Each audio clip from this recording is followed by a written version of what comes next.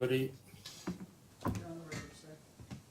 Andy, it's looking like you're on mute. I just wondered if you can unmute just to make sure. Mr. Parker, can you hear us? Yeah, I can hear you fine, guys. Great, we can hear you as well. Can you hear me okay? Yes. Folks, my sincere apologies. Where I am, it's some pretty bad broadband.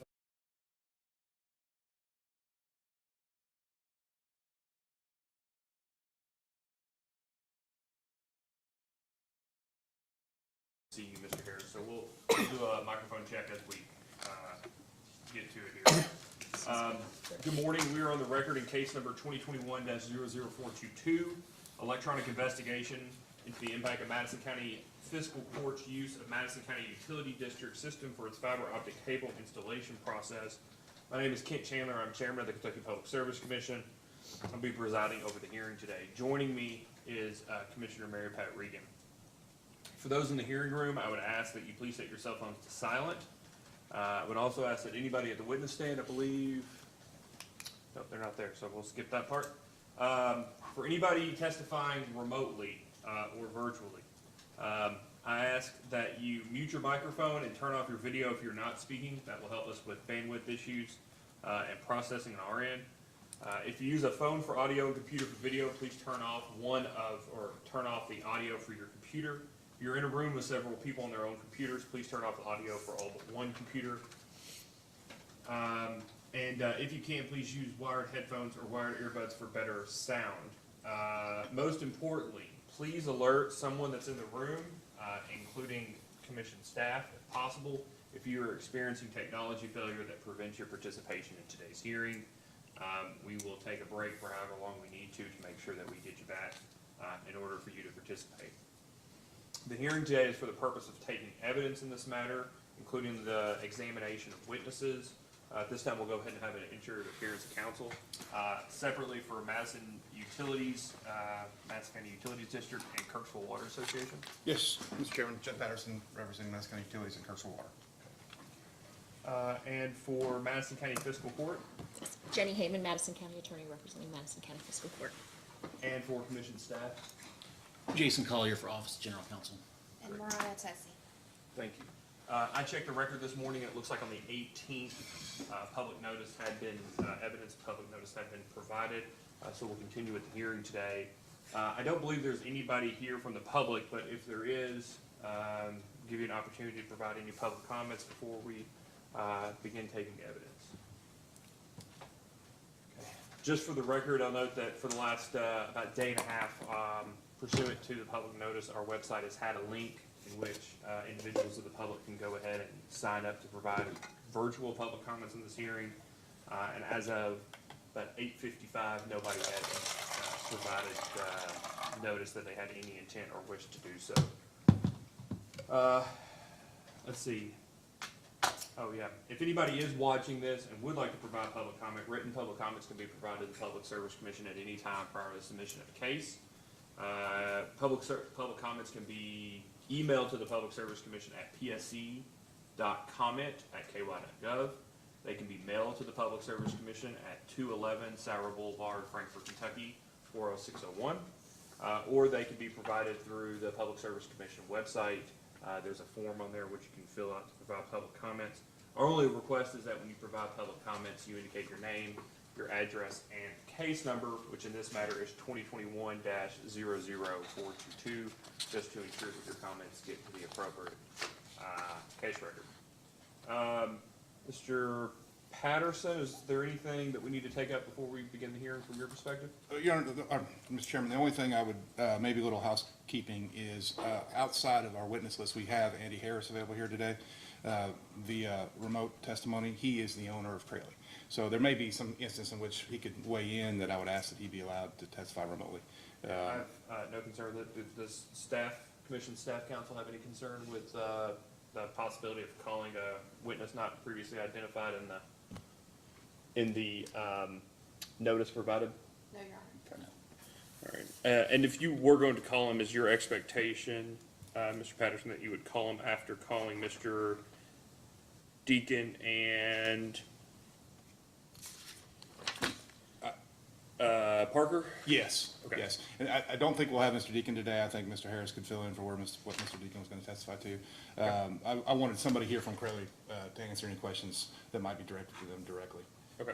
About their product and where it's been deployed across the world. So that is the basis of Mr. Harris's testimony. Mr. Parker is the engineer. He can testify directly as to the engineering of this project, but Mr. Harris will be able to give you a good feel for what they've done across the world. Okay. And then just so I'm clear, I've got from your list, you intend, and if this is the order or a different order, just let me know, just so we can follow. But you, Judge Taylor, Dustin Heiser, Correct? Chris Israel, Correct? Israel? Jim Carr, Jared Webb, Wayne Long, Brandon Baxter, and then the folks from Cradle Group. Correct. Okay. All right, Ms. Haymond, anything from No, your Your Honor. perspective? Great.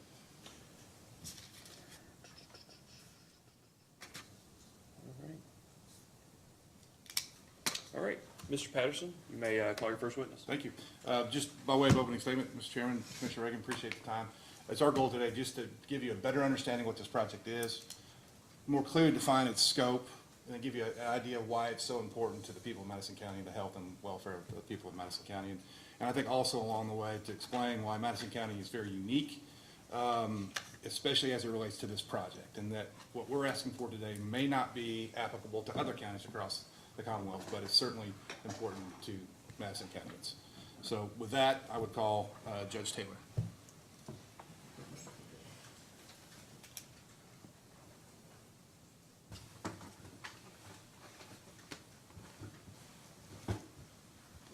Judge, please raise your right hand. Do you swear or affirm that the testimony you're about to give is true and correct under penalty of perjury? I do. Counsel? Thank you. Oh, I'm sorry, excuse me. Will you please state your name and address for the record? Reagan Taylor, Madison County Judge Executive, 2254 Boonesboro Road, Richmond, Kentucky, 40475. All right, Mr. Patterson, you may ask. Thank you, Mr. Chairman. Mr. Taylor, please just give the commission an idea of your background, please, before you became Judge Executive. I was an entrepreneur, started a local construction company in Madison County in 2001. Built a lot of residential construction, commercial construction, did a lot of stuff, industrial stuff around Madison County. You a lifelong Madison County resident? As long as I can remember, I'll say. Okay. Yeah. Were you educated in Madison County schools? I was. Okay. And so as part of your background in construction, you have a kind of a working knowledge of water systems, water pipe, water flow, water pressures, those kinds of things? Absolutely. You know, I was involved in digging a lot of water lines, sewer lines to structures, developing subdivisions, understanding how water lines get put in, valves, fire hydrants, that kind of thing.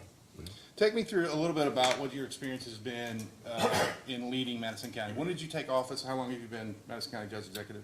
I ran for office in 2014 and was elected and started in 2015. And what kind of growth and changes have you seen in Madison County since you took office?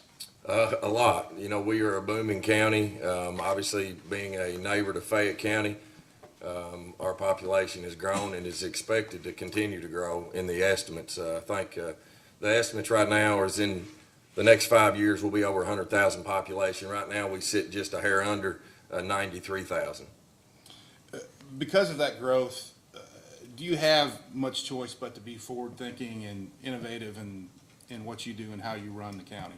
Talk about that a little bit. Absolutely, and I think it goes back a little bit beyond that of why I ran for office. You know, I love my community. We go back 9 generations that we know of in Madison County, and when you're raised in that environment, your roots run deep, and you feel a pride in your community and wanting to see it better. Coming from the private sector, you know, I ran for office to change government because I saw that things could be run a lot more efficient. And I have charged my administration, our team that we've created, to be proactive and not reactive, and to look at projects as a standpoint of the return on investment.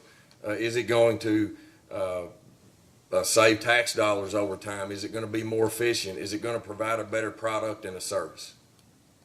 And you take that formula and apply it to whatever problem comes along. Absolutely. Okay. So let's talk about a little bit about the Bluegrass Army Depot and what it is and what it means to Madison County. You know, the Bluegrass Army Depot, I think, gives a federal footprint in our county, which I think is a positive.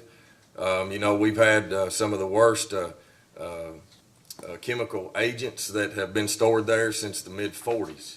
And obviously with the international treaty, you know, we're supposed to be getting rid of that nerve agent, mustard gas. And so the CSEP program was created to do that, to keep and protect our community. And that's the mission of the CSEP program, is to make sure that we're safe and protected while the D-mill is going on.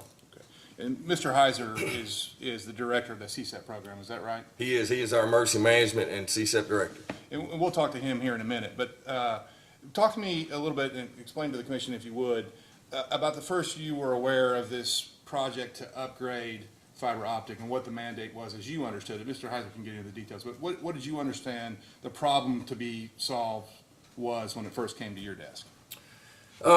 It was really just from an emergency standpoint and making sure that, you know, emergency responders, that we can communicate. We've been fortunate in Madison County to have that, those federal tax dollars come into our community to make sure that the infrastructure is in place to keep us safe, to keep our citizens safe, to make sure that our first responders can communicate. The 9 satellite towers that we have allows us to have a regional radio or a radio network in Madison County that allows that communication. Sorry to interrupt you, but that is for the purpose if there is a nerve gas release or issue at the depot, that this information has to be disseminated quickly, efficiently, right? Is that the purpose? Absolutely, and it really even goes beyond that, because it could be storms. I mean, you have that infrastructure, so it allows for a tornado or for an ice storm or for a flood. It allows us to have that communication. Okay, and so you learned that there was this issue that you needed to upgrade the fiber optic cable. Talk about how you then applied kind of your process to problems to that particular issue. What was your charge to your staff as it related to the fiber optic upgrade? I think it's just like we talked a minute ago. You know, we kind of list off when we're looking at ideas, is it efficient? What's the best solution? What will last the longest? What is benefiting the ultimate citizen, the first responder, the employees of Madison County? Now, you could have, as I understand it, the federal government is going to pay for this upgrade, so you could have just taken their money and run it on towers and been done with it, right? That's right. We could have been on poles. I mean, there's been a lot of ways that you can do it, but those ways are not always the best at the end. You know, when you have fiber running on poles, and there's a windstorm and a tree knocks down, I mean, then your fiber's lost, your connection is lost, that communication is lost. The running it, many people know in Kentucky, you hit a lot of rocks, so there's a lot of cost when you bury it in the ground. So after you applied the risk-benefit analysis that you do and that the staff brought you the different options that were available, the one system stood out more than any other. Is that the Crayley system that stood out more than any other? It did. When you looked at it from a I guess a big picture, it was more efficient. I mean, the facts were there that the cost was less. That fiber line is protected inside another line. Then there was even other benefits that this gives you the option to later down the road to potentially to detect leaks. You know, you're always looking at a way to, over time, is it going to even save money? Is there other benefits to this service or to this project? And there was. It checked the boxes in a lot of ways. And then we started actually diving into the details. You know, where has it been done before? Has this ever been done before? And it really seemed to be a very viable project. And then once we really started having meetings and diving into it, you know, my team did a really good job of getting into the weeds to make sure that it was viable. You know, then we brought in the utility companies because they're partners in this. Right. And so when you started that process, then what did you communicate to the utility companies of what would be their role in the project, and what responsibilities was the county willing to take on as it related to that relationship?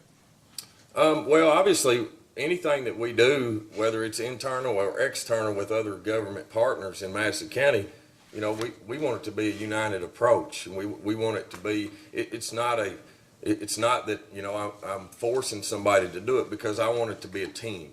A rising tide lifts all boats, and if we're not all on the same page, then it's never ultimately going to work out as you pictured. And so we really needed them to be supportive and hear about it. And when we started talking about the options and opportunities, I really feel like that they were on board. And as you sit here, I know how seriously you take your role in protecting the citizens of Madison County.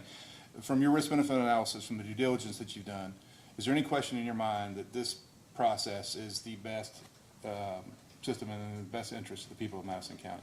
Absolutely. And I think, you know, I think another thing to that is you know, emergencies don't stop at a county line. Emergencies go beyond. And we're always looking to partner with other counties and to stop duplicating so many services. So much of government, a lot of times, you know, we're duplicating way too many services. And when you are so close to, like Lexington, for instance, you know, our ambulance drivers or our first responders, you know, when they cross county line, they lose radio signals. And so part of the infrastructure that we have in Madison County, we've partnered with Scott County, Georgetown, and University of Kentucky in what we call the BRRN, which is the Bluegrass Radio Regional Network. Bluegrass Regional Radio Network. Sorry about that. And so it allows us to have that communication outside county lines. And eventually it could allow to have a regional radio network. But if you don't have these type of infrastructure services, like fiber to tower sites and shooting microwaves, and I'm not going to steal Chris's thunder because he knows all that context a lot better than I do. But it allows for us to be outside of Madison County and ultimately be more efficient, save tax dollars, not duplicate services. Thank you, Judge Taylor. Nothing further from me. I guess we'll go, we'll let Ms. Hammond, do you have any questions for the No. judge? Okay. Staff counsel, you have questions? Yes, thank you, Chairman. Judge Taylor can hear me okay from over there? Yeah, I'm trying. I'm turning my head sideways to get my good ear, I guess. Just let me know if you can't hear me, and I'll speak up a little louder. Thank you. Who first came to you about upgrading the emergency communication system? It would have been Chris Israel, my IT director, and Dustin Heiser, which is my EMA CSEP director. And who first brought to your attention using water lines to run fiber optics? It would have been Chris, if my memory's correct. Did he discuss with you using any other solution or contractor other than Crayley? I don't. I think that was the first company that came to our attention. I don't know that we ever had any discussion about other potential providers or companies that do it.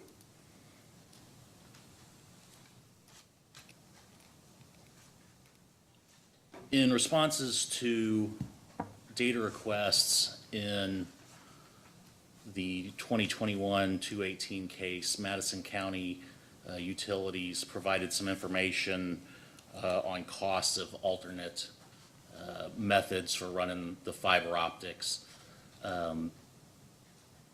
Did the fiscal court provide that cost data? I don't remember. I'm not sure. Can you tell me what alternate methods for running the cable were discussed? Well, we looked at cost of actually putting it in the ground, just digging it and it just being direct buried versus water line. I don't remember ever getting any kind of price with it run overhead, but we did compare the cost of it being in a water line versus being direct buried. Who with the county would have explored the costs of that option? It would've been Chris, and Dustin.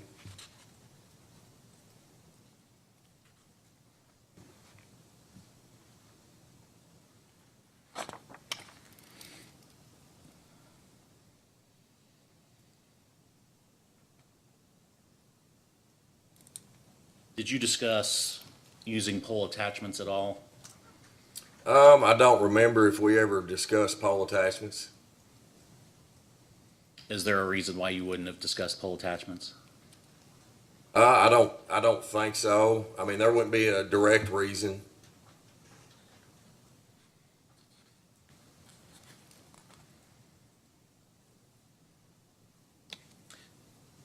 Did you hire an engineer to review Craley's plans or specifications for this project? No, we did not. Do you know how Brandon Baxter became involved in this project? Is Brandon with HMBA? That's my understanding. I think that came from a request from the PSC to have a local engineer or a state engineer approve. Craley had engineers, but I think the PSC requested that we had a state engineer look at that. So did the county obtain his services or did Madison Utilities? I think that went through Madison County Utilities.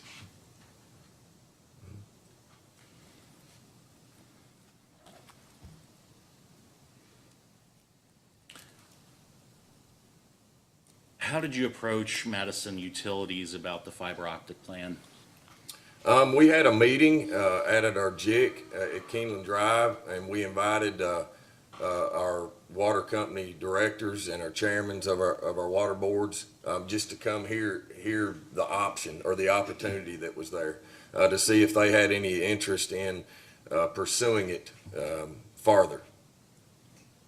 And were Mr. Carr and Mr. Long from Kirksville, were they at that meeting? I don't remember. Mr. Carr was at the time. I think John Clark was there, which at that time was the director of Madison County Utilities. Judd Patterson was there as the counsel for both Kirksville Water and Madison County Utilities. I don't remember if Wayne was there, but he was invited. And then also we had Southern Madison Water there. We had I know Larry Todd was there, which is the chairman of Southern Madison Water District as well.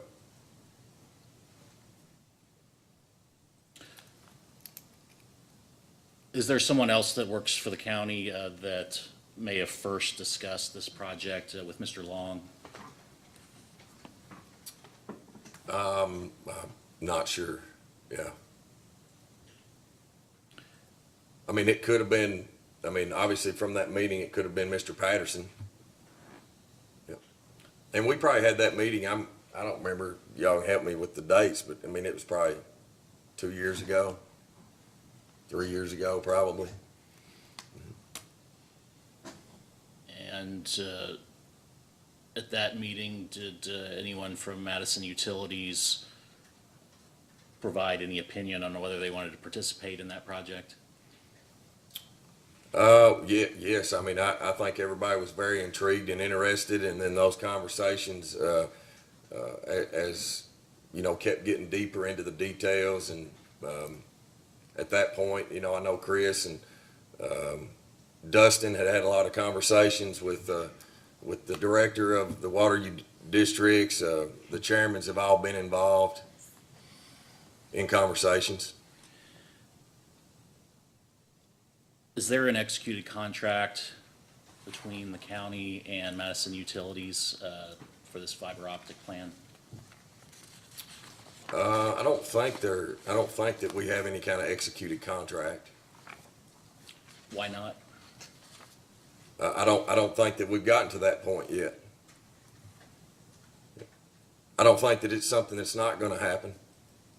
But until you, I guess, have the approval to actually do this, I don't know that there would be a contract.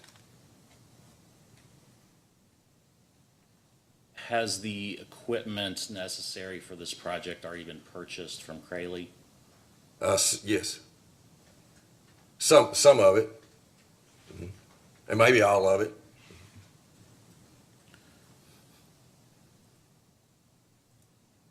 In the record of the 2021-218 Madison Utilities rate case, there's a copy of a memorandum of understanding. Are you familiar with that document? It could, I get, possibly. I'm sure if it went through physical court and we have a memorandum. Is that a copy of the agreement, Mr. Patterson? It is. It is not a signed agreement. It is just a copy of the Drafted. drafted agreement because we have not taken it to fiscal court. Thank you, Mr. Patterson.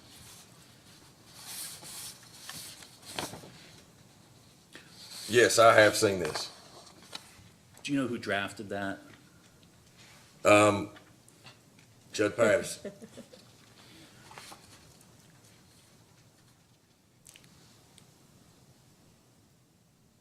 Was the emergency management agency intended to be a party to that memorandum of understanding?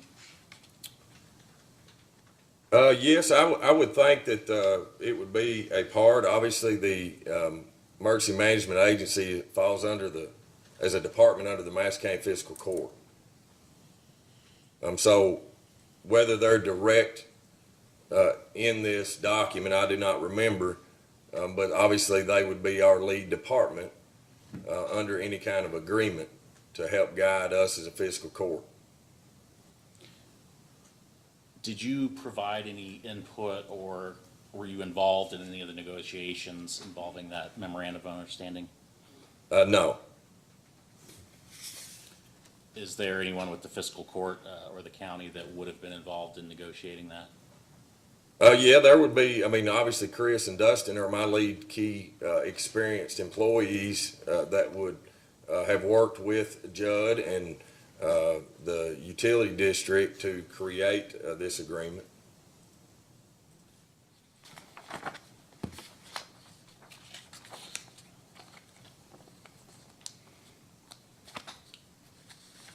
Did you discuss with Chris or Dustin the possibility of compensating Madison Utilities or Kirksville for allowing use of water pipes for the fiber optics? If there would be a need for that, I mean, I think that was open for discussion or opportunities that it might create for the utility district. What do you mean by opportunities? Well, if there is opportunities to be able to increase revenues for the utility district, to be able to install the fiber, I think from a business standpoint that always give more revenues. Obviously, keeps rates lower and gives you opportunities to provide a better service, to keep our costs down, to be more efficient.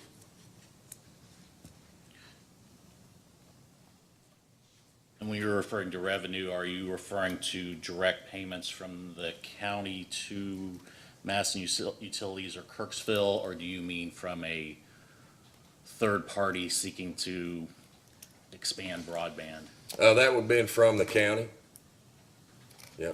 This, and I want to make it for the record, this has nothing to do with broadband. This has to do with making our radio system better. And everybody knows in a technology driven world, this allows us to provide better services to keep our citizens and our first responders safe. Mr. Chairman, if I may, I don't know how formally you want to be, if I need to wait for a redirect or not, but I do want to say that. Yeah. that- You want me to wait for redirect? Yes, sir. All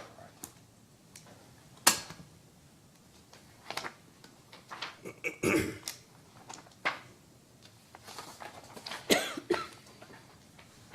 Mr. Chairman, may I approach your witness? Sure.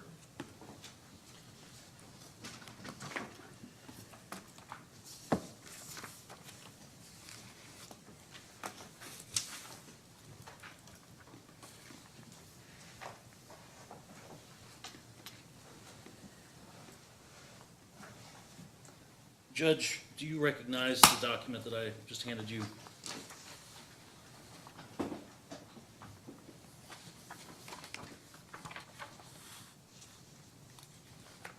It looks like it came from Madison County government. I don't know that I could sit here and say that I recognize it, but Who's Colleen Cheney? Colleen Cheney was my deputy judge executive. She left the county back in August of 2021.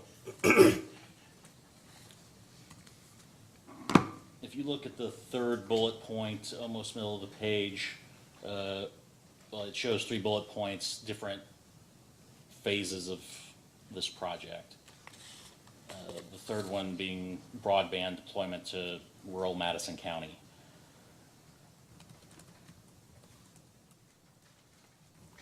Under Judge Cheney, was expanding broadband, to your knowledge, part of the expectations of this project? It is not. It gives us an opportunity down the road to have that option, but this particular project has nothing to do with broadband, to my point I made a minute ago.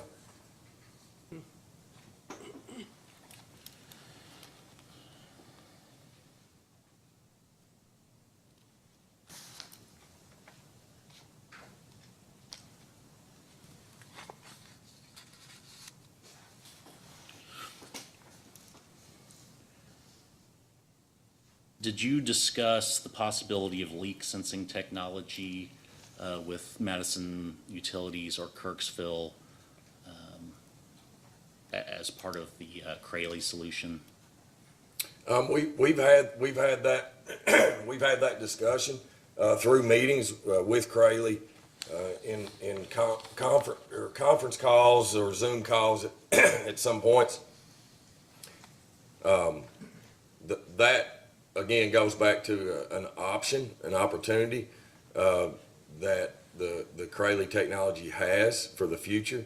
There has not been any kind of discussion as far as it being part of this project, but obviously with fiber in the water line, you have that opportunity again down the road if that was something that again would be a return on investment for the utility district.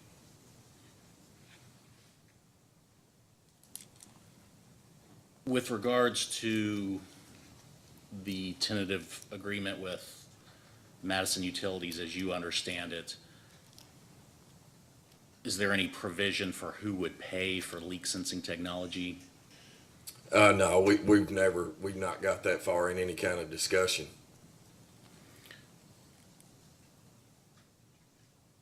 But the understanding between the county and Madison Utilities would be that there would be reimbursement for certain items, correct? What certain items? For example, use of Madison Utilities employees. Yeah, absolutely. We don't want this to be have any kind of negative impact on the utility district in any way. Would it be your intent for the county to pay for any costs related to providing service interruption notices or boil advisories, if such a cost exists? Yes, it would be our intent to always make sure that the utility company is whole and that there's no negative impact on them in any way. Would that include the cost of any related water loss and water used for flushing or chlorine used for flushing afterwards? Absolutely. Would that include any costs incurred by Madison Utilities to obtain or amend any easements? We've not had any discussion with that as far as easements go. Again, any discussion I've been involved in, we would not want this to have any kind of negative impact on the utility district. And Mr. Chairman, is it okay if I get up and grab my water bottle? Or you can pour you some right there if you'd like. Either way, it's up to Okay. you. I didn't know if it says water on it, so I'm sorry. It's fresh this morning. I thought it might have been coffee or something, and I really didn't want coffee. Being in the hot seat right now, I'm hot enough. You take your time, Judge.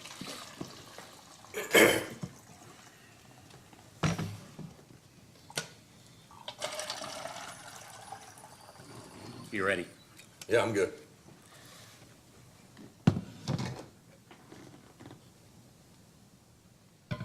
Have you discussed with anybody with the county or with Madison Utilities, any costs associated with more rapid degradation of pipes due to the use of this Crayley technology? No. If an engineer were to tell you that the pipes would degrade faster as a result of that technology, would it be your intent for the county to reimburse Madison Utilities for that? Again, I would think it would come down to, you know, what that cost looks like. That's not been any kind of conversation, that there is any kind of negative, impact on the lifespan of the pipe, with the fiber running in it. I mean, I think it comes down to a return on investment.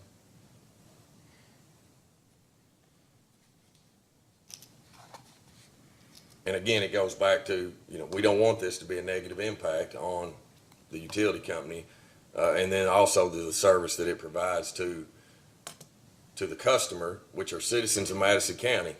And there has not been anything that has been brought in front of me that would happen.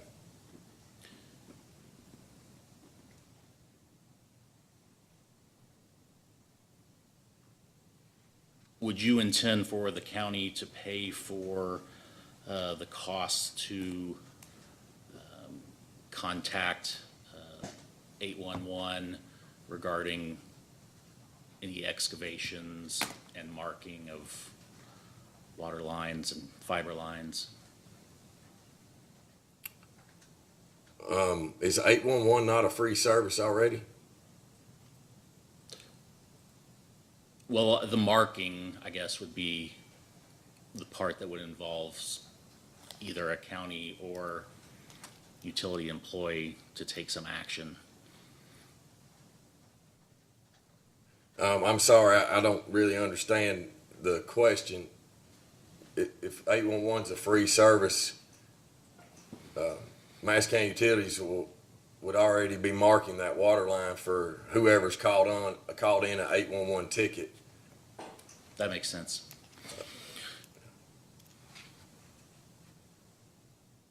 So the question I have, Judge, on that front is you're gonna have fiber that goes through the current water lines, and it occasionally, I don't know, occasionally, I think we know the number, but occasionally come out of the water lines, most likely around vaults or around valves, Right, and coming back out. into the water line, right?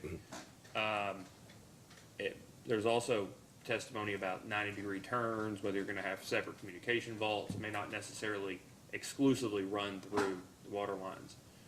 And the question that was being asked is, are those going to be defined as two separate underground facilities?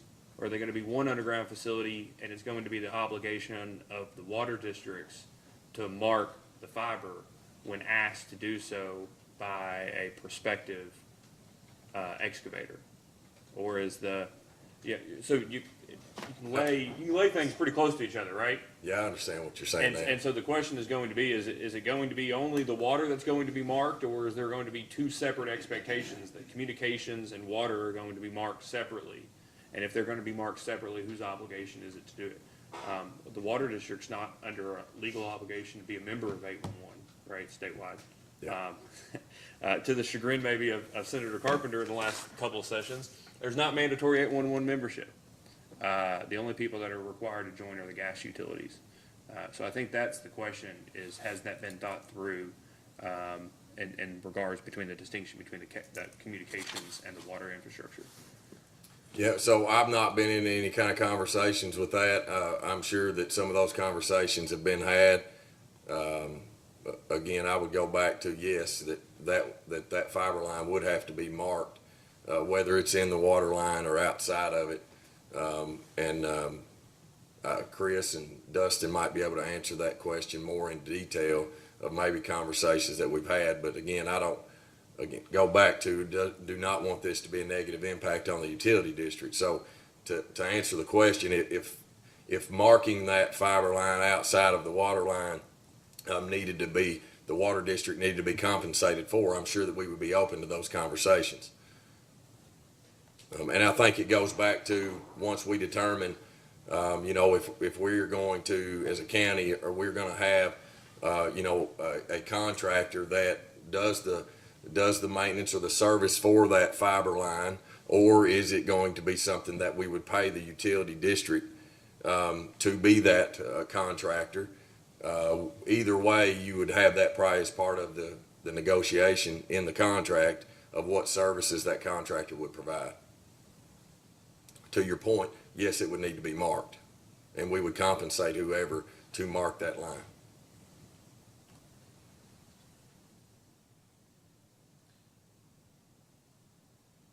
Have you discussed 811 duties with anyone in the county, or anyone with the county or with Madison Utilities or Kirksville? No, I've not had any conversations about 811.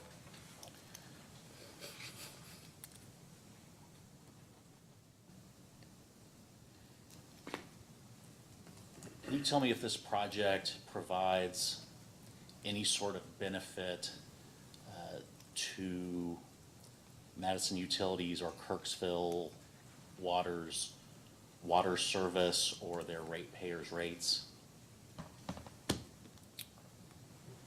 Did you say positive impact? I asked In your if- question, I'm sorry. I asked if the fiber optics project will provide any benefit to the water service that those utilities are going to provide to their customers, and or the rates that their ratepayers pay.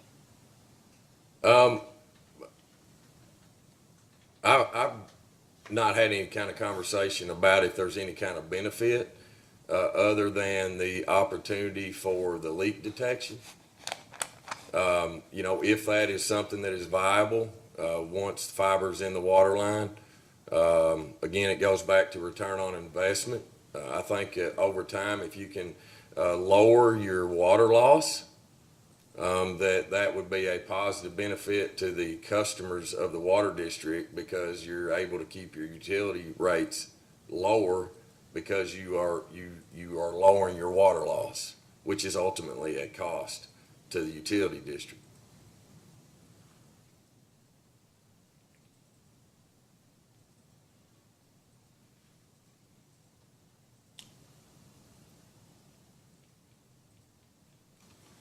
Under the agreement with Madison Utilities, as you understand it right now, who would own the fiber optics lines? The county.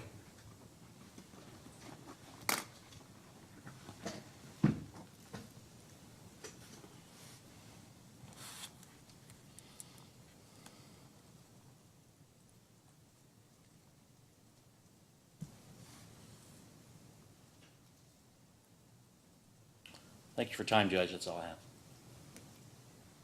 Commissioner Regan, any questions? Just one question. Is there a reason that you didn't look at expanding broadband through this to the rest of the community or to the people in the community? This is a federally funded project through our CSEP program. Okay, The funds are specific for emergency response and making sure that our community is safe, and giving us that the connection to be able to communicate through our radio towers and radio system. And it can't be used for anything outside of that. okay, thanks. That's it, yeah. Judge, Keep this up. If I reference something, I don't want to not be able to read it.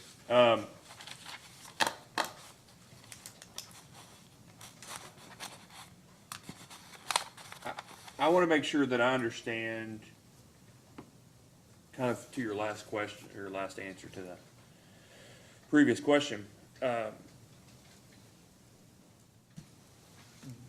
cost of this project, as proposed, we'll say it that way, will be covered through federal grant. But coming through the EMA, is that right? The CSEP program is funded through FEMA, actually comes from the Army to FEMA, then through the state Kentucky EMA, then back down to us Okay. through our CSEP program. So, and nothing's free. Every birthday, it's another year I realize that's the case. We've got grants here at the commission. We've got a gas safety grant, for instance, right? It says it pays for everything, but then every year it's, oh, you all have to keep up a certain amount of maintenance on it, and then it ends up covering about 80-70% of the costs. Here, is this program 100% covered with this specific proposal? Is your expectation, whatever the cost is within reason, that it's going to be 100% covered through from the feds? Through the CSEP program, yes. Okay. So I guess that brings, I sit here, right, we have 500 cases a year. This is one of, right, so I don't necessarily have the opportunity to sit down and see the intricacies or see it from your all's perspective always. I appreciate there may be concern with overhead, putting it on, attaching it to poles. But when you start talking about trenching and boring, the response when I asked about why those weren't chosen was cost. But I guess I'm confused why that was a primary consideration when the expectation was that the cost of the project was going to be exclusively covered by the feds. Could you explain that a little bit? Well, for me, it's still tax dollars. I come from a business world where you want to look at things from an efficient standpoint. It doesn't matter whether it's federal tax dollars, state tax dollars, or local tax dollars, being able to do it the most efficient way. And when the cost, and I don't remember, this has been 2 or 3 years ago, when we were looking at this and going down this route, the cost of it in the water line versus trenching was significantly less. It is, and that, well, as proposed, I think the evidence in here would indicate that. I think that it's not necessarily apples to apples, right? Because if you're trenching, you're laying in new right-of-way, most likely. You're gonna have new bedding. You're starting over fresh, but it's in there by itself, right? The conduit that's holding the fiber would be in there by itself. Is that fair? Yes, if you're trenching. Yeah, and then with directional boring, same thing. Assuming everything is all the other items in the ground were appropriately marked, and you're not running through electric or gas lines or something like that. The same thing with directional boring. It's going to be in there by itself, right? The conduit that's holding the fiber is going to be separate from everything else, and it's going to have its own area. Is that fair? Yes. Yeah. So here, we're going to be, again, excited to hear from the Crayley folks so they can, further explain how it's done. But the reality is that the pipes that are currently providing service are going to be changed materially. Better or worse, degradation, but I think materially is a fair characterization regardless of good or bad. But there are going to be, this is my simple way of understanding it, holes drilled in the current pipe so that the conduit or that the fiber can run around valves, for instance, from one run of pipe to the next run of pipe. That's going to impact the pipes, right? Well, when you keep talking about wanting to make sure there's not a negative impact from the utility perspective. But other than speaking with Crayley, what gave you confidence that that was going to be the case in this proposal? And I asked from this perspective, in that when we asked for whether or not the utility had done a hydraulic analysis to figure out whether there would be, for instance, a pressure impact, the response that I saw looks like it was provided or engaged, and I kind of took this from your answer, that the hydraulic impact or the hydraulic analysis wasn't done until that question was asked. So I just go back, where did you get that confidence from outside of, commitments or explanations by the Crayley folks? I think that I got, I guess my confidence from and I can't remember I think it was just a Zoom, or it was just a conference call, with Anacortes, Washington's mayor. And I think Fred, at that time, Fred's here now, but Fred was the director of that Anacortes, Washington's utility district. And when this idea came up, we actually reached out to Anacortes mayor to see if they would be willing to have a conference call with us to see how this went with them. Because we wanted to make sure that the path we were going down was going to be successful. And when we had that conversation, that conference call with them, from an elected official to an elected official, it was a great conversation. There was not any kind of negative impact on any of those people there. So, Which allowed us to follow more into it and take next steps. so two questions about that. One, was that conference call held before or after you approached the utilities about doing this?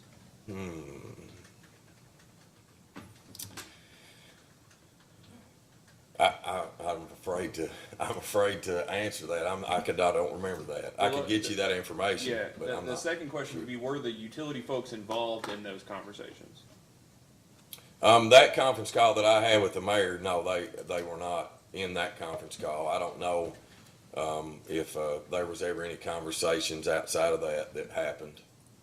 Okay. It has, that was never a secret that we met with, or had a conversation with the mayor Yeah, no, about Anacortes. I'm asking from the perspective of the same conversation that helped you get comfortable with the situation. I'm curious whether or not the utility district folks were on that same call. Yeah, I don't think so. I don't think they were on that call. I'm not saying they've never had a call, but. So, the utility district agreed to, or both of them seemingly, agreed to forego compensation for the use of the water district's pipes.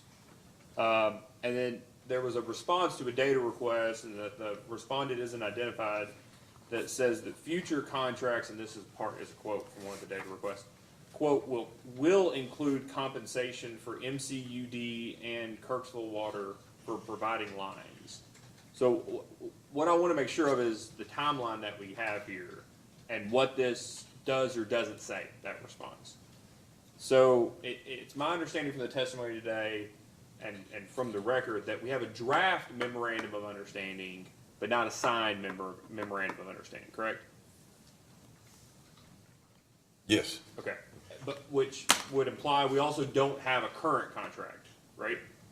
So do you know whether or not, when it talks about future contracts, whether it's in regards to this contract or contracts in the future, assuming a contract for this proposal is signed and does not include compensation?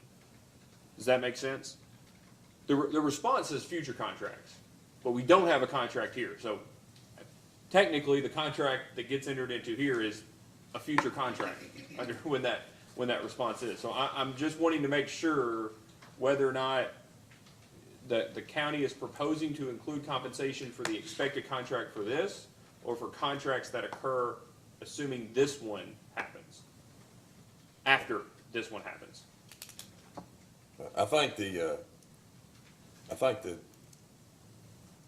and I hope I answer this correctly, or answer your question correctly, but as judge executive, I'm open to the conversation with the utility company to compensate them if there is something to compensate them for. You know, nothing's free. And so I think that those conversations are to be had as far as what goes in the contract and if there's compensation. Here. In this instance.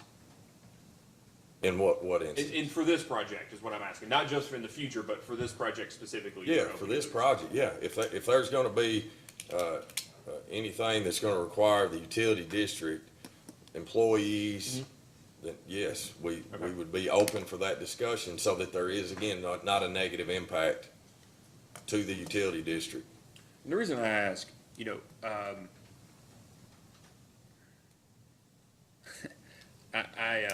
I said to some folks yesterday at a gas safety seminar, I have an appreciation for the state's perspective on the Public Service Commission. I think it's probably shared across all 50 states, their state utilities commission, that the perspective is that we're a pain in the ass.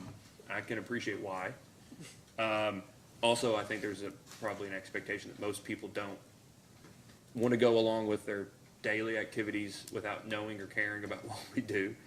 And I also know, having done it for a few years now, what we do is complicated and sometimes unnecessarily so. One of the things that we often get into the weeds on when we talk about rates is not just about actual costs, right? Driving new costs, but the allocation of costs that are already incurred.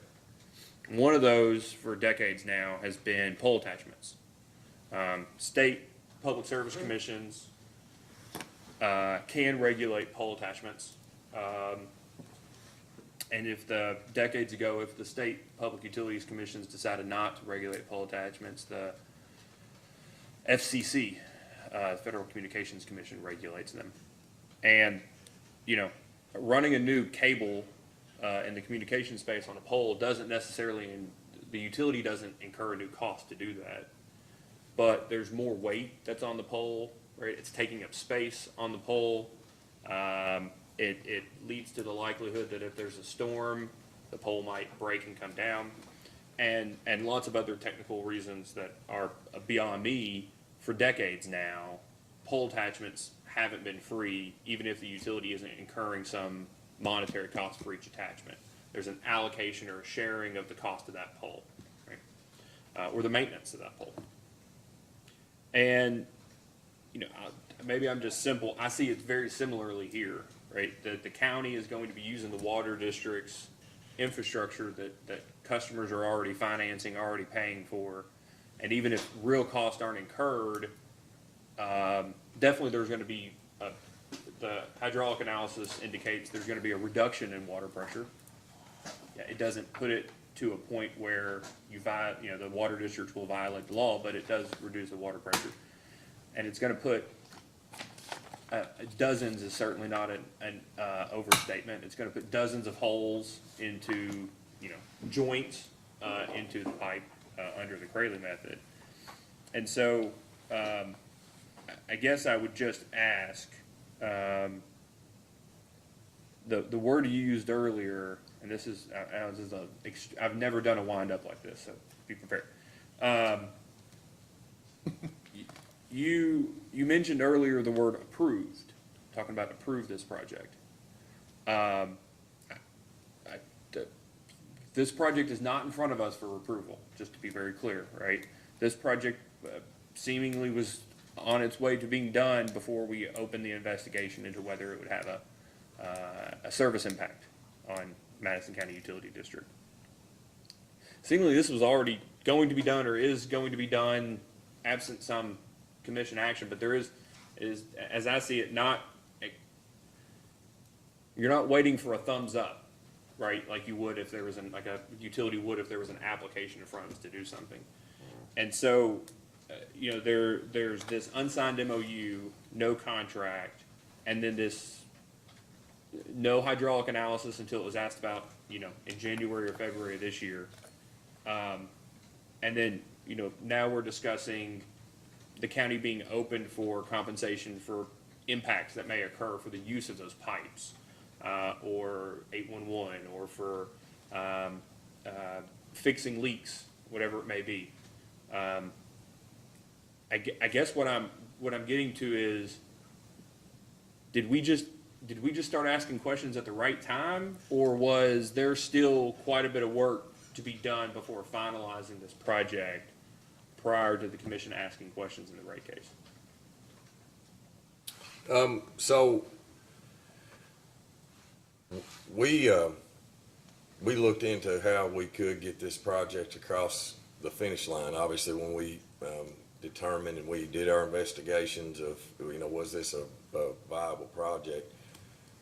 And we engaged, and Chris was involved in meetings early on doing a lot of these investigations. And I always charge our staff with who do we need to get around the table, because communication is the key to success. What different entities are going to help us in getting this project across the finish line? And so it was our understanding that at the time that it was the Department or Division of Water. I've been told by my staff that we had scheduled a meeting with the Division of Water and a representative from the PSC early on. The Division of Water came to that meeting. Nobody from the PSC, there was not a representative from the PSC there. In that meeting, the Division of Water, I think, made a statement to our folks that the PSC wouldn't have any involvement in this because there was not really a financial, that the PSC kind of only deals with the, if there's going to be a financial, and I'm not saying that's true or false, but it was given to us that the PSC would not really have any kind of involvement in this. And so the Division of Water formally or informally, signed off on that, and we kept moving forward. And then when I think when some of the questions had started from the PSC, it was that was just kind of our first awareness of, hey, the PSC is involved in this, and we were not aware of it. So I guess to answer your question, if it looks like that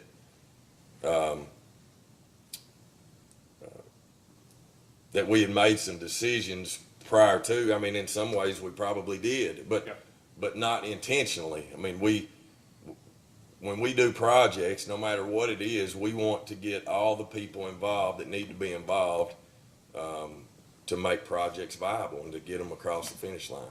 Well, and here's why I ask this, and we're gonna, I get, you've got a fiduciary duty to the county, and we'll talk to the water district. Their commissioners have a fiduciary duty to the district. I guess I'll just ask it this way, your counsel can object if you'd like, but do you find that the commission staff's concerns aren't fair, because I don't know that they express opinions, but questions on the project and the impact of water service legitimate, in the sense of, asking questions about degradation of service, the hydraulics of the water, the easements. There were quite a bit of questions in this case about easements. The 811 question. I mean, are those legitimate issues, in your opinion, that should be or can be addressed? Yeah, absolutely. And I guess, are you surprised that those didn't come up in your conversations with the utility district? I guess I'm not personally, because to me this isn't the first time this has ever been done, and it is in Kentucky, but it's not the first time it's ever been done ever. And so again, going back to my question about confidence, I think I've got that confidence knowing that this is being done all over the world, and so. As a role of county judge executive, that's the experts that should be getting into the details and making sure that there's no impact. I don't definitely want there to be any kind of negative impact, but I have staff and members and people that are more experienced than I am to find out, engineers and those kinds of things, to find out that information. So one thing I want to be clear about here is, you ever heard the term dark fiber? I have heard that, but I don't know the definition. Yeah. So as I understand it, dark fiber is basically fiber that's been deployed but is not currently being used. Right. It's maybe like akin to, it's probably not technically, but akin to like bandwidth. That you lay a certain amount of fiber and you only use 10% of it. The other 90 is basically dark fiber. It's not using light. I don't know, whatever, however the world of fiber actually works. But it's not communicating. It's not being used to communicate. Do you know whether or not that this proposal anticipates, do you all plan to include enough fiber for future communications purposes, or are you only including the amount that you think is expected to be used for this explicit purpose under the safety issue? I don't know the answer to that question. And here's why I ask. I took your answer a second ago that this can't be used for anything other than this very specific communications network. Is that right? Mm-hmm. So they couldn't use it for their leak detection, and the water district. Well, let me ask you: will the water district have an opportunity to use any of this fiber for any reason at all?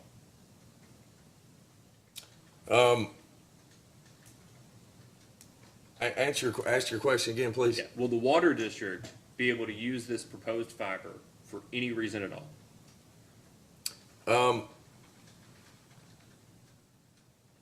And I don't want to look out there for an answer because I know you want me to answer it. So there are stipulations on the federal money of what you can and you use the money that they've approved and allocated for this project. And I don't know the answer if the water district or another funding component was able to purchase the equipment for leak detection. Could they use that fiber for that leak detection as long as they bought the technology to do that? I'm not sure. I'm not sure if that would be allowed or not. That would have to be approved. Yeah. That would have to be approved by FEMA, the CSEP program, until CSEP is over. Okay. And not just leak detection, right? And I'm just using that as an example. No, that's great. Yeah. So meter reading expense is a significant operating expense for utilities. Mm-hmm. You know, people go around the back of your house, read your meter every month, every 2 months, whatever it may be. I grew up in an area, some of our meters were self-read. That's always interesting when they come out once a year and read it and find out people have been lying for the last 11 months. Or self-budgeting is what they call it, right? But now the technology is really twofold. Nobody does manual, new meters aren't manually read. They're either radio read, where you, a lot of the ones in this area, you drive down the road and it picks up a signal to a central. Yep. But then there's also, it also uses RF, radio frequency, or fiber, where they are automatically read. And some of them send back signals every 5 seconds as to what's going on with a particular meter. And those can be connected either through radio frequency or even cell service, but more and more the proposal is to be connecting those to a fiber network. Each home has a fiber line that runs in the home, connects to the meter, and it's sending all the way back to a backhaul system that reads meters constantly, right, or whenever needed. But I took it from the testimony here that when Kirksville and Madison County Utility District want to get new meters, the use of the fiber that's running through their own pipes is not a possibility to use that fiber to determine whether or not it would be least cost in order to put in the advanced metering infrastructure through the fiber. Is that your understanding? That what has been talked about now is that they would not be able to use that fiber for that meter reading purpose? I'm not sure the answer to that. Well, let me ask it this way: Who is the person that would know whether or not under this proposal Madison County Utilities District would be able to use the fiber for any of those purposes? Dustin Heiser. Dustin's our Director of Emergency Management CSEP program, and he knows He knows in detail what when we get these federal dollars for specific projects, what we can and can't do. And then finally, if you,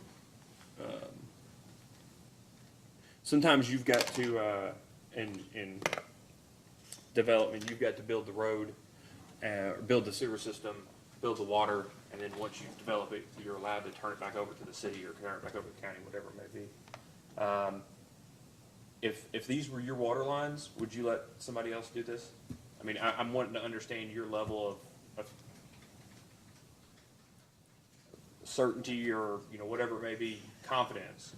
Would you let somebody else run this communication system through pipes that you own? Yes. As a developer, I let a contractor put in the water lines. I wasn't physically putting those in. Right. There's a lot of things that you get experienced people, and that's surrounding yourself with experience and people that have done it before is who I want on my team. And I think that this system the experience is there. It's been done before with this company, not only in the United States, but around the world.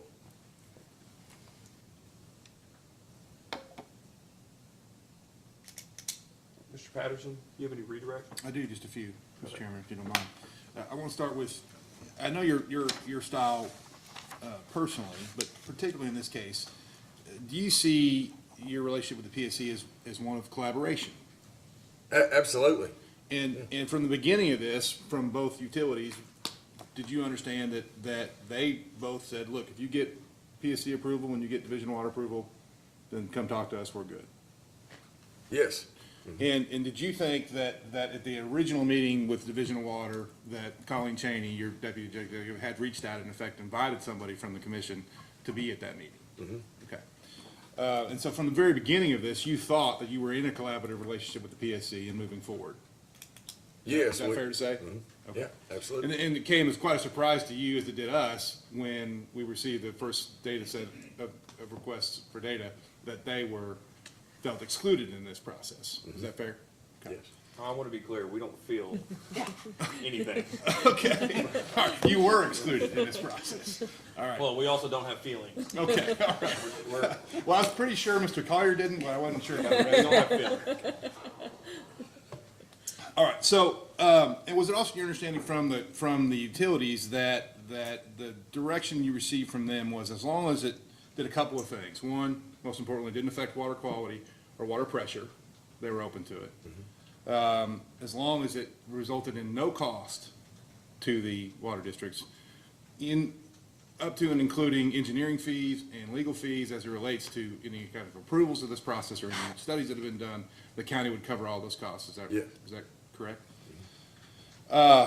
That the county, utility district, and personal water, whoever else would be involved in this project, would have no liability, ongoing liability for the use of that fiber optic cable, right? So the county was willing to indemnify the water companies for any kind of use of the pipe, or say someone, App Harvest is using something in a fiber optic cable, when it goes down, there's no ongoing liability to the water companies. Correct. Is that fair? Okay.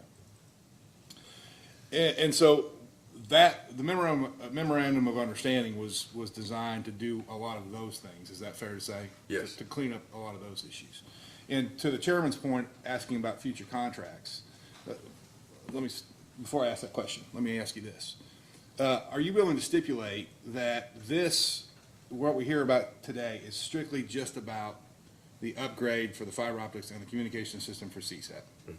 Would you be willing to come back to the commission, or have the water companies come back, if there were ever any kind of expansion of that project? Yes, absolutely.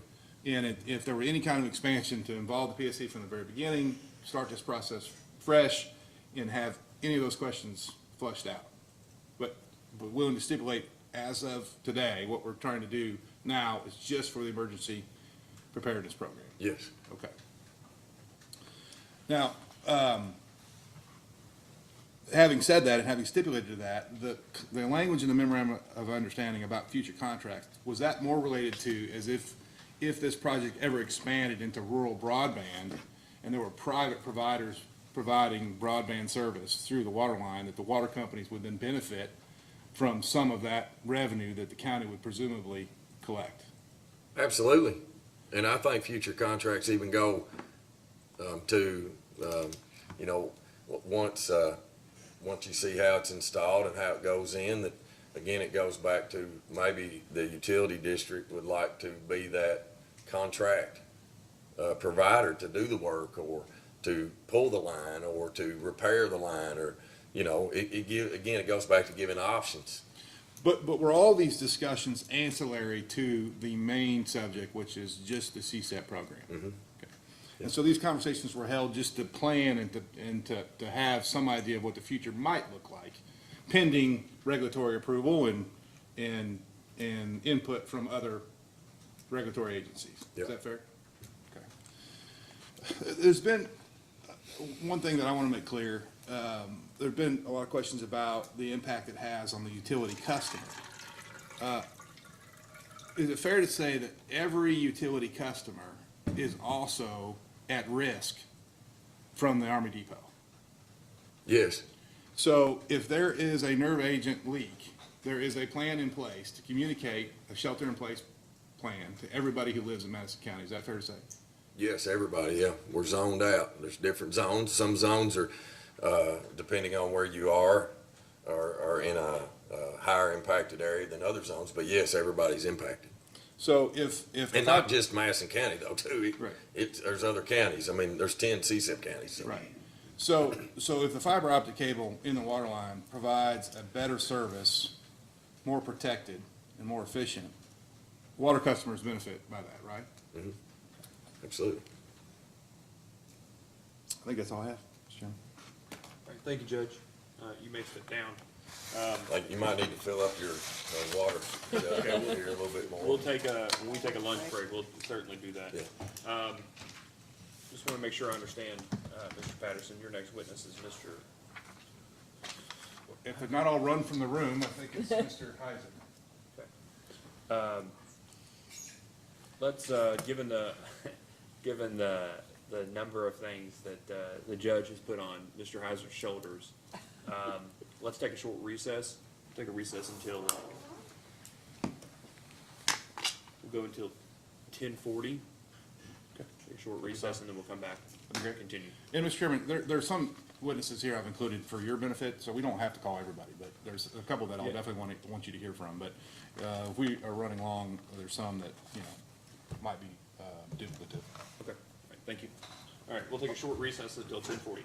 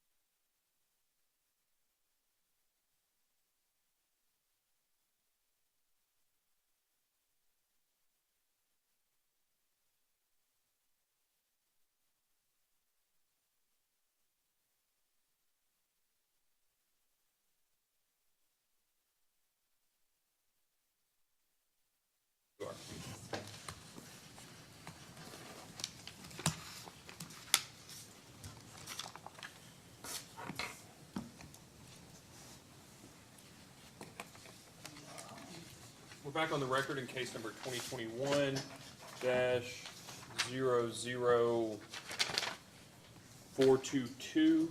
Mr. Patterson, do you have an additional witness you'd like to call? Yes, Mr. Chairman. I'd like to call Dustin Heiser, please.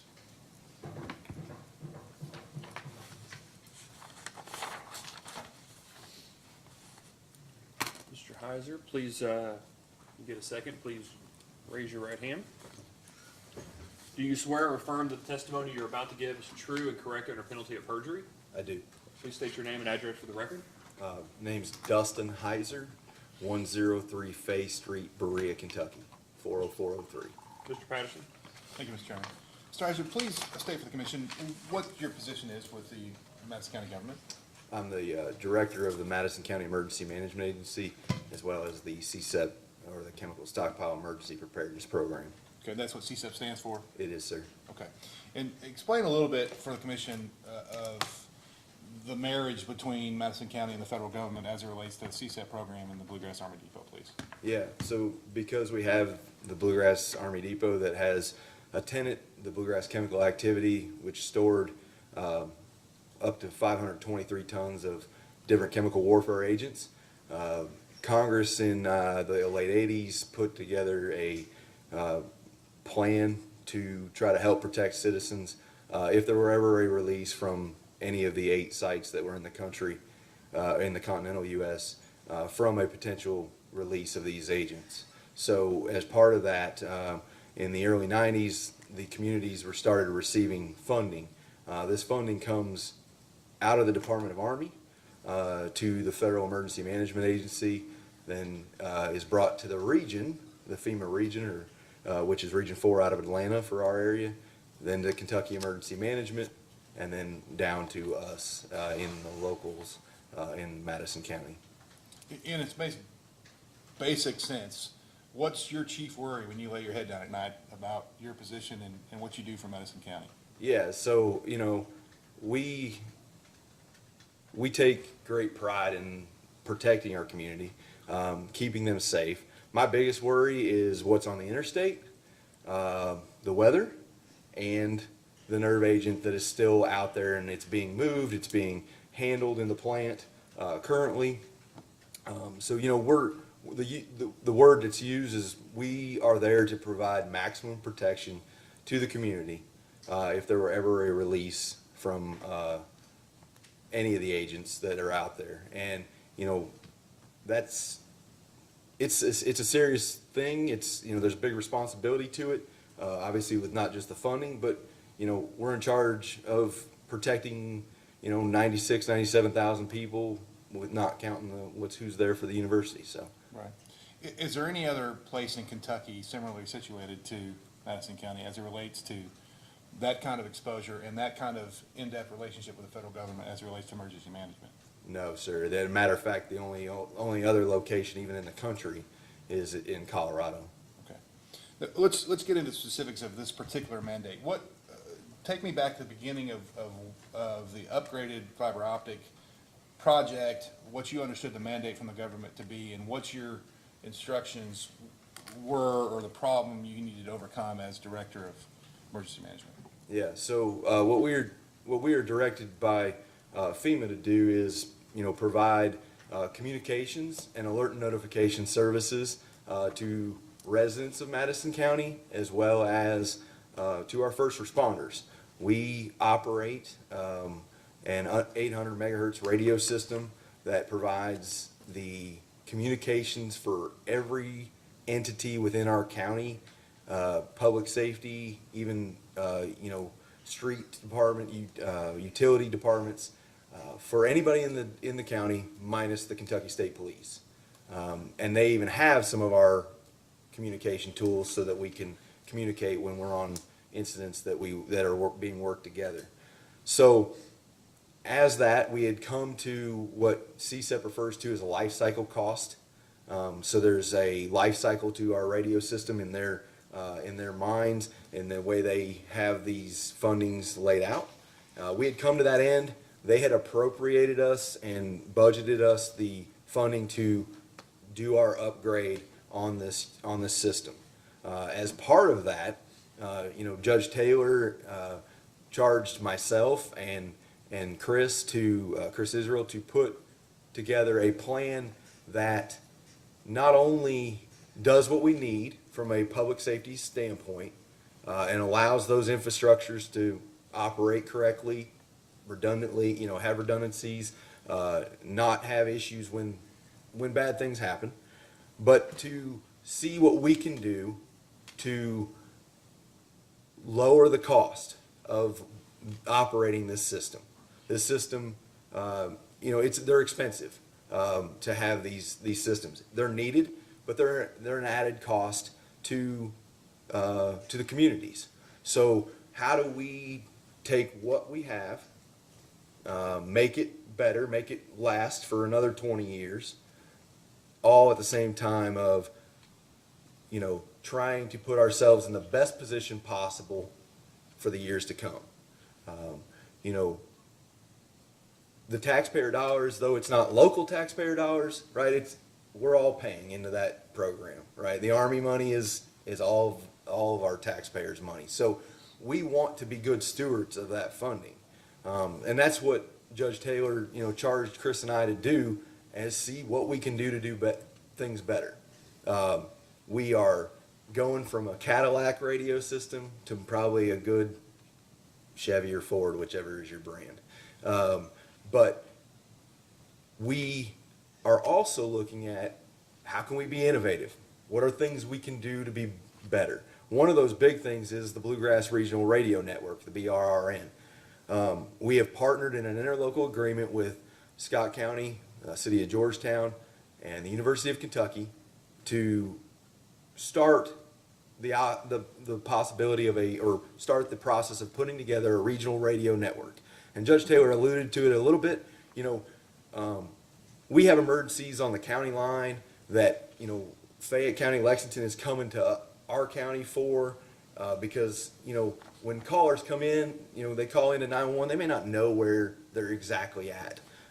So you get kind of duplication in services, where if we can communicate on the same communication path with them in the future, in the end, it starts reducing costs, because we're not running 2 fire trucks out there on $4.50 or $4.50 diesel fuel. You're running 1 when it's necessary. We are I'm not in charge of the Madison County EMS, the Emergency Medical Service, but they are a user of our system. They go to the University of Kentucky Hospital, all the hospitals in Lexington, all the time. And with those situations, the communications at that point has a break in it, because we don't have a tower in Lexington. That's what we're trying to do with the BRRN, is basically expand our coverage pattern. And to kind of get back to, your question, is that by bringing more entities together to operate this network, it is going to allow the taxpayers' dollars to be spent more wisely, not duplicate service, and actually in many cases provide better services, because responders are going to be able to communicate back and forth, especially when you get to those kind of fringe areas. There's going to be a lot of benefit to the community there. Now, in your due diligence, Can I ask a question, Mr. Sure. Patterson? I'm just very confused, so just bear with me. What is the interaction? So first, the mandate is that you have to replace your current radio system. Correct. Is that right? Yep. And you're under a mandate, if you want to keep getting funding, if you want to stay compliant, you Right. have to have a compliant radio or communications network, right? Correct. Okay. So the second is, what is the interaction between the actual fiber that is being proposed to run and that radio system? Yep. I was working toward that. So as part of the Bluegrass Regional Radio Network, we have to have connectivity to these other jurisdictions. That connectivity currently is done through microwave. The challenge with microwave is it is susceptible to weather, and at times can be unreliable. And unfortunately, it's usually when it's unreliable, it's when we probably need it the most because of that. These fiber runs that we're proposing allow us to have a safe, secure infrastructure to when those microwave systems don't operate as they should, we still have all the connectivity we need. We have the connectivity to communicate and connect ourselves with the other jurisdictions so that we end up putting ourselves in a much better place. And that's what I want to be clear of. Is it in lieu of or in addition to the line of sight microwave system? It's in addition to. Okay. Is the expectation that it's going to be a replacement eventually of the current line of sight microwave system? So I don't know if I can predict exactly what the future will bring, obviously, but that's a potential because, there's obviously costs. Microwave shots are not cheap. They require a lot of upkeep. So, if it's necessary for the community to reduce that cost in that way, right, we end up in a better spot utilizing just this as our primary. Okay. I think it just is going to depend on what, happens 10 years down the road. Okay, so, and then my understanding is that when we're talking about Kirksville and we're talking about Madison County Utilities District, we're talking about 44,000 linear feet of run. Is that the number that got thrown out? No, sir. So there's approximately just short of 95,000 feet, I believe, total. Okay. So the run from our emergency operations center to our Lexington Road Tower, which is off of exit 97, is 44,000 feet. The Kirksville run, that would be the Madison Utilities run. Okay. The Kirksville run, which does incorporate a little bit of Madison Utilities as well, at a point. That Kirksville run is approximately, I think, like 53, something right in there. So I may have 98, maybe our more correct number. We can find that out and get that number exactly for you. Okay, and I think Richmond has its own water system, is that right? They do. You're going to be using any of Richmond's system? So in these two runs, we will not be. Right, these two runs, but have you all approached Richmond? We have not. To use their water system? We have not because, again, I think as Judge Taylor said, we are trying not to put the cart before the horse. We want to get one system up and running, know that it works, know that it's safe, it's got all these pieces, everybody feels comfortable with it, and then approach the other avenues to go to our other towers. Okay, and then, just so I understand, what other, forget using the Crayley system, right? So there's the two runs that are proposed, 50,000 feet apiece.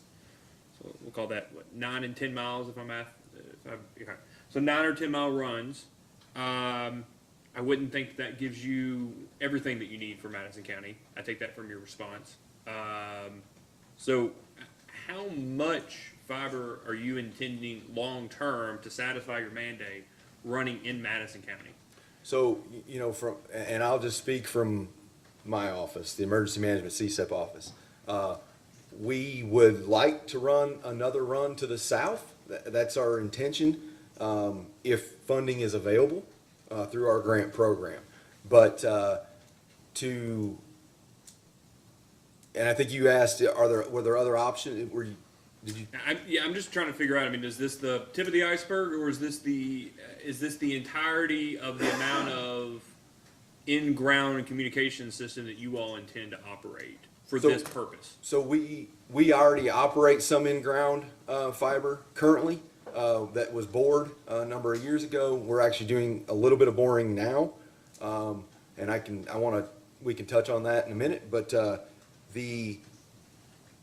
the intention is to run a run to the south from the Emergency Operations Center on Keeneland Drive, if things are worked out that it can be done. Okay, for dedicated emergency communications network. So, are you alluding to your question from earlier? No, I'm just wondering what the purpose of the run to the south would be. Yes, if it's anything other than what these runs are for, which I understand to be a dedicated emergency communications network. Yes. So let me explain that a little bit. Right. So we have 9 towers, 8 of which are connected in a ring through the microwave system. We have 2 brains, and then we have 2. I've let Chris kind of allude to what I would call a switching unit. Okay. So we have 2 brains. One of those is at the Emergency Operations Center. The other intention is to have the other one at the University of Kentucky. in a hardened facility that they have. I'm sorry, just to be clear, this is your all's EOC or the Frankfurt EOC? Sorry, this is our EOC Okay. on South Keeneland Drive. Okay. So, yeah, please, anytime I can get rambling on where I'm Okay. focused on. So, from the Emergency Operations Center, would have one brain. Then we also have to have 4 of these switching units. They call them control points. Our intention is to spread those out geographically.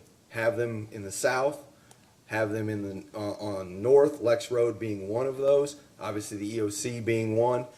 We do that for a couple reasons. One, typically our disasters don't take out every bit of a county in one swoop.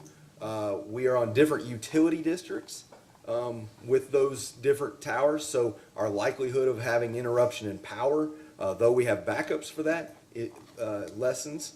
And it also allows us, and that's where the fiber comes in, is we're wanting to make sure that the fiber is connecting these control points, because that's what makes the radio system continue. You can lose other sites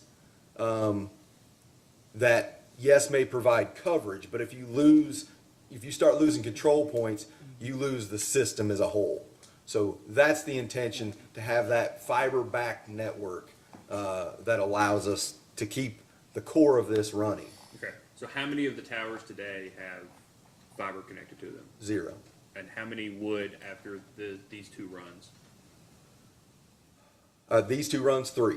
Okay, and then not using any Crayley method, just using directional boring or trenching or some other manner, other than ones in which would have to use the Crayley method, how many do you intend to run fiber to through different methods? As total, I think we're looking at 5 or 6, because some of them are in a line.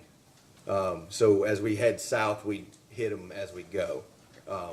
I think 6 is approximate. That might be a 5, 6 right in there.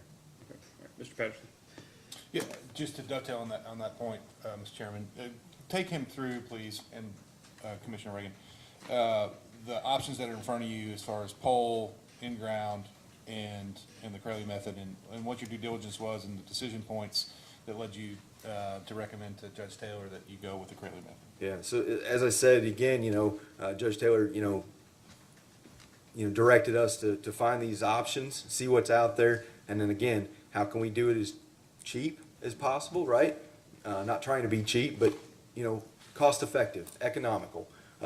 So we looked at options, right? We know there's directional boring or trenching, kind of, in a similar way there. We know that there's overhead fiber, which we already own some overhead fiber in the Berea area.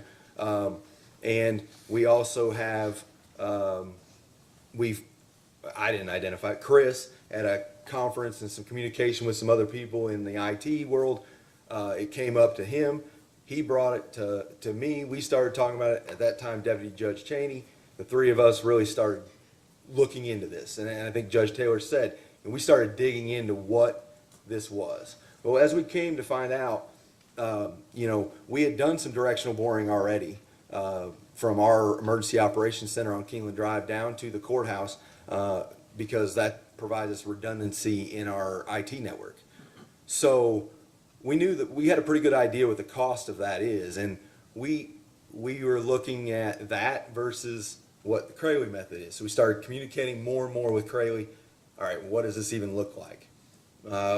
We communicated that with Judge Taylor. He said, hey, okay, let's go ahead and, step into the study, right? The study, and that's where the numbers are for how much water loss, pressure loss, all that, and where all our taps are going to be from valve to valve. And as we looked at that, we had then a good idea of the cost. And I think we're below $17 a foot. For the Crayley method.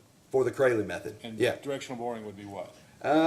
Well, I can tell you we're having to do some directional boring. We just did about 1,700 feet up Keeneland Drive, and it's at a cost of about $83,000. We've hit a lot of rock. I'm originally from Illinois. If we were in Illinois, we wouldn't be hitting rock. You're hitting rock here. So it's costing more money. So what happens is, you know, we're looking at 83,000, and we're looking at about 30,000 on a Craley to do that same 1,700 feet. And take me through kind of what are the downsides to going through the air and on the poles? Yeah, so the challenge we have with the poles is Kentucky is it has had many ice storms just in my career here, and it's prevalent, happens all the time. So we have some overhead, and that's a challenge we have in the Berea area. We do lose connectivity. It is not a primary use for that, or a primary emergency need on that fiber run. It just backs up some of our systems, but we have outages. The other issue is CSEP, the Chemical Stockpile Program through FEMA, does not allow us to lease. And I think the chairman kind of spoke to, utility companies may have a cost that was involved with that. And we know that just conveniently, after doing some research, it's like every other tower or every other pole is owned by somebody else, the way it operates. And we would have to pay leasing fees to that. And our program does not really give us an avenue for that.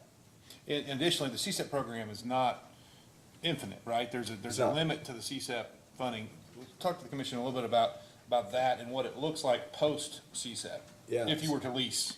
Yeah, so, post CSEP, which is, depending who you kind of talk to, it could be anywhere from 2.5 to 4 years from now.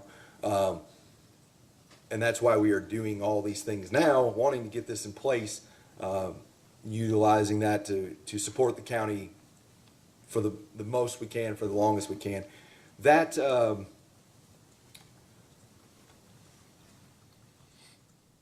you repeat the question, Joe. Yeah, just the downside to leasing pole space after CSEP expires. Sorry. Yeah, so what we get into is that's dollars that now the county has to continue to pay out. Again, that's what Judge Taylor charges with is, hey, let's make this, and I use this word, sustainable, a sustainable legacy. I don't believe that renting or leasing, pole space is something that the county can continue to take on over years and years. So that was where we said, okay, maybe that's not a good option for us. So with the Craley method, other than what might be some maintenance issues or whatever, as far as ownership of the fiber optic that's in the water line, once that cost is paid, is that done? You own it and it's yours? Yes, sir. Okay. So there would be ongoing expense over the air that does not exist in the line. Yeah, In addition to the upfront installation costs. Is that fair? Right.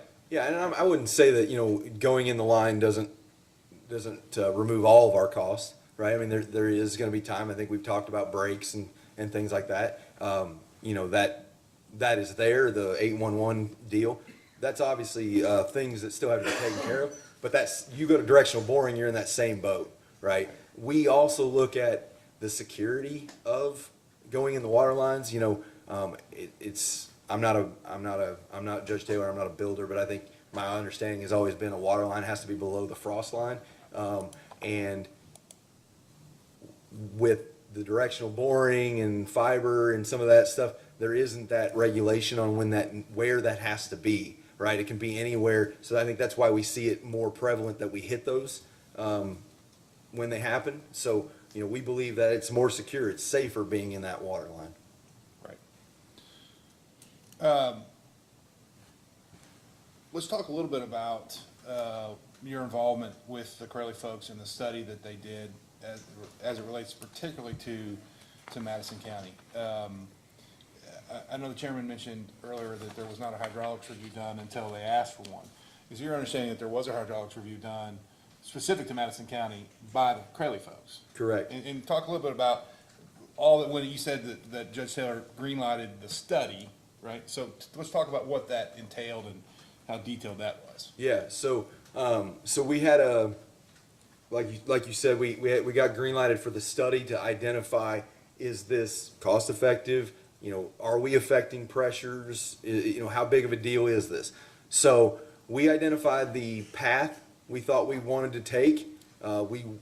worked with the utility district to go out, and Chris and I actually walked the entire 44,000 feet of the run from the Emergency Operations Center to the Lexington Road, which is the 97 exit tower.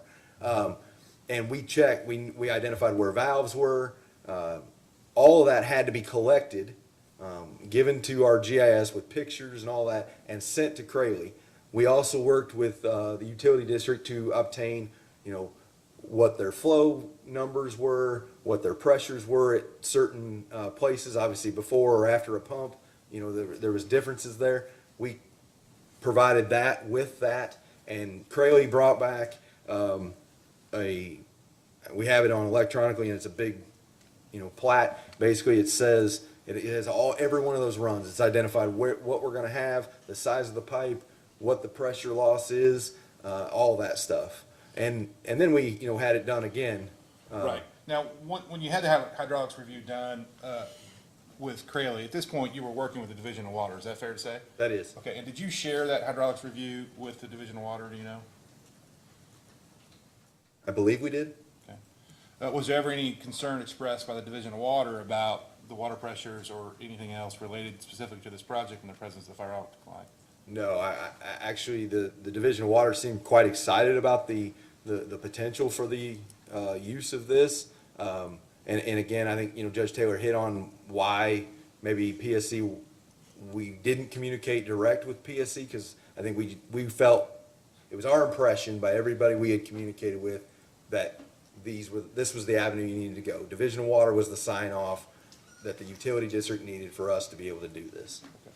And did you reach out personally to anybody in Anacorta or to speak with Mr. Buckmeyer about their experience with Crayley and how this project worked? I did not personally. I know Judge Taylor, Deputy Judge Cheney, and Chris did. Okay.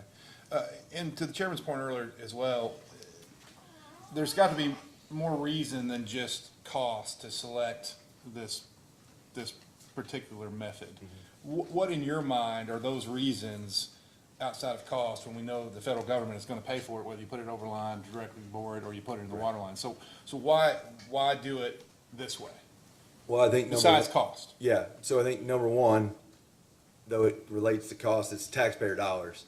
And if I can make taxpayer dollars go farther, I think that's my responsibility. I think this method provides that security, that safety of where it is, versus overhead, because, my responsibility is to make sure our communication systems, which is our radios for our responders, as well as our alert and notification tools, the outdoor weather sirens, our infrastructure that alerts some of our radios in homes. Those right now, that all works through the radio system, and if we don't have that connectivity, we lose that ability to then protect them, not only for weather events, not only for other chemical events or hazardous material spills that we see in a community, but also the big picture, the chemical stockpile at the Bluegrass chemical activity. Right. Last thing I want to address, and I'll tender you to the staff. Let's go through what this can be used for once it's in place. What are the federal government mandates? What can and can't you do, as you know it, related to the fiber optic line that's going to be on this run? Yeah. So, and I'll start a little bit with the, there's a lot of regulation in the dollars we have in this program. So, as soon as Chris and I and Deputy Judge Cheney kind of even had the idea, had communicated it to Judge Taylor, I went to communicate with FEMA. So I had a meeting, we had other meetings, but sat down with our representatives from FEMA headquarters, FEMA region, the state, and communicated to them what we were looking to do. And they said, I think this is a great idea. So as you say, we got into what is the future, right? During CSEP, while CSEP is still in our county, we have to, anytime we make money off of something, so we currently have a vendor that utilizes one of our radio towers. It's a communication system. It's actually for the FAA, but it's a privately owned thing. They pay us a monthly fee to be on our tower. We have to document that as what's called program income. And when we go to ask for our budget every year, whatever that program income, so if we have different lines, one of them is radio tower maintenance, as you can imagine. We ask for so much money, we deduct, our request then has the deduction of what our program income is. So that's how it basically offsets itself, and that's all what 2 CFR and all that process says we need to do with it. Now, in a post-CSEP world, that stuff can be used however the county sees fit after CSEP is gone, because there is no longer that requirement to document program income, because you now are, even though the county's the owner now, you're free and clear on that ownership. So that is where we, again, as I said before, Judge Taylor's directed us to, how do we make sure this is right for not just today? Because we have the dollars, right? I mean, we can go put in fiber, here and there. We can buy, 5 trucks and 10 trailers, but are we going to be able to sustain that in a post-CSEP world? That doesn't add up. So we have to look at how we can make this work forever. Right. And I guess specifically to this project, so, and this may be something you would have to clear through FEMA, but if the utility districts wanted to purchase the technology necessary for the sensing technology and the leak detection, if there were no revenue generated from that, would it be your opinion that they could be used for, at least for that purpose? Yes, absolutely. And it's my opinion, and we would obviously always clear stuff with FEMA, but it's my opinion, even if there was something that was being utilized that did bring in income, as long as that income is offset in our budget, that still would be an okay thing. Right. And to be clear about the scope of what we're presenting today to the commission, is your understanding and your opinion that this is just about upgrading the communication system for the CSEP program? Yeah, my primary concern is making sure that our public safety network and our alert and notification systems are 100% operational with the best redundancy we can purchase.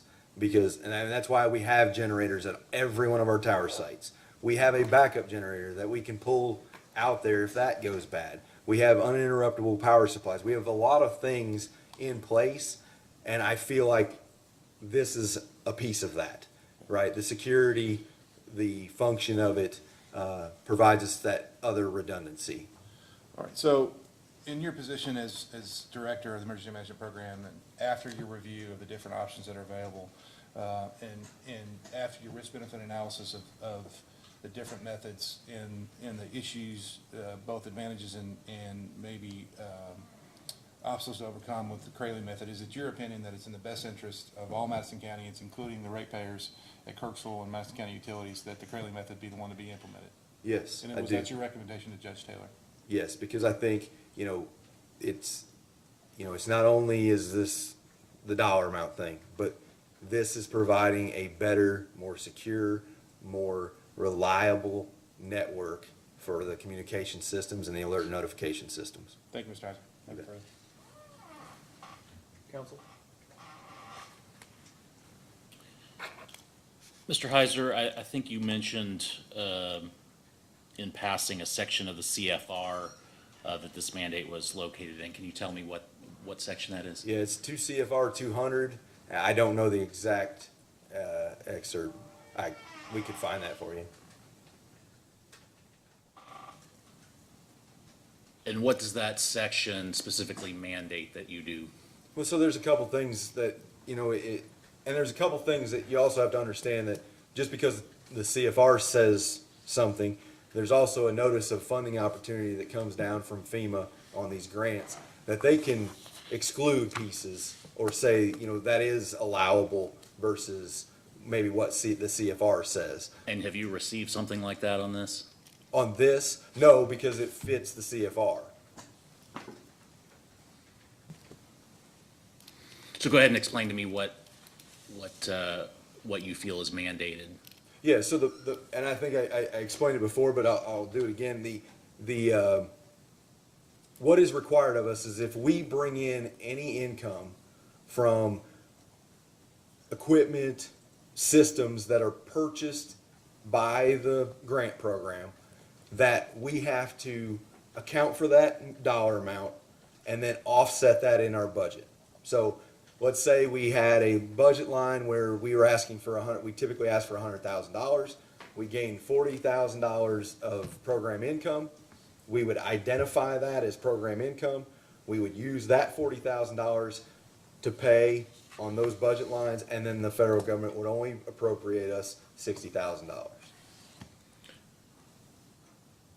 I know you said that you are not permitted to be reimbursed for lease payments.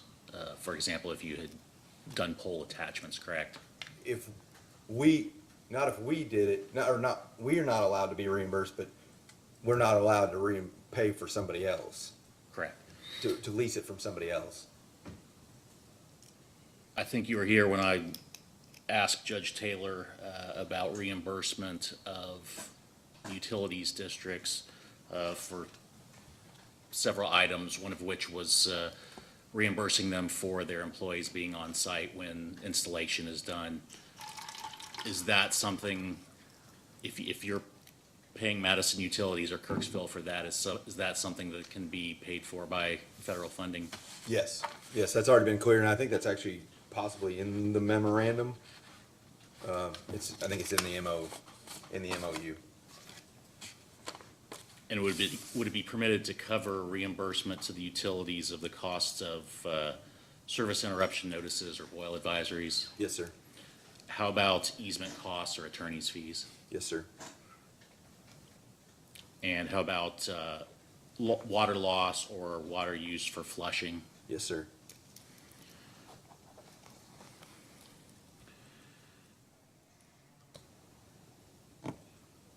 Where did you obtain the figures for the cost of trenching or directional boring? We know because we're doing it now. So we've had bids. I think our bid was, on this last one was $36 a foot, and that didn't account for any hitting of rock. But we can, again, if you'd like those numbers, we can obtain those for you. Who is the contractor or contractors? Currently for our boring is Team Fishel.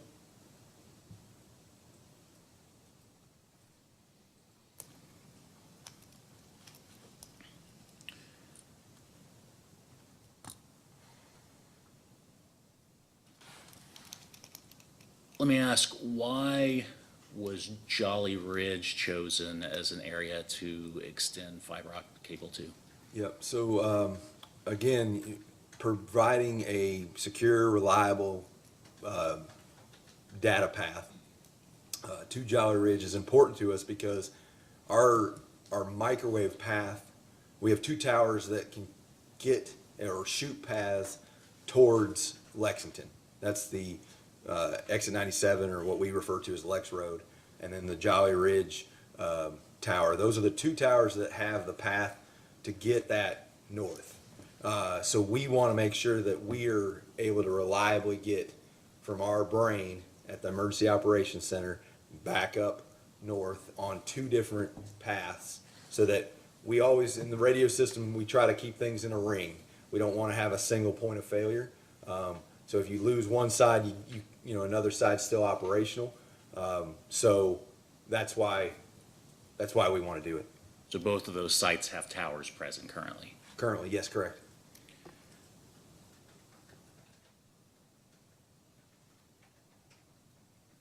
Has Crayley been made aware of the terrain involved in the Jolly Ridge area? Yes, Are you familiar with the terrain? yes. Did Crayley indicate any problems with being able to navigate that terrain? It's going to be in the water line, so we should be fine if we are allowed to do so.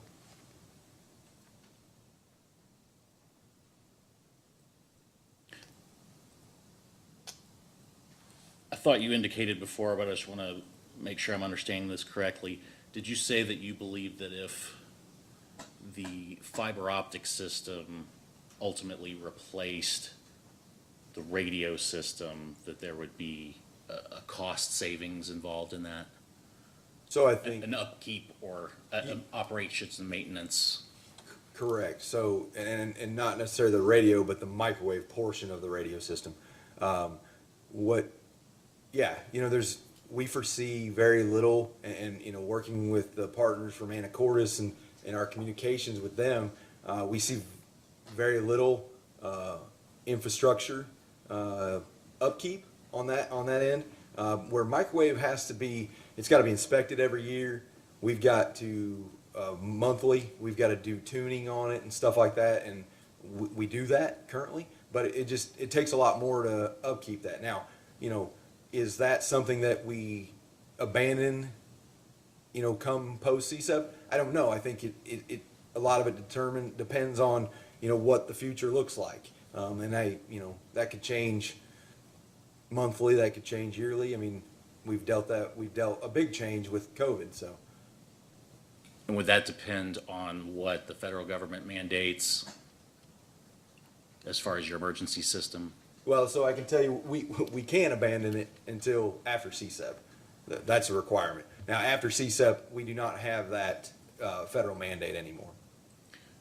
What is your current operations and maintenance expense for the microwave system? So we have what we kind of refer to as, again, a Rolls Royce, I would even say, maybe not even a Cadillac, a Rolls Royce package with our vendor who maintains that. And that's right at, when you account for all the things, you're talking $800,000. We predict that in a post-CSEP world, and this is not just the microwave, I'd have to get you the numbers for the microwave piece of it, but we predict roughly $1 million in expenses and repair costs or maintenance costs to the entire system, 9 tower sites, the whole process. So about $1 million there. I could find you the numbers just for the microwave piece, but I don't have that off the top of my head. Do you have an estimated operations and maintenance expense for the planned fiber installation? Can you explain a little more? Is there an operation and maintenance expense connected to the fiber system? Will you need to spend money to inspect? Will you have to spend money to repair? Yeah. So yeah, I mean, absolutely. There's always that possibility.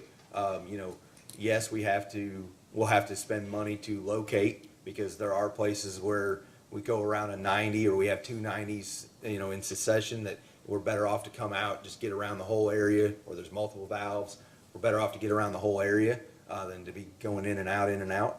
So yeah, there's going to be locate costs. We currently absorb those costs now with our other run that we have. I'll let Chris tell you how many times they get called out. It's not very often, but he can tell you exactly how much we do that. Obviously there's fiber switches and stuff like that, but we already currently have that in our radio system today. We just aren't utilizing that portion of it because we don't have that there. Those come that way. So, and again, Chris maybe can elaborate there, but yeah, there's always cost involved, but I think the benefits, the drawbacks are outweighed by the benefits here.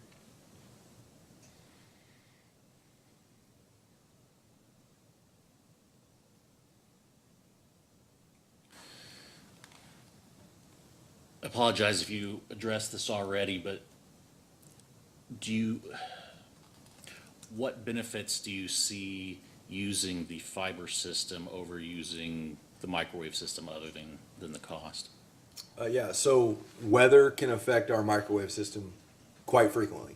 I can tell you, just in the last week or two, right? Now, though it's momentary drops or it's, not for a prolonged period, but we see that all the way across. I can tell you by the alarms we get when the storm is moving across the county. So that if we start to get multiple rings or multiple shots that drop, that starts to cause us issues in our communication paths.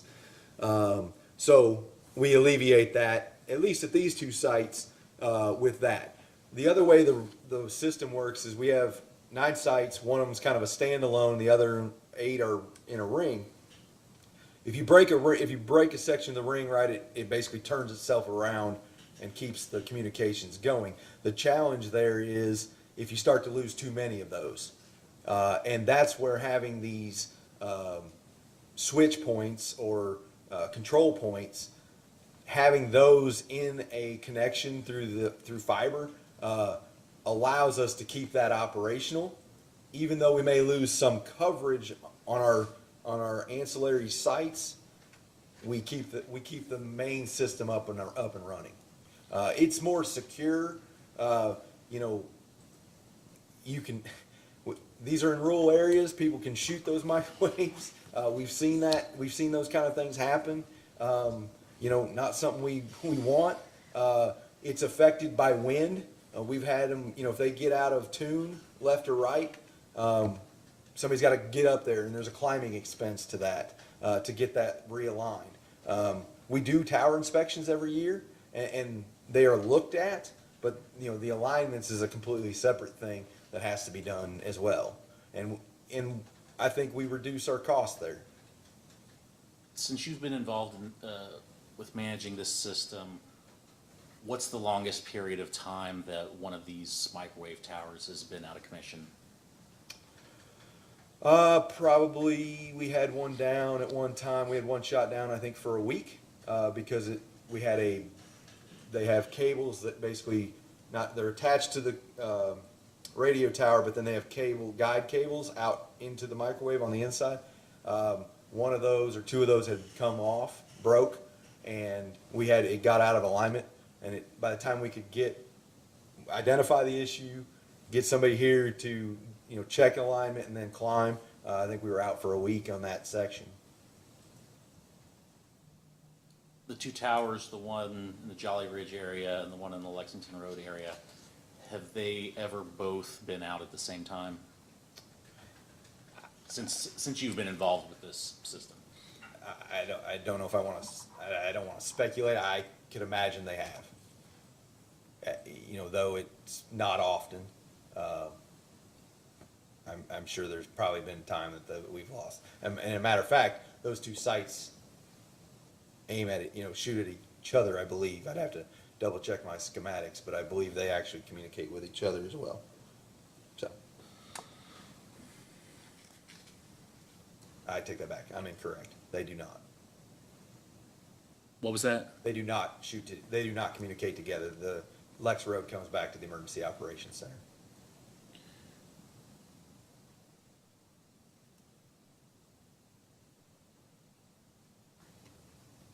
There are some data request responses throughout this case indicating that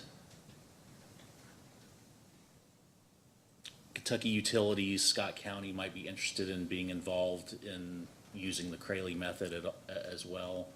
I think it's Kentucky American Water, but yes, What did I say? utilities. Thank you. Kentucky American Water. Do you know if that's still a viable option or not? So, we thought we were on the right path. When we talked to Division Water, PSC was invited, didn't have anybody at that meeting. We have a letter from Division of Water, allowing it, saying, hey, you're good here, we agree. So we started that conversation at a very high level. Since we've started these proceedings and these communications with the PSC, we have not continued those conversations because, it's Can I ask relying you a on. question? Yeah. Outside of the borders of Madison County, do you all really care how the fiber is run? So we do because of the BRRN, right? Because it's still a way. It's very important to us to have a regional radio system. It reduces cost and it provides better public safety. Here's the thing. I mean, people Let me just add, you're on the hook for other people's costs? So we are to make the BRRN connectivity, if we can make it happen. And we are not on the hook. I wouldn't say we're on the hook. I would say that we have the potential to do so if we see necessary. Let me ask it this way. If the entire BRRN is done through, let's say, some assumption around it's directionally bored, the entire thing, right? And let's call it $55, $60 a foot. Mm-hmm. There's rock all over the place. Is it your all's concern that at that cost, the entirety of the project you're looking at couldn't be built? Yes. Okay. Yeah, we could not afford that. For the entire, unless there was other funding that was Right. put forward. Right. And that's why you're a proponent of the system in other areas exclusively because it can't be done without it being cheaper than directional boring. Correct.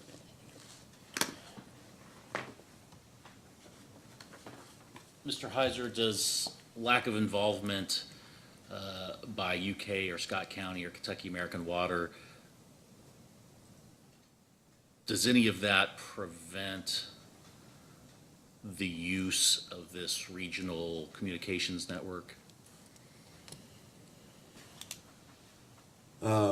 So can I rephrase your question? Are you asking me, if Kentucky American Water does not buy into this, does it affect the outcomes or the possibility of the BRRN being effective? Correct. Okay. No, it's not the end of the world. That's why we're doing microwave, right?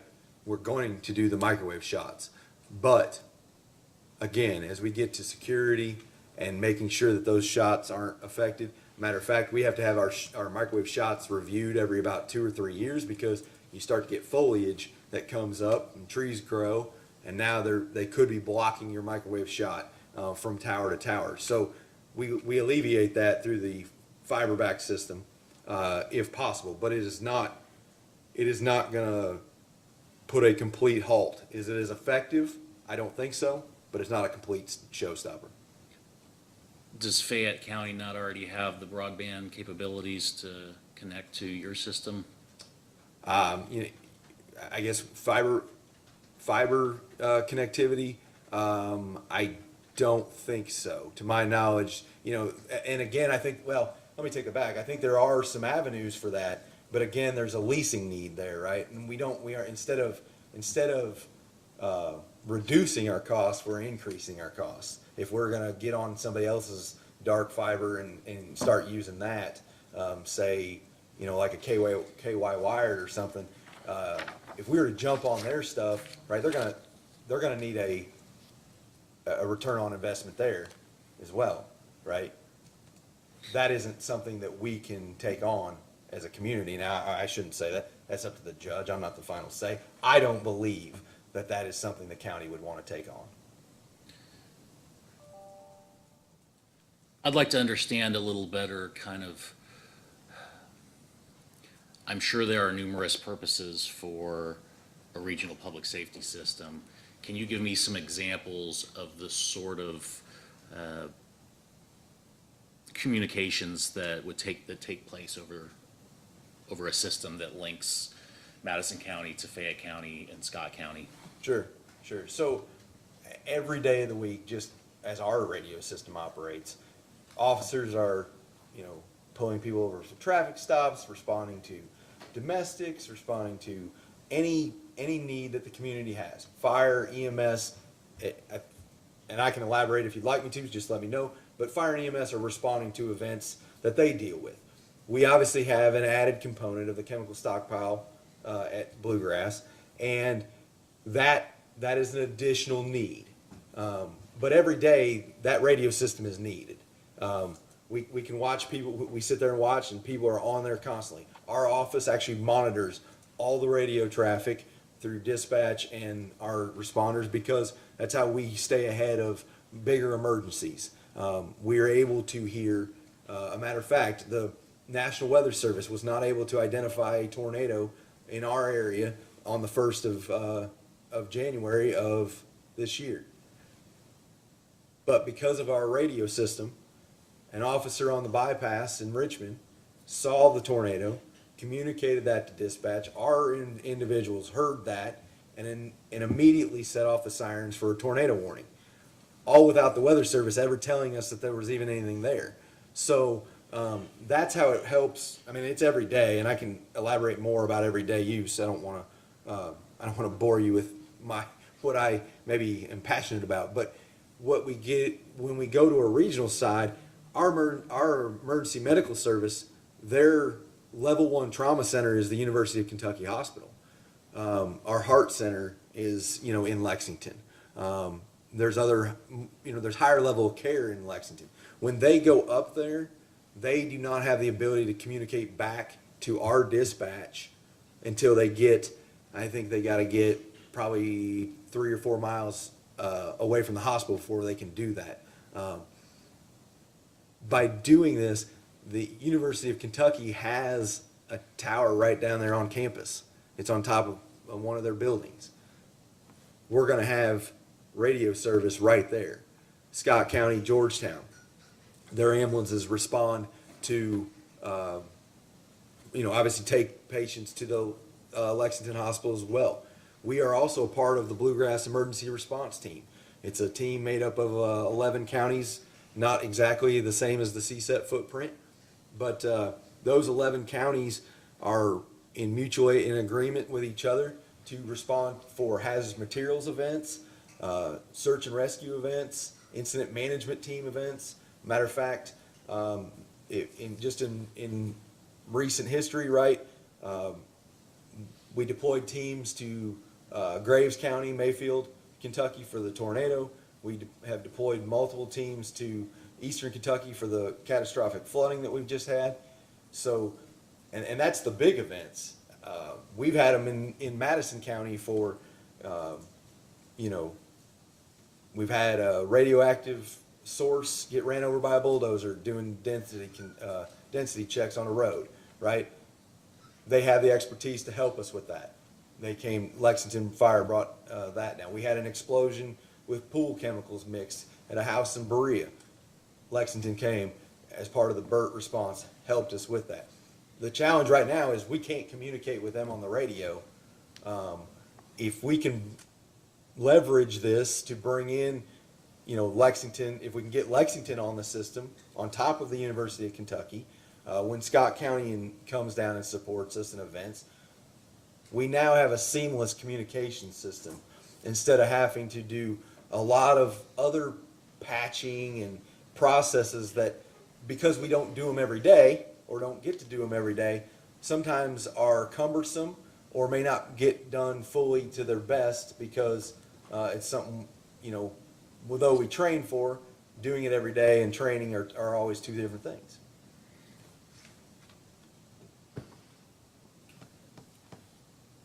Let me change directions a little bit and ask you about the depot. When did they start destroying the nerve agent that they're currently working on? The nerve agent they're working on today, Yes. they started middle of July of this year. Would you anticipate that they will still be working on that when the fiber project is completed? Yes. Were you involved at all in contract negotiations with Crayley? Well, I'm not familiar with that we've ever contracted with them. When you say contracted to do the study and to buy the equipment? Yes. Okay, then yes. Yes, I was.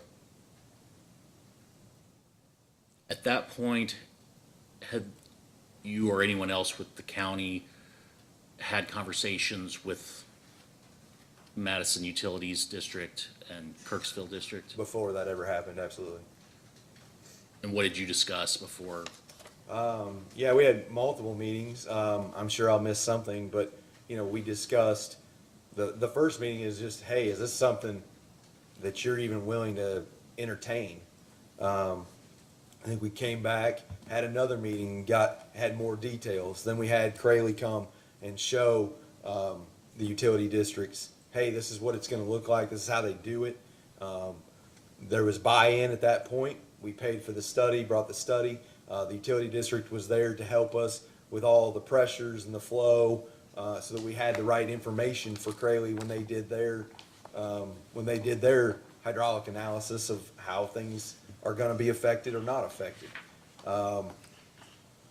When we, this MOU, I believe we had a meeting, Jared, myself, Mr. Patterson, and Chris sat down at the utility district, a matter of fact, I think, and kind of hashed out like, what are the high level things that need to be in here? And then it was sent to us and we reviewed and continued to communicate that. Chairman, may I approach the witness? You may. I see what you got first. That was provided in the previous case.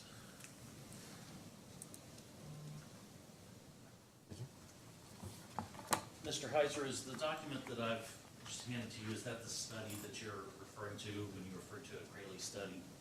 Yes. You talked about a hydraulic analysis. Is that information in that study? I'm pretty confident it is, yes. Just to speed things up here, I'll direct you to page 61. Okay. Let me know when you get there.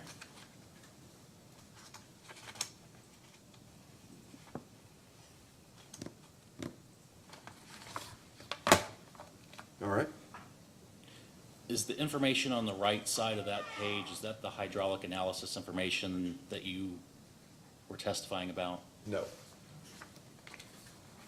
The information I'm talking about is, the information, well, I guess that's some of it, but there's also more of it on every one of the pages that have the runs that we talked about. So that, where we get the pressures and something like that. So it's a combination thereof. I wouldn't say it's exclusively page 61. But it's all contained in that study? Yes. Thank you. Did you talk to Crayley at all about what the useful life of your fiber cable will be? I'm pretty confident we did. Was there any difference discussed between useful life of fiber inside a water line versus trenched or any other way? No, because the fiber actually doesn't, the fiber line is not in the water. So there's what Crayley refers to as a messenger pipe, which is similar, it's not the same. I would refer to it similar to as you do conduit and directional boring, and then the fiber is inside of that. The fiber line is inside of that. It's on top of the messenger pipe. We also purchased what's called armored fiber. So it has, because we are going to have it in the ground in some places to go maybe around in a valve and obviously into a utility box or a utility vault. We went with the armored version of it so that we're better protected.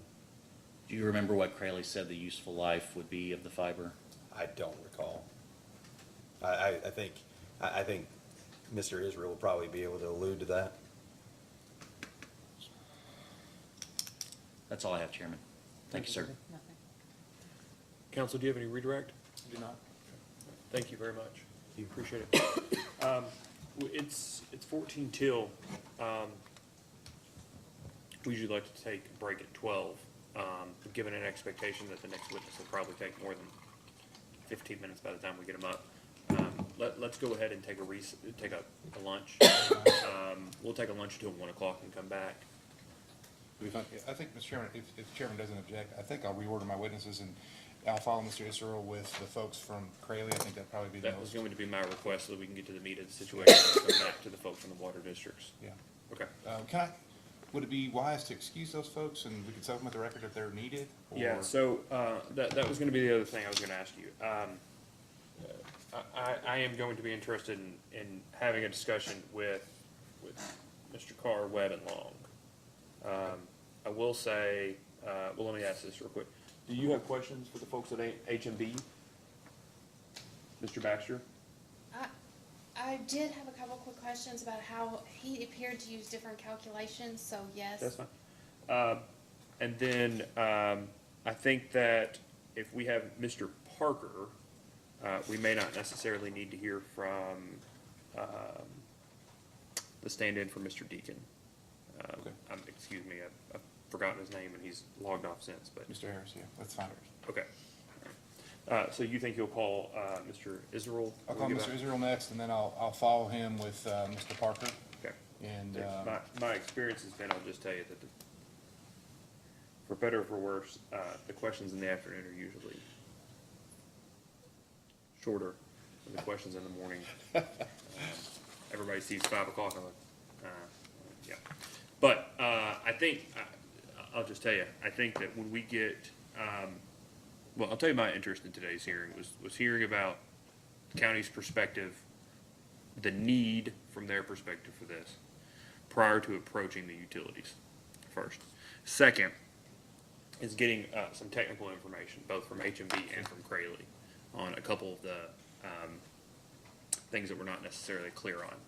And then finally, speaking to the folks from the utilities as to what concerns they may have, whether, how they were addressed, what questions they still may have, or things that they may feel are important to be addressed in any further contract or you know, MOU discussions. And I think that will help us create a record. I will say before we go off, it would also be helpful, last weekend when over the weekend when I was reviewing this ahead of the hearing, I do think there are a number of data request responses I think we still need responses to. I think they were initially indicated that a subsequent response will be provided, and we haven't gotten those updates yet. Okay. I think that will help clarify the record on a number of issues. Some of those questions are gonna be asked today to try to get them in the record this way. But I think there were probably, maybe 6 or 10? There was quite a few. Yeah, quite a few of the data requests. Trying to think here. I think they were in the current case, in the,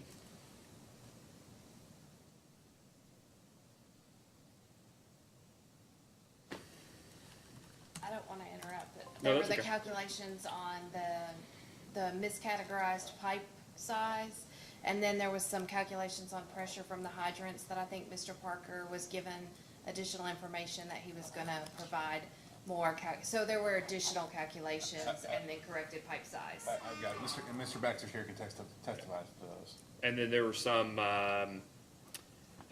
questions about indicate whether there are any of the easements are by prescription. It was indicated that the answer will be supplemented when the information is received. There was also some questions about, and I think this is the one that was being referred to as the anticipated pressure and flow loss during a fire. Yeah, that was indicated that Mr. Baxter would have that response. There were just a couple in that, and I think those were I can just tell you, those were in the March 14th responses. So if you could give those another look after the hearing, I think that will help us have a rounded out record after today's hearing. Okay. Can do that. All right, so we will take a lunch recess until 1 o'clock. Oh, and, we're not off yet, right? Do you have any interest in, requesting, that Mr. Heiser or, Judge, Taylor be, excused for the You can remainder be of the excused hearing? as far as I'm concerned, Would you Mr. like Chairman. them, would they like to I be? think they would very much enjoy being Okay, excused. that'll be fine, we'll excuse them for the remainder of the Great, hearing. thank you. All right, we'll be in recess.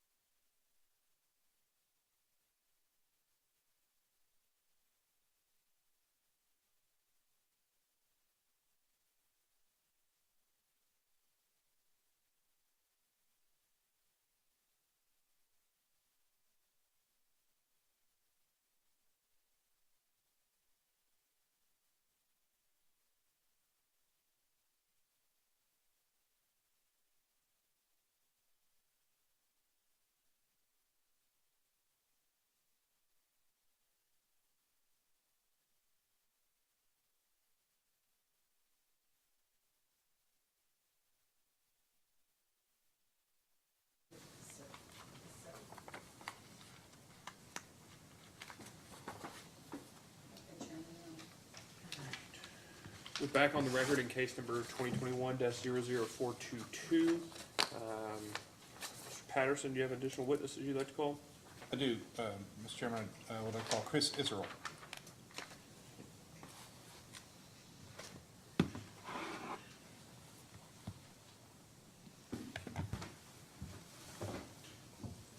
Please raise your right hand. Do you swear or affirm the testimony you're about to give is true and correct under penalty of perjury? I do. Please state your name and address for the record. Chris Israel, 233 Hedgewood Lane, Richmond, Kentucky, 40475. Mr. Patterson, you can ask. Thank you, Mr. Chairman.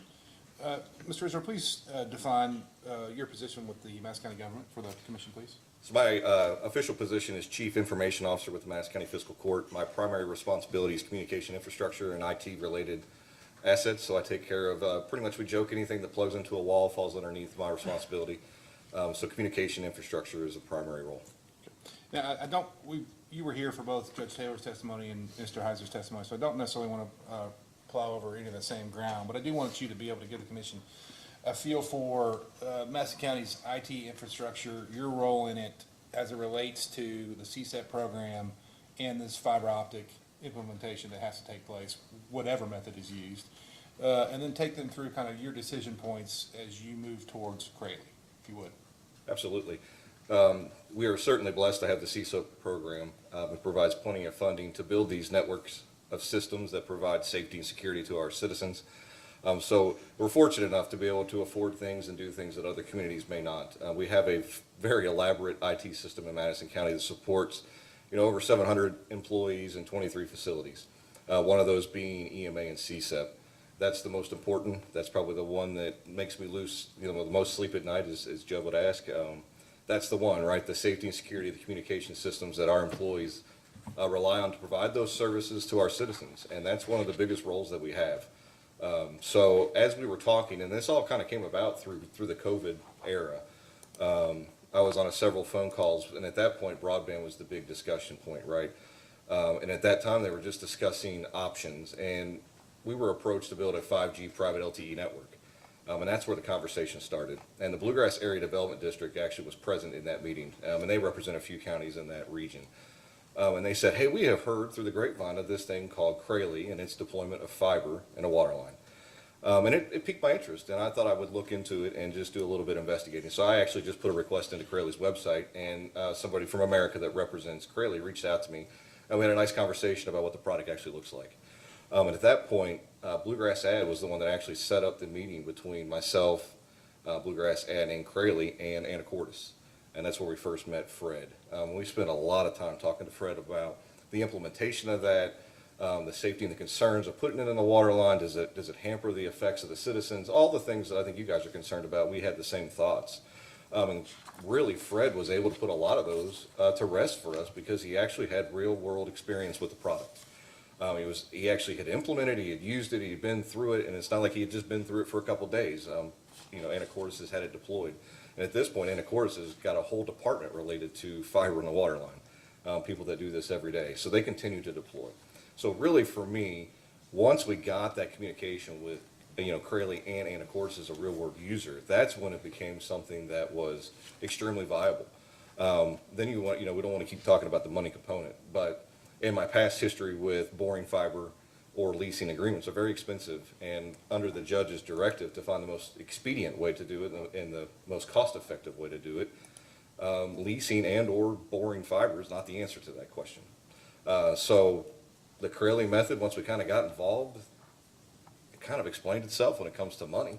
It was much cheaper to deploy, no permitting issues that you had to deal with. You're able to put it right in there, it's safe and it's secure, and we can do it faster than we can do any other method. Aerial deployments take time and sort of boring. So once we got to that level and we kind of had the numbers of what it looked like, it was really a no-brainer for us to go to the judge and recommend that we deploy what we need to deploy from a fiber standpoint for this radio network using the Crayley method. And then were you spearheading the meetings with the utility districts and other parties that might need to have buy-in for this project? Absolutely. That was one of the first things Judge Taylor and Deputy Judge Cheney at the time was like, all right, this sounds great, but we can't do anything without any buy-in from the utility districts. Let's get them in a meeting. And that's where we kind of started the conversation. Okay. And from your perspective, what are the advantages besides cost, to the IT system to have it in a protected environment like the water line? Huge. I mean, safety and security and the reliability of that communication is number one. Dustin spoke about it, prior to, about microwave being susceptible to weather, being susceptible to tornado knocking it down, whatever it may be. Fiber is the most reliable communication point at this time, right? That's what we're all pointing to, and it's kind of the answer for all things communication. So if I can go to the judge's office and make a recommendation for what communication needs are going to be, it's going to be fiber. Okay. And is there any advantage over, other than cost, is there any advantage to the Craley method, we'll just say fiber in the water line as opposed to boring? Yeah, speed of deployment, Okay, number one. all right, let's talk about that. What's the So, difference in timeline? Dustin has spoke about a little earlier that we had to do some boring to get to where the water lines are present for Madison Utilities. We have been at that almost 8 weeks. We've gone to 1,700 feet. When you imagine we're talking about running 95,000 feet in that kind of timeline, it's going to be very lengthy for us. And as you know, the safety of the citizens and protecting from this chemical activity, we got to have this stuff in the ground, and we need to get it in the ground fast. The Craley method, they estimate I could run the 55,000 feet in less than 14 days. So we can move quickly. And that's really the number one issue for me, is how fast can we get ourselves and our network onto the protected fiber and move forward. Right, there's been a lot of discussion about the regional radio network, and I don't necessarily want to take the commission down that rabbit hole, but I do want you to, because I think you're probably the most familiar with that network, to give some idea of how that works. But I want you to take some time to differentiate that network and what this project is, how they're different if they are, and what the interplay between the two is. Does that make sense? Yeah, so they are different, right? The number one issue here is Madison County and its citizens and the safety of, and following the federal demand to provide maximum protection, which putting fiber in the water line and connecting these radio towers provides us maximum protection. So that is our number one focus. The BRRN comes from a post-CSEP Madison County. How does Madison County survive when CSEP funds are gone and we have all these toys? It's often said, champagne taste on a beer budget. How can we afford all of these things that our citizens are now accustomed to in a post-CSEP world? The radio system is very expensive to operate, as Dustin alluded to earlier before lunch. We were tasked with trying to find a way to get a system that we can afford post-CSEP that makes sense for us. The way to do that, obviously, is cost sharing. That has come up once before. So bringing the BRR into play and getting those tied together reduces the number of cores, it reduces the equipment, it reduces all kinds of things that reduce that overall ownership cost for Madison County. And that's the goal. So build the regional radio network for all the great things that we talk about for public safety, because they are number one, and that's the ultimate priority. But you also can start to add airports onto that regional radio network that pay into that. Those funds then get paid into the BRRN and then help reduce the maintenance cost of the public safety systems. So that's a huge component of this, is being able to reduce the cost moving forward, to be able to afford essentially what our citizens are accustomed to at this point. And so that radio network exists now, right? So the BRRN it's not theoretically connected, but the agreements are all in place, the equipment is on order, which was chip shortages and everything else. It's just a waiting game at this point. But that is a done deal, and those will tie together, and we will start working through actually getting the benefits of that. And that will happen regardless of whether Yes, sir. it's the Craley method or any other method, right? Yeah, the regional group wishes to have it backed by fiber. And that was what they kind of tasked us with, figuring out the best way to get fiber to it. It does not stop the deal. If fiber doesn't go through, we will use the microwave shots, just not what ideal communication standard. Okay. I think that's all I've got for you now. Ms. Hayman, do you have any questions? No, Chairman. Staff counsel? Thank you, Mr. Chairman. Mr. Israel, can you tell me what a communication vault is in the Craley system? Yeah, so the communication vault is, another word for it is handhold. It'll be a 24 by 24 by 48 inch box that is concrete in nature, that gets buried next to the valve, and that's where we would do splicing, or we would bypass the valves. So for every one of those, there will be one hole in a pipeline? Yes, sir. Well, two. One at the beginning and one at the end. The contractors that have been hired to perform this work, have they ever done this sort of work before? So the county has not hired any contractors. The plan at this point is to use the Madison County Road Department to fulfill that need, to excavate the dirt off of the line, place the vaults, and close it back up. Again, that's the whole efficiency of the system, is using our internal people. We had approached the water districts about doing that work, but they have a labor shortage and some other concerns that prevents them from being the people that will do it. So the county has stepped up to the plate on at least these first 2 runs to be the operation that would install the Corelli product. And am I correct that there are a planned 75 vaults for the Madison Utilities line and 54 for Kirkland or That sounds Kirksville? correct, sir. How is it possible for that work to be done in 14 days? So they'll they will go out and dig and set those vaults prior to us pulling fiber. I don't remember the exact footage of Corelli fiber that can be pulled through the line every day, but we can hammer out the first, I think it's 55,000 feet, now it's 40-something thousand feet in less than 14 days is what they have advised us. How many service interruptions do you expect? I can't answer that. We'd have to use that in conjunction with the utility district to know exactly where valves would be turned off, which would interrupt service to folks or cause boil water advisories. And we were in the process of working through those plans before now. Would you expect a service interruption for every run of pipe that the system's installed on? Yeah, the pressure has to be lowered in order to install the Corelli method, so there will be an interruption to service at some level, yes. Do you know how long of a service interruption would be necessary? I would leave that answer to Corelli to answer specifically how long it takes to, go through that process. And obviously, the more you do it, the better you're going to get, the faster you're going to get. I imagine the first couple will be a little more difficult, a little longer delay. Did you get the 14-day figure from Craley? Yes, sir.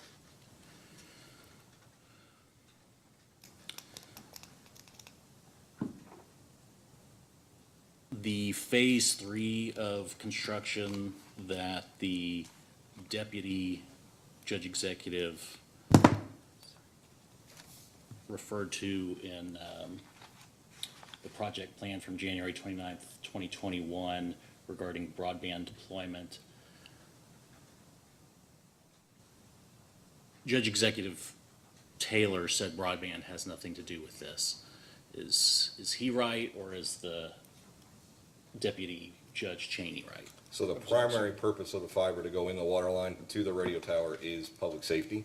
I think we would be crazy to think that in the future that fiber would not be used for something else. And I think that's probably what she was trying to notate in that document there, was that trying to explain the added benefits in the future of what that might be. But the purpose of the fiber as it is today is for the communications tower. The chairman had asked, I believe it was Mr. Heiser, if using the fiber for meter reading for the water utilities was a possibility. Is that a possibility? Absolutely. As long as the primary mission of the object, which would be the fiber, was installed and being used for the primary operation of the radio system, which is what we would be putting it in for, that meets the federal need. And then you could always go back and ask to use that fiber for other needs, whether it be meter reading or the Corelli sensing. You say ask who? FEMA would be the ultimate decider of whether or not. But in our experience, as long as the primary focus is covered and taken care of, and you're not taking away from the, if we had 72 strands and we're using 70 of them for radio and we gave 2 away for the utility district and we had nowhere to grow, they probably would have a problem with that. But that's not expected. The radio system only needs 4 strands. So there'll be plenty of capacity of dark fiber left for operations such as leak detection or meter reading or any other kind of things we can come up with our quasi-government agencies to work through that. That's a huge benefit. As you understand it, what's the agreement as far as who owns the fiber optic cable? Madison County Fiscal Court. You mentioned something about the permitting process being facilitated or truncated or whatnot. Can you explain what you meant by that? So you're going to have to right away from the state, which we're running into with this first run here. It turns a corner before it reaches Madison County Utilities, which becomes state right away. You have to permit and process through all of that. And it's a lengthy time to get through that process to get those permits. Using the water line kind of gets you around all of that process, which gets you to that 14 days faster.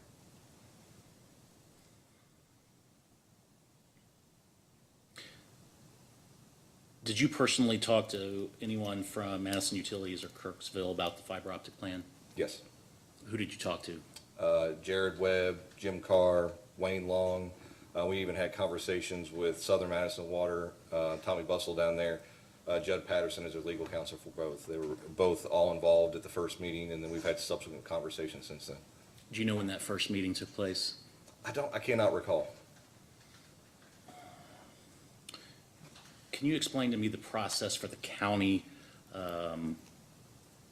if there were to be a water line break requiring an assessment of the cable?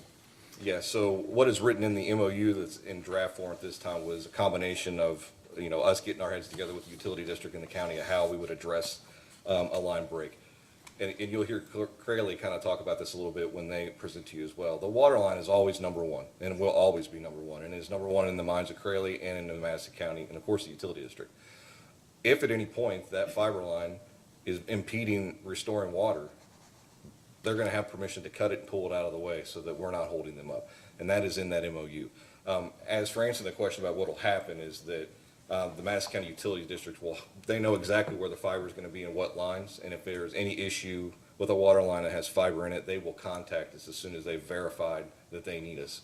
And inside the MOU, we have an SLA, and we also included self-penalties if we did not show up within that SLA or, complete the work. So I think that's our due diligence of trying to say that we're here, we're going to be there when you need us, and to make sure that water is restored to the customer as soon as possible, and that our fiber is not delaying that.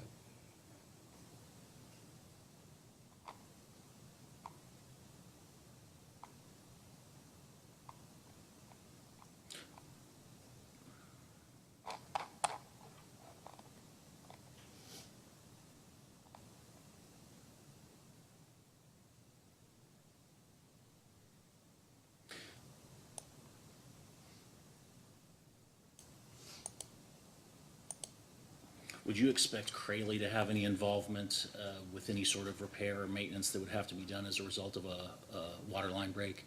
No. We would have spares on site, and we already paid for the training and everything that they would do on site with us prior to the installation, so we would all be prepared to address those issues as they arise. Would you anticipate any delay in repairs of water lines as a result of the county's involvement? No, sir.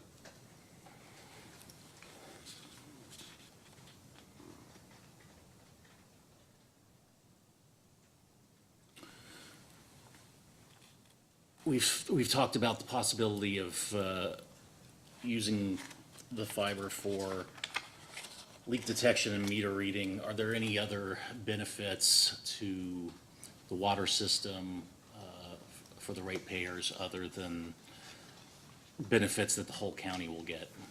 I think if at some point in a post-CSUP world, that fiber could be leased to a third-party provider that was generating revenue and income from that, then absolutely, because that income from that would be shared with the utility district at, whatever point. That's come up a couple times today about future contracts. We would all negotiate what those revenues look like. That's a direct impact to the customer. It could help lower or prevent rate increases.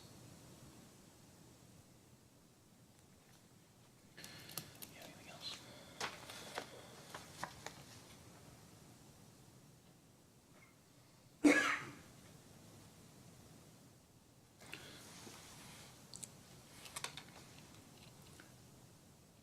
In the MOU, there's a $20 per hour employee and $22.64 per hour truck fee. Where did you get those, or where did those numbers come from? Madison County Utilities District. And are those intended to be a reimbursement or a punishment? That would be reimbursement to the utility district, I guess, a punishment to the county, right? I have nothing else. And I'm not sure if this is a question for you, but are there any concerns about environmental contaminants or contaminants in the water doing broadband through the water pipes? I think Crayley would be better suited to answer Okay. that specifically, but just knowing what we've been through on the process of this with them and their due diligence and the chlorinating of what happens and then the whole process of inserting that messenger pipe, I feel confident that there isn't. Okay. But they would be able to address that a little better than I could. That's all.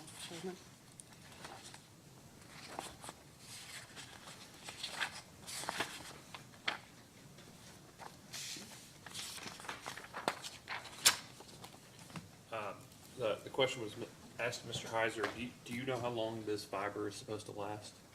The expected useful life is? I don't know that we've ever discussed a specific, lifespan of the messenger pipe and or the fiber. At this point, to my knowledge, Crayley has not had a failure of their product. So that gives me confidence that it's at least a long-term solution, and you're not going to see this thing going out in 10 years or whatever it may be. But I think at the speed the technology moves, who knows what we're going to be doing in 10 years. So, I don't know that we can even really, the lifespan of the fiber is extremely long. Is it degraded by the water? No, because what's in the pipe is the messenger pipe, which is essentially the same kind of product that is the water pipe is, right? It's HDPE. And then that fiber is inside of that pipe and also armored. So the lifespan of the fiber, I do not believe is an issue. Is the, and if you don't know, Crayley can tell me, but is that HDPE that acts as the messenger pipe, is it, ductile is probably the wrong word, is it malleable, or is it, for lack of a better term, hard, like the PVC pipe is in the ground? I'll let them answer specifically. I've touched it because we have it, and it is hard in nature. And so how does it, I guess what I don't understand is how it then goes up, out, over, and back in. So it is malleable at some point, but it is a stiff product, but it is able to bend, and then the technology that's in that messenger pipe actually allows it to float in the water as well. So they'll be able to specifically answer that better. When it comes out the valve? Can I ask a question? Sure. Sorry. Is that why you have to build the box next to the valve, or is that just for the splicing? That's so that if you tried to run the fiber through the valve, you wouldn't be able to close it anymore. So you have to come out and go around the valve so that the utility district can still close it. That makes sense. And then we would splice inside of those boxes if need be, or make addition connections to go south or go left or right from those directions. Okay. So most of these water lines, or many of them do, I don't want to get ahead of myself, are plastic, right? It's hard to find plastic pipe underground, and often there's a wire connected to those pipes in order to find it for location. Does the tap, for lack of a better term, used under the Crayley method, does it interact with that that wiring? I don't know the answer to that. Tracing wire? No, that's folks from Crayley.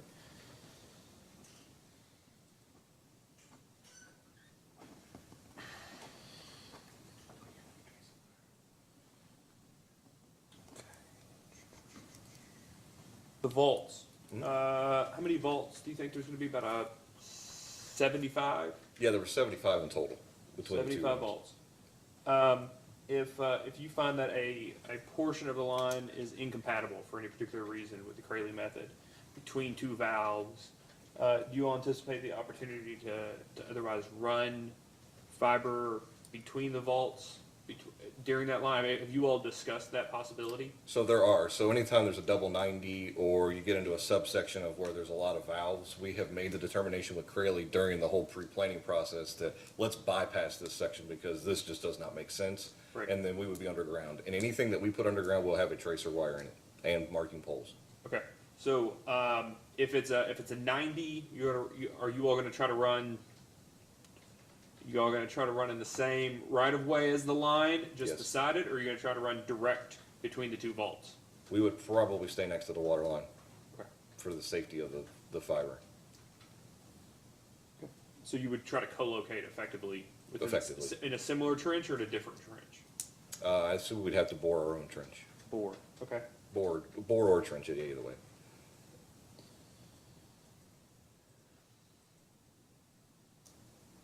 And then you're running point to point, is my understanding with this fiber, that there won't necessarily be any connections at any of these individual vaults. Is that correct? At this time, there are not. We do want to do our due diligence and planning when we do drop those splice points and to make access for if there is a future need to go out another line. So we would, in some of those vaults, have the ability to tie in later if we needed to.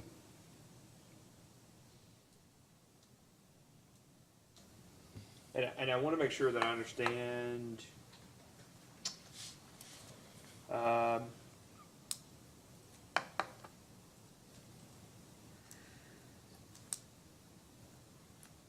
This idea of use. So I see that there are two options, and I want to make sure I know which one it is. So there's the one situation where the feds don't want to pay for something that's not exclusively or primarily used for the purpose of why they're paying for it.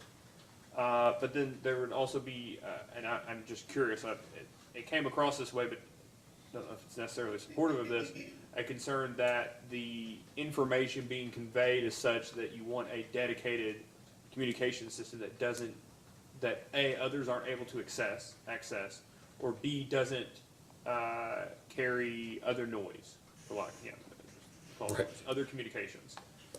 Is it the former that is the concern around alternative usage of the fiber, or do you all have a concern with the latter? For instance, would you all have a concern sharing the communications network with the ones and zeros effectively coming from metering or leak detection? No, I don't, the county wouldn't have an issue being on its own pair, right? So there is no security issue there. It's gonna be its own network if it was. I think the concern would be to make sure that, FEMA was okay that we were using it for another purpose, which in the experience that we have, as long as the primary purpose is being met, then they have never really objected to using it for another thing. So if meter reading is advantageous to our our citizens, then that was something that we would absolutely explore. And it doesn't cause me any concern for security or anything like that. Yeah, and let me just be honest, right? There's a distinction, there's a legal distinction and a operational distinction between the county and the water districts. Right, the water districts are a subdivision of the state, but other than appointing members of the, and I'm not asking questions here, but other than appointing members of the water districts or determining what their compensation should be through minutes of the fiscal court, they're independent agencies, right? They operate completely separately. And so here we've got a situation where you all approach the water districts and ask them to do you all a solid, right? And they've agreed, and the data request response uses the word forego. They've agreed to forego compensation for your all's use, the county's use of their water lines for this purpose. The reason I ask these questions, and I don't know that you can definitely give me the answer, maybe Judge Executive Taylor could, but are you all going to return the favor when it's you all using the fiber, but using you all owning the fiber in their pipes, but when they want to use it for advanced metering or for leak detection, use your all's fiber for their system, are you all going to be as similarly accommodating as they have been to you? Yeah, obviously the fiscal court, the judge would have the ultimate say, but if I'm at the table, I'm going to advocate for them to be able to use that, because the whole premise behind it is you're building a resource for the community. You're not just building a resource for us. And there's plenty of capacity there to allow them to use that. So I would advocate for that. Has that been up to now part of any of the negotiations or contract or MOU discussions? None of the negotiations, but it certainly has come up in conversation, and so has the reimbursement. If a broadband provider does get on that in the future, in the next 10 years, and we're seeking and seeing revenue from that, that is part of that, and we would absolutely share those costs with us. Well, I don't have that authority, the judge does, but that is the communication, is that we will share those revenues because we are in their water line. And broadband, in my opinion, a different situation altogether. It's a private use of it instead of as a public use. But that's why I ask.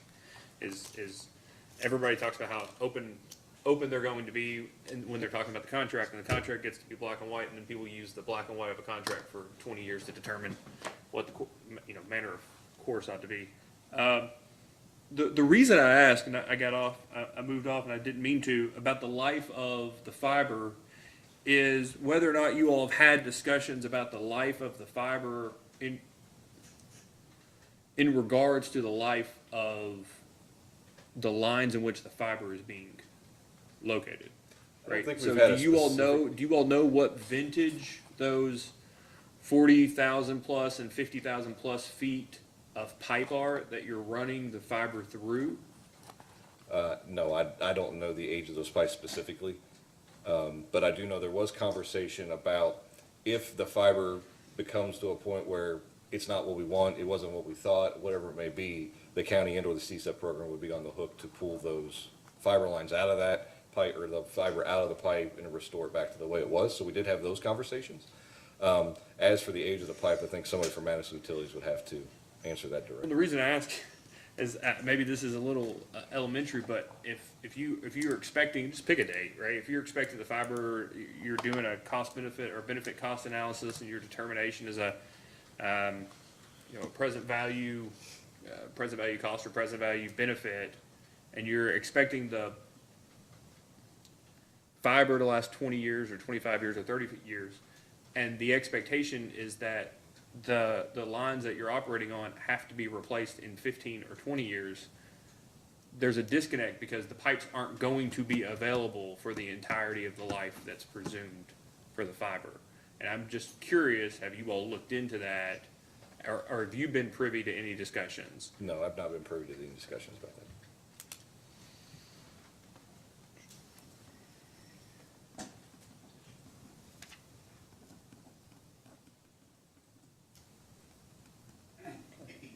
And if I want to ask how you put back the 200 holes, and how you fix those 200 holes, that would be a question for the folks from Crayley? Yes.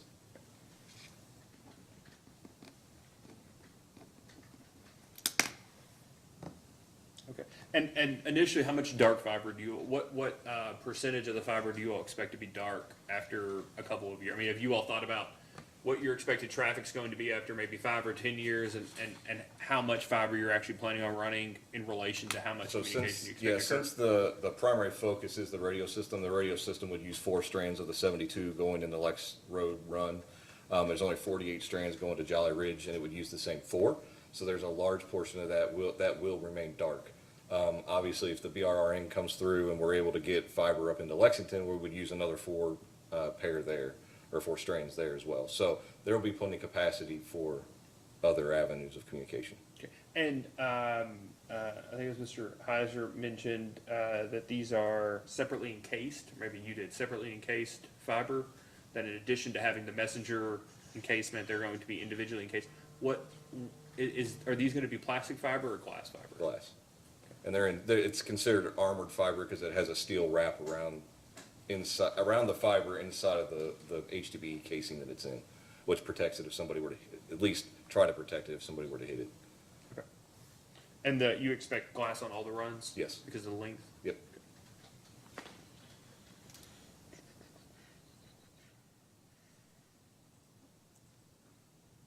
Do you all anticipate depreciating? This is a random question, but do you all, when you all get these things and they're effectively paid for, right? It's a capital, it's not an ongoing expense, it's an individual capital expense. It's a project like this in relation to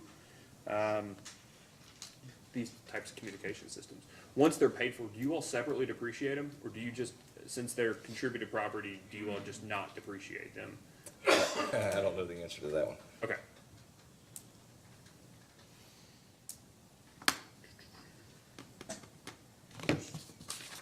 Question I had for the judge, I think may have gotten past to you.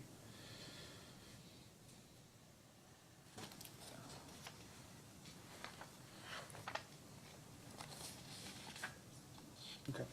All right, thank you. Mr. Patterson, do you have any redirect? I do not. All right, thank you for being here with us today. Mr. Patterson, would you like to have us entertain a request to excuse this witness? Yes, please. Okay, Mr. may be excused. that'll be fine. Thank you. Mr. Chairman, I think probably it would make some sense now to call Mr. Parker with Crayley. Okay. Be a nice segue into some of the questions that the person was just asking. All right, Mr. Parker, is your broadband acting up, or can you hear us? Okay, I'm just activating my camera, so I'm sincerely hoping that you can actually see me. My broadband is a little weak, but We my can audio okay? we can see See you. you. Can we ask if can you put the microphone a little closer to your mouth? It's a little hard to pick up. Okay. How is that? Is That's that much sound better. slightly That's much better. All right, Mr. Parker, please raise your right hand. Do you swear or affirm that the testimony you're about to give is true and correct under penalty of perjury? I do. Okay. Please state your name and business address for the record. Mike Parker, and I guess you're probably looking for my home location, which is 65 Shoreham Drive, Warrington, United Kingdom, postcode Whiskey Alpha 5 2 Hotel Yankee, WA5 to Mr. Patterson? Thank you. Thank you, Mr. Parker. Please tell the commission what it is you do with Crayley. Okay, I'm the Chief Technical Officer of Crayley. And how long have you been in that position? For around about 7 years now. Okay. And were you on the ground floor when this product was was originally invented and used? Yes, I was. Okay. Can you kind of just take the commission, please, through the history of Crayley, what this product does, the thumbnail sketch, the Cliff Notes version of what this product does, and where in the world it's been deployed? Yes. So we commenced actually with a technology to deploy within the home service pipes. We believed at the time, this is going back right to the very beginning, that would be the big market. We found that we were perhaps a little bit early in the fiber to the home market for that, and that water companies were actually requesting we had a product which would allow us to deploy fiber, communications fiber, within the more, shall we say, the trunk or distribution or access water pipes. And so that was the route that we went down with the development of. We continued the development of the home drop product as well. Now that fiber to the home is becoming much more of an actual reality, then we are certainly aware that will become a fairly key development as well. Or, sorry, I beg your pardon, key product. And what became very apparent a few years back, is that using the fiber with digital acoustic sensing, in other words, breaking the fiber down into tens of thousands of virtual hydrophones within the water pipe, would provide water companies with a lot of benefits. That includes things like leak detection, but not just limited to leak detection. The ability, for instance, to detect nearby digging, either by hand or by machine, so that effectively another utility doing some trenching work nearby would provide alerts, but also the ability, for instance, to do perimeter protection for key facilities. And as an example, things like detection and location of service connections within a water pipe, which certainly in rural areas has some benefits.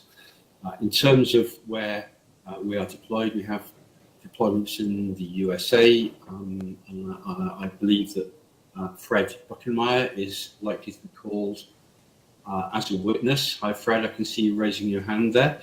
And we have deployments in a number of countries around Europe, and we additionally have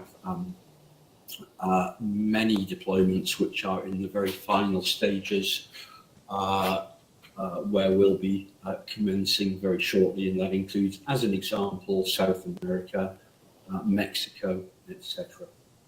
And I believe that probably the one that is going to have the biggest resonance for you, obviously, is domestically, is the system for the city of headquarters. So we'll get into, in just a second, we'll get into the specifics as it relates to Madison County and the engineering and plans that you developed for Madison County. But I'd like for you to give the commission an idea of how the implementation works and how it is that you're able to protect both water quality and water flow with your implementation of your program. Indeed. So the specific method that is going to be used for Madison is what we call the depressurized technique. In that method, the pipe will be prepared in advance of a deployment with a vault, and typically will be prepared additionally with a hot tapping of the pipe, a saddle placed on and a hot tapping. We have special purpose fittings which go on at each end of a specific and individual run. We always bypass valves, such that valves can of course be shut. The purpose of the valves being to isolate individual water pipe sections in the event of any maintenance requirement.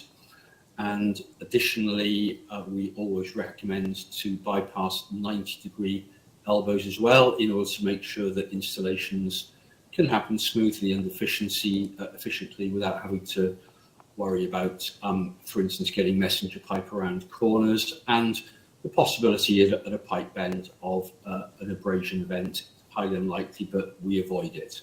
So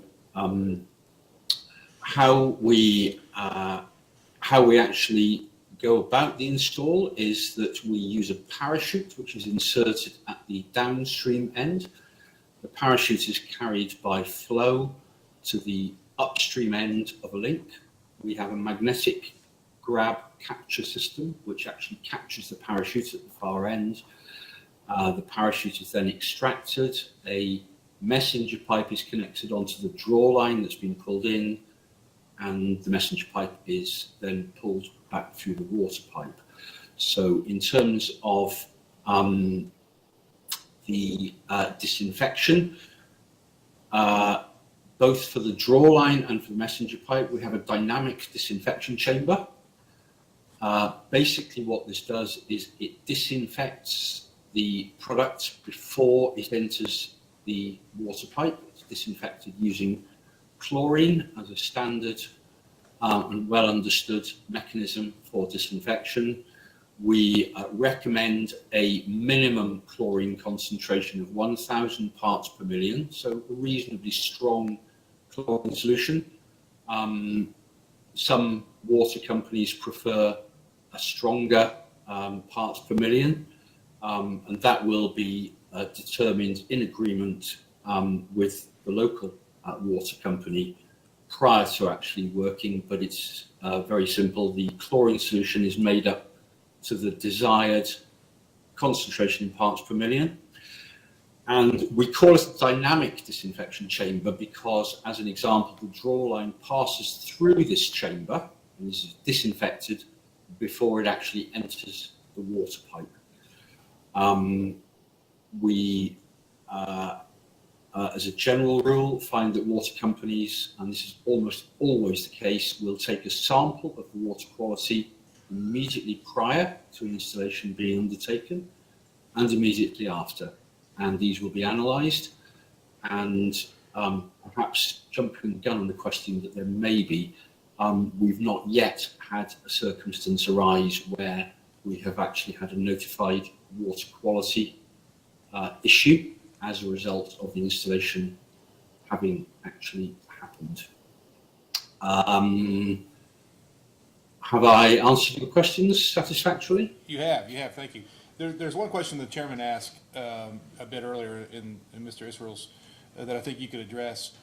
Talk about the messenger pipe and whether or not it's malleable, and how do you come out of the ends with the messenger pipe? Yes, okay. So once the messenger pipe is actually deployed, we have a device called the final fitting. This is a very, very tough, rugged, machined stainless steel assembly. The whole of the product set is actually designed to be tougher and stronger than the infrastructure in which it's actually deployed. The messenger pipe itself is made from high density polyethylene, so it's a little bit different to PVC, which you're more used to with water pipes. PVC is in fact a very rigid product, and if you try to bend PVC, then you would very rapidly find that PVC can be quite a brittle product as well. HDPE is a very different type of polymer. It's very commonly used now, as you may be aware, in modern water pipe systems. In fact, mostly I believe that any new water pipe being deployed will be HDPE. HDPE has a number of qualities. The first is that it does have a degree of flexibility, malleability. Insofar as messenger pipe is concerned, we have a typical bend radius or bend diameter of 15 times the messenger pipe diameter. To give you an idea, so the simple fact is it will very readily curve and smoothly curve into the water pipe. The messenger pipe is hollow. I think this has been alluded to. So once the messenger pipe has been deployed, fibre may be blown down the hollow void using absolutely standard fibre blowing techniques. If you would like to perhaps consider that instead of it being a messenger pipe in a water pipe, it's actually a hollow duct that you perhaps might normally see in a trench, or that you have perhaps directionally drilled or thrust bored down which you would blow fibre. There is a benefit associated with this, and I believe there was a question before, well, what about the longevity of A, the messenger pipe, and B, fibre? Well, HDPE, as a very modern material, has a huge number of benefits. It is incredibly inert, so it has a very much longer lifespan than, frankly, any other pipe material. And the messenger pipe is made from the identical polymer that, as an example, if you bought a water pipe today in polyethylene, you would find that it is identical. It's the same material. So it's a highly inert material which is not prone to the sort of degradation, as an example, that long-term degradation that, as an example, a PVC pipe may be, and certainly, most certainly, ductile iron or cast iron pipes are subject to due to, as an example, internal corrosion. And one of the benefits of being hollow is that should you ever wish to do so, and should you ever have a problem with the actual internal fibre, you very simply blow the fibre out. It blows out from the point where you apply the air pressure. The fibre will blow out completely from the other end, and you very simply blow in a new fibre. And there may be a number of reasons why you might want to do this. You may, as an example, wish to put some more fibre cord in because you've actually found additional uses for the fibres. And as time goes on, there are certainly likely to be technology enhancements with fibre optic technology, which may, as an example, provide enhanced fibre performance or higher data throughputs. And so, I don't know, but let's say 10 years' time, you may wish to actually increase the fibre count and put in a more modern generation of fibre. It's a relatively easy process. Blow out the old and put in the new. And as far as the fittings and the messenger pipe is concerned, if we're looking at the fact that you've got PVC infrastructure currently, then if you compare, as an example, our polyethylene messenger pipe with what you might buy as a polyethylene water pipe, you're going to be looking at a similar longevity, which, put very simply, means that statistically it will outlive, if not considerably outlive, the actual water pipe infrastructure in which it's deployed. Now, the question that was raised was, well, what happens if the water pipe infrastructure needs to be replaced in 15 years? So it certainly is a very good question. And in fact, the messenger pipe could be extracted and could actually be laid inside a new water pipe, so that you would actually have your new water pipe with the messenger pipe actually pre-installed before you even commissioned it. So there are some creative ways that this could be handled, as an example. And the final thing I think I would just say is that water pipe infrastructure has a big benefit. It has been elaborated on, but just to confirm, typically water pipes will be a minimum of 4 feet deep, probably considerably more. I believe that the average may be around about 5 feet in Madison project. And of course, that compares directly with fibre that has been trenched or has been directionally drilled. And certainly on a global basis, typically you may be more around about the 2 feet deep for that. So what you have is a much more highly protected infrastructure in which the messenger pipe and thereby the internal fibre is deployed. And of course, fibre contains no electricity. It's purely pulses of light. Great. Has that helped? Let's talk about specifically Madison County. Let me first ask you, are there times, have you investigated projects in which the information provided to you was clear that that would not be an appropriate project for Crayley based on the information that you received?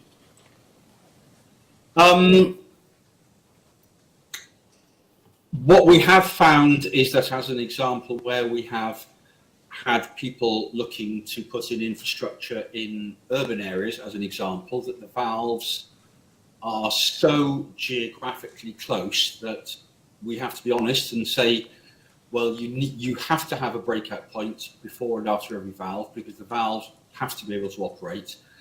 Therefore, it is simply not cost effective for you to actually deploy the solution because at each point, if there isn't sufficient space in the valve chamber, which oftentimes there isn't, then you need to dig an additional chamber, and it's just not viable.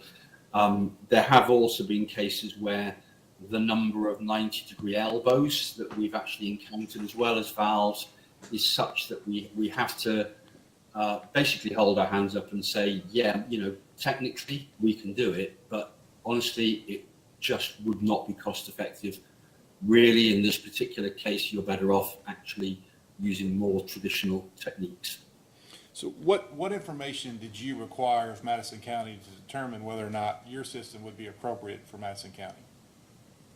Yes, so we have a very thorough system. We have a spreadsheet which we require to be filled in on a per proposed link basis. Now that proposed link will come from our initial assessment of the GIS data that we will have received from a customer. That GIS data is always re-verified later on, and we either ourselves or in this particular case by proxy via Madison staff, because this was actually all in the middle of the COVID crisis, just so that everybody's aware. We were not able to travel to the United States to do this ourselves. So this work was actually undertaken remotely by local people. And we have a spreadsheet which includes all information. So by way of an example, geographical location of proposed start point, end point, intervening bends and curves, identification of 90-degree elbows, identification of valves, identification of pipe materials, the best estimate, because that's generally what it is, of flow velocities and prevailing pressures. And we basically take all of that data. It then goes through a process of several iterations of verification, presentation back to the customer so that the customer can review that. And at the end of that process, we then come up with a full and detailed plan. We call it our full study. I think I saw a little bit earlier on that somebody actually did have a copy of that. And what this plan provides is, on a per link basis, all of the information that's required by the installers, absolutely everything, including what particular items of equipment are required, the length of the run. It verifies everything, including flow velocities, pipe materials, etc. And it includes all other information within the full study that would be necessary as information to be used by the actual installers themselves. And then prior to any installation actually happening. It is mandatory. We always send an engineer over who will provide, firstly, a classroom coverage of all aspects, and will then go out into the field, work with the installers, ensure that the installers are doing everything correctly, and will then mentor the installers for the first period to ensure that, firstly, everything is being done exactly by the book. Very specifically, things like contamination and disinfection are absolutely #1 priority, of course. And that mentoring will then carry on until everybody is satisfied that the processes are working fully properly.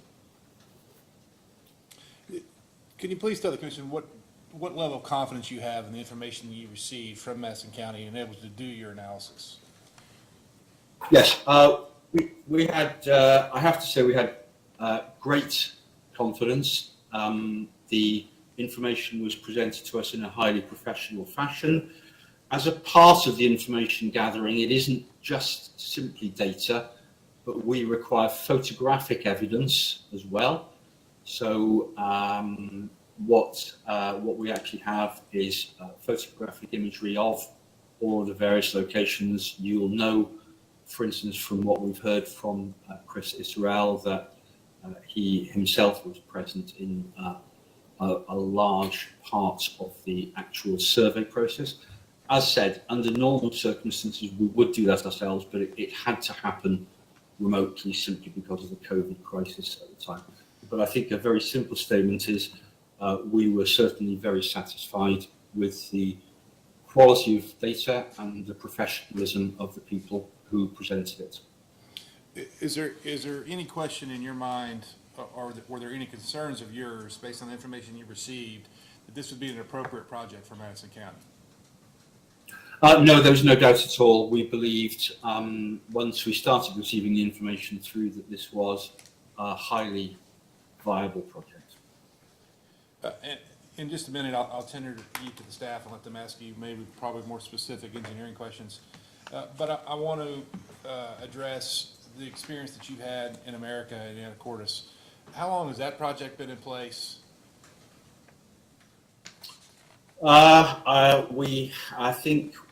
I believe we're actually on to phase 2 is being installed probably right now. Phase 3, I think, may even have started. Phase 1 went in probably, I'm estimating, over 3 years ago. Fred will be able to give you the exact date, I'm sure, when he provides his evidence, but I believe it was certainly well over 3 years ago.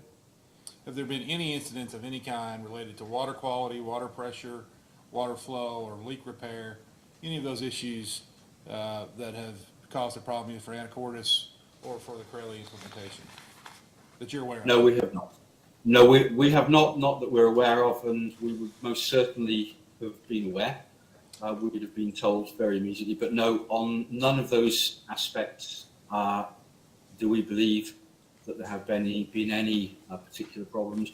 And I would also add that Anacortes, very much like pretty much every other water company that we've ever worked with, had been very rigorous in terms of the water quality testing to absolutely ensure that, to their total satisfaction, that any and each individual install fully met their quality criteria. And I know you've said privately, but I'd like the commission to hear it. Corelli's opinion as it relates to the implementation of this product is water comes first, always first. Is that kind of your mantra? Absolutely confirmed. The asset which is used to deploy the messenger pipe is the water infrastructure. Water infrastructure is complete #1 priority. So although I have to say we actually have no instances thus far of any bursts requiring the fibre or the messenger pipe to actually be removed. I think I can state that one very, very clearly for you. In the event that was to happen, then the water would take absolutely number one priority. There are a number of ways that a water pipe, if you have a very severe leak, may be fixed. The simplest method, of course, is if it is not a full rupture of the pipe, that a repair saddle is placed over the water pipe. That's actually a very quick and easy method. It's the most common that is in fact used by water companies. And while we have mentioned the ability to do leak sensing, what leak sensing does is it actually allows a fix before fail strategy, so that when the leak gets to a point where it is clearly evident that it's really not good, then that actually alerts the utility to be able to say, at this XY location, you've got a leak that's now getting out of control, go fix it before it becomes a problem. But clearly, in the event that a pipe section needed an absolute replacement, then what you would do is you would fix the water pipe first and foremost, and then you would reinsert the messenger pipe retrospectively. Great. Anything further at this time, Mike? Thank you. Thank you. Thank you, Chairman. Mr. Parker, I think I'm going to start with like a really basic question because it was unclear how you all determined that you were going to choose the depressurized method instead of the live or semi-live methods for Madison County. How did you all make that determination? Okay, so the live insert process actually was developed after the Madison County project was defined and all of the equipment had actually been supplied. So that is a relatively new product set. That said, the water pipe sizes that we have within the Madison project are such that in the Lexington Road, in principle, it could be used, but we would certainly not be able to use it to deploy 16 millimeter messenger pipe. The maximum we would be recommending would in fact be a 16 fiber product for that, which if we look at what the plans are, would I believe not be a sufficient fiber quantity probably going forward. Okay, so that leads me to my next question. I believe that Madison County has tendered both the Lexington Road full study and the Kirksville full study. And based on some of the things that you've mentioned and some of the testimony given by Mr. Israel, it appears you all have had some subsequent conversations with regard to the messenger pipe being run within the water line or outside around the water line. Is that correct? No, it's not. It's not correct. We've not looked at the messenger pipe being run outside of the water line, except in the circumstances where it was evident that it was more cost effective for a link between two segments to have been actually provided by traditional civil techniques. So laying a messenger pipe alongside a water line kind of defeats the object. It will be a hugely invasive and a very expensive exercise.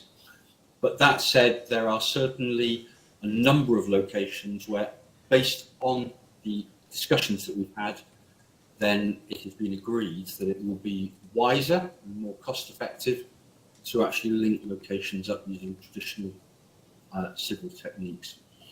I think one thing that also, just to further answer your question, is we did originally start with a 24 millimeter messenger pipe product, and we in the end settled on a 16 millimeter messenger pipe product. In other words, quite a bit physically smaller, because that would satisfy the fiber requirements very easily, plus a substantial amount of future expansion capacity. So in fact, all of the messenger pipe sizes were actually reduced during this process, during our discussions. Okay, was was that reduction done before or after it was brought to your attention and the county's attention that the pipe size was reported to you all incorrectly for a couple of lengths? So you've asked a good question. If I'm honest, I don't recall, but I think it was actually decided beforehand, actually. I think there had been a number of discussions. Forgive me, I don't actually recall that particular aspect, but I think it was, on balance, I think it was before. And it was simply basically to, what we always prefer to do is to minimize absolutely the dimensions of the messenger pipe. Minimizing it will always provide benefits. Benefits in terms of even though it's very, very minor hydraulic pressure loss, but also, of course, on a cost effectiveness basis, it minimizes the cost of the project as well. So there are benefits for the customer always round, really. Well, I don't know how you'll feel about my next question then. When I was glancing through the study, all of the observations and notes for at least the Lexington Road one seem to indicate that the messenger pipe is going to go in the water line. There doesn't seem to be any notation of any section that is going to be an exception. And I could clearly have missed it, so please don't, I can't find one that reads differently. So Yeah, I think, yes, I think, if I'm not mistaken, but I would need to check this, and I will very happily do that and report back to you after this. But I think that those points may have actually been on what we have called the Jolly Ridge aspect rather than the Lexington Road aspect. But if that's a requirement, I will check, and I'll be very happy to report back to you. well, actually, I guess that leads me to my next thing. I think that in a post-hearing data request, we will probably, I think we would like updated information. So if there's been any points that have been changed as far as where the messenger pipe is going to go, or the impact of the new pipe information at different lengths would impact your study, I think we would like to have that information. We So- will be very happy to do that for you. There was another, while I'm on the subject of a post-hearing data request, there was another piece of information, I believe, that Chris Israel had reached out about the water flow from the fire hydrants. I think that maybe some additional information was relayed, and there was mention that you would perhaps check on the flow from the particular hydrants that were asked about in the data request in this most recent case. Do you recollect anything about that? I don't, but again, I'll be very happy if we provide some post requests for information. I'll be very happy to verify all of that and provide that information for you. Okay. In some of the updated information about the PVC pipe, there is a pipe that runs very closely, like a 4-inch pipe that runs very close to the 8-inch pipe, PVC pipe. Does that affect anything that you all would normally do in the installation process? No, it does not. Okay. I think that you had mentioned earlier in your testimony a little bit about the nature of the HDPE material. Is that the right initials? And you mentioned that PVC pipe is brittle. And in this case, you all are going to be boring holes inside of PVC pipe. And is it true then that you all don't know the age of the pipe that you will be boring into? I believe that there's a little bit of haziness over the actual age of the pipe. I think what I was really referring to is that if you tried to bend PVC pipe, you would find that it would not bend, or it wouldn't have that level of flexibility. When you're accessing a PVC pipe infrastructure, then it's actually done via a saddle. The saddles will, amongst other things, actually provide support for around a coring point. Can I And of interrupt course- you for a second, though? Can I ask you a question about the saddles? Sorry. Please. I know they're mentioned in your report. Can you tell us a little bit about the material that they're made out of, and like, do they add weight to the pipe? So, okay, yeah, very good question. I believe that what was settled on were stainless steel saddles. When a saddle is applied, then you clearly will need to excavate a very small amount under the pipe in order to get the lower part of the saddle on, but then that will be backfilled so that basically the saddle is not in air, it's actually resting back on the solid surface. And I think, if I'm not mistaken, that the saddles that were settled on by Madison were actually construction. But I would need to verify that with the folk actually at Madison, but I do believe that was the case. Okay, and I interrupted you when you were telling me about boring the holes in the pipe, and I apologize. So if you want to finish. No, that's okay. So basically, what I was just going to say is that when any service connection is required, or anything of that type, a washout valve or whatever, then coring of pipes via a saddle, very typically using a hot tap coring technique. So in other words, the coring is done when the saddle is fitted, when the saddle is tightened on. It's a very standard technique. It's not a process that we certainly believe there is any problem with or risk over. It's a very standard technique across the world, and it's done with pipes of all materials and all ages across the world. When you all were working on the prototype and implementing this in Washington, did you all study or have you kept track of any of the issues that arose during the installation process? So if you're talking about specifically about anacortes, we had no major issues.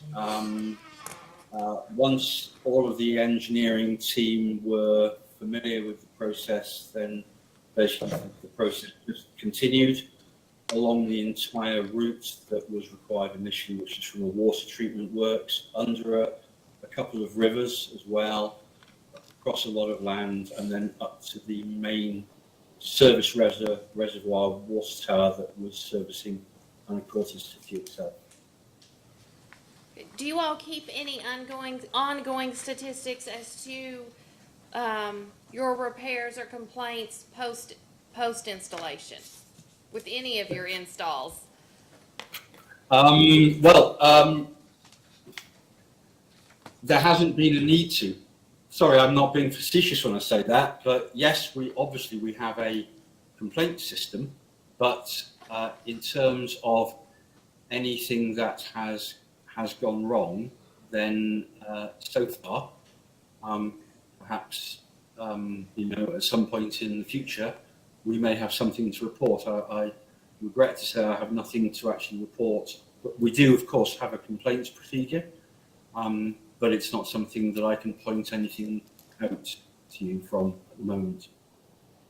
Okay, I'm going to shift gears now to, I guess, water loss mainly, and the length of the outages.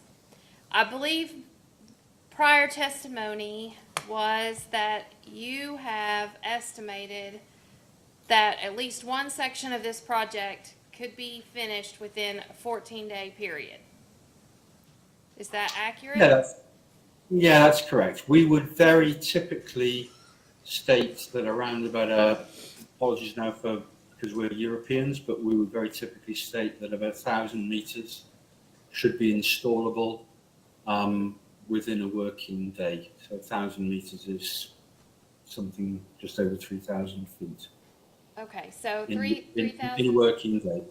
working day. Okay, so like a normal 8-hour shift. Yeah, that kind of thing. Now, there are a number of variable factors. So, as an example, the actual water flow velocity, that's what actually carries the parachute.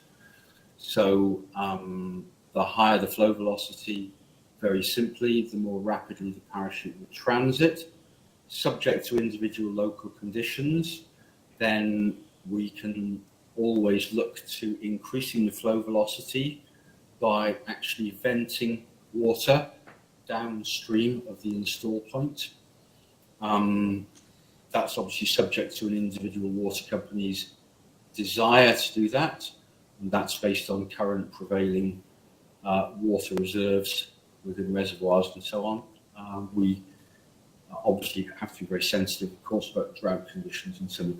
But the actual transit time for the parachute is finite, and it is based upon the actual water flow velocity. And so that's one of the determining factors. According to your report, you have noted that the utility would have 2 flow shutdowns. Very typically, that would be the case, correct. Okay. I believe the other engineering report mentions 3. It can depend a little bit on the individual sections.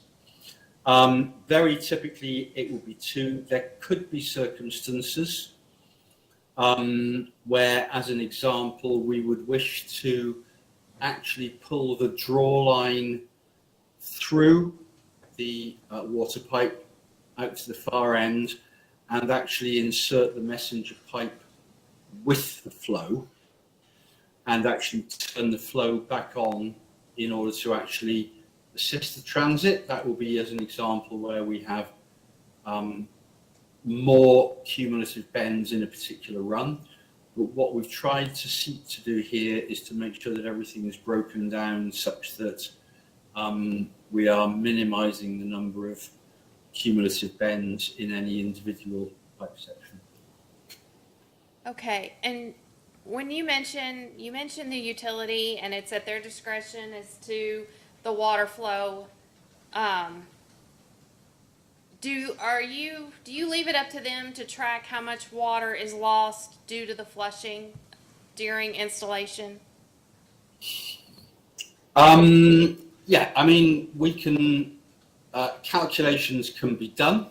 Obviously, calculations are a little bit variable because current prevailing pressure, if, as an example, a port needs to be opened downstream to provide some additional flow velocity, then it's going to depend on the actual opening of that port size. We can certainly make some calculations, but ultimately it will be down to the water company to be quite certain that they were happy with whatever was being done. And in common with many other things, we would always want a water company to verify any calculations themselves as well, of course. Okay, based on that, it appears that the agreements are not specific as to what normal water loss or excessive water loss means in this context. Based on your experience, what does excessive water loss mean to you generally? Again, it's a little bit of a difficult one to answer, to be honest. Under normal conditions, then where we have, as an example, a relatively flat section of pipe, in other words, we don't have one end that is geographically significantly higher than the other, then once the pipe is accessed, the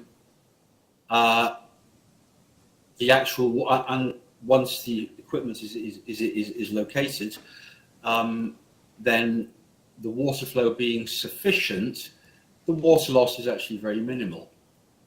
However, where we have a pipe of a given internal diameter, where we have one end of the pipe that is geographically higher than the other end, then essentially what it means is that while that section is depressurized, additionally then the water in that specific section of pipe will be vented. And we have had circumstances, as an example, where in order to actually minimize the loss, and the calculation is obviously very easy to do. The calculation in terms of number of gallons that might need to be removed, that's a function of internal diameter and pipe length. But we have certainly had cases where, in fact, tankers have been used to retrieve the water rather than actually use it. Very few circumstances, though, to be honest. Based on your other experiences, on average per day, how long are customers without water? Again, a little bit difficult to say, but if you were to say that on average, you'd be talking about several hours. And the reason, again, that it's a little bit difficult to answer that question is it does depend on water flow velocity, because the higher the flow velocity in a particular section, then the more rapidly the parachute will actually transit. And it will depend on whether an individual section may need draining and what quantity of water needs to be removed. So prior to actually commencing on the program, what we would do is we would actually do certainly our best estimate calculations for what each individual link would mean. That would then be presented to Madison. As said, generally a water company will like to check the calculations, make sure that they're happy, that everything's right. And then the works may be scaled according to what any individual specific link may require. To give you an example, then, for instance, working perhaps of an evening rather than during daytime, or working at a weekend, for certain links may be regarded as preferable. But all of this prior to anything actually starting would be calculated and then discussed with Madison and a schedule suitably agreed. Okay, and I know this may seem like a technicality to you. Would you discuss it with both Madison Fiscal Court, Madison County Utility District, and Kirksville Water, and then they would all have to agree? Or would you just take your numbers to the person who's going to pay you? Okay, great question. No, it will be the utility ultimately that would be looking at the data. With respect to a fiscal court, for instance, would always turn around to the utility and say, what is your opinion anyway? So anything like that would need to be agreed in advance with the utility. Based on the timeline that we're looking at, where would you see that? How many months out do you see that from today? I guess to an extent that depends on this hearing and any on-bound discussions that are actually required from it. But I guess I would envisage that maybe we could be hitting the ground within a 2 to 3 months period. Now, clearly there are quantities of civil works, etc., that will need to be done. So that's quite easy for me to say, but ultimately that's not my gift. That will depend to an extent on scheduling in civil works as well. What we do recommend is that everything is prepared in as much as it can be in advance, such that the actual install process is then as efficient as possible. So very simply, I think I would envisage maybe a 2 to 3 month period, but I guess we could be talking a little bit longer, subject to a few other details. I have just one more question, related to the engineering report provided by HMB, prepared by Brandon Baxter. Have you had the opportunity to look at that? I have not actually seen that report, Okay. other than I'm advised that Brandon Baxter confirmed that he was satisfied that any material or even measurable effect on flow or pressure head loss was well within any limits that would be applied. That's what I was advised. Okay, so saying that it was within the limits is not necessarily that it could possibly have a negative impact on the pressure. Well, okay, so if we look at this in practical reality, that there is maths, but there's also practical reality. So let's just take as an example one of the 12-inch pipes. A 16mm messenger pipe is of the order of 0.28% of the area of that pipe. It's incredibly small. At the flow velocities that we're discussing here, then we may be looking at something like 0.0667 psi per mile. And also bear in mind that individual pipe sections are not necessarily concatenated. So when we're talking about, let's say, 10 miles of run, this is not 10 linear miles. This is across different pipe sections which are subject to water coming from different directions. So it's, what you're talking about is an incredibly small set of numbers here. And of course, what we're also talking about is a very, very smooth surface area. So the actual increase in wetted area is finite, yes, but it's actually very, very small, and the surface is very small as well. So, maths is maths, but it's also kind of intuitive when you look at these numbers. What I can advise is that we have never, we're always be careful to do calculations. We will always discuss those and present them in reports. Virtually always that's reviewed by a consultant engineer, either within the water company or outside of the water company.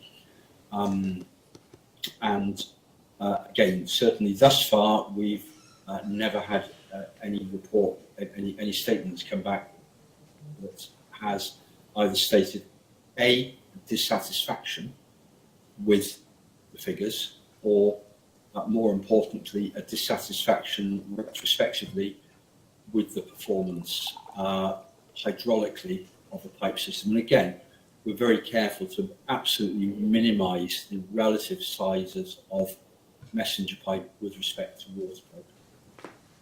Thank you, Mr. Parker. That's all I have. Thank you. Mr. Regan, any questions? Nothing. So, thanks for joining us all the way from Warrenton.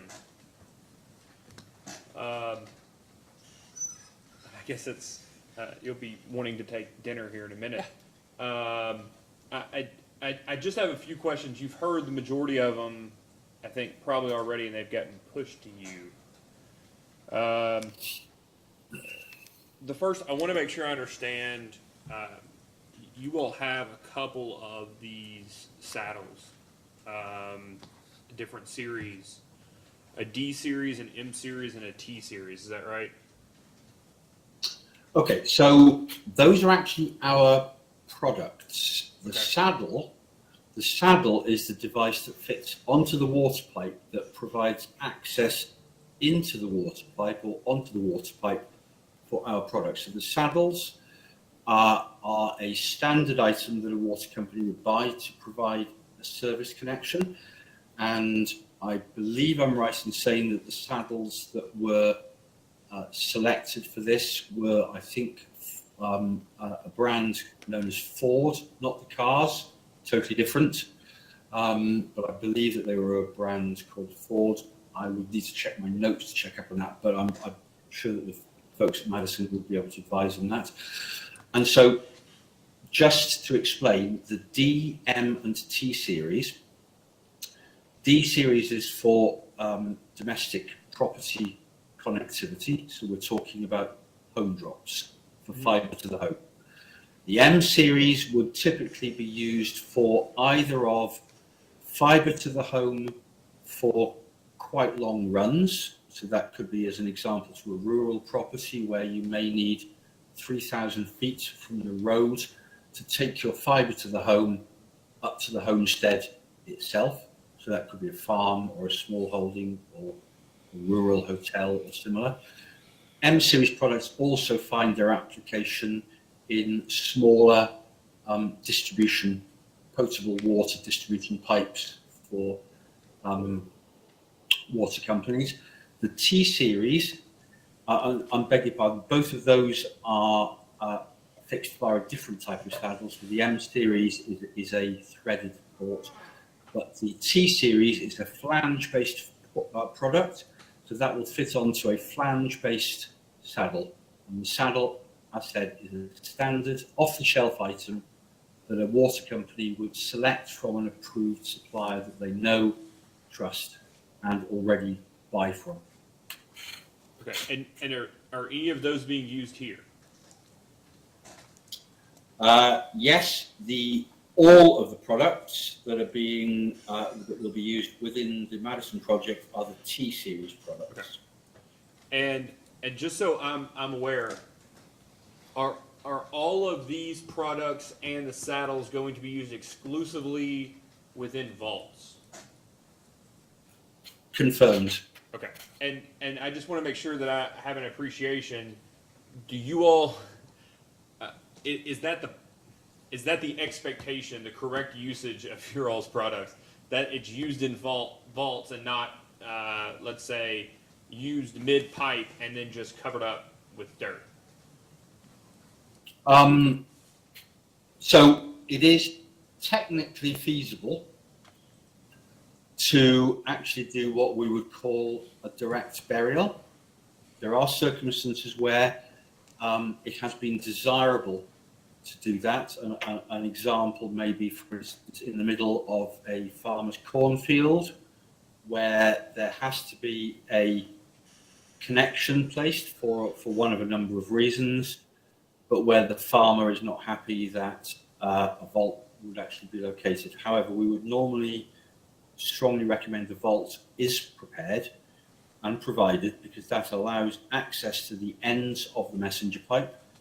That is specifically, as an example, for blowing of the fibre and for the connectivity. And I believe, as has already been mentioned, when you join up two sections of messenger pipe, when you join the fibre from two sections of the messenger pipe, typically you will go to a small third vault, which basically means that communications engineers never ever need to go near the water vault again. The fibres will be spliced in a containment box within that vault.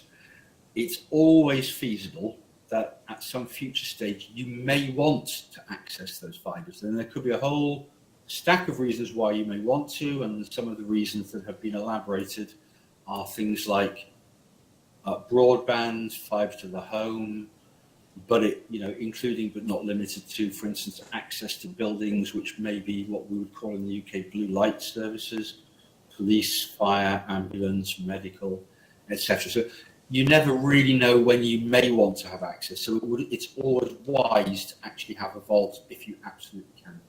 Yeah. And so these taps though occur within the valve vault as a general matter?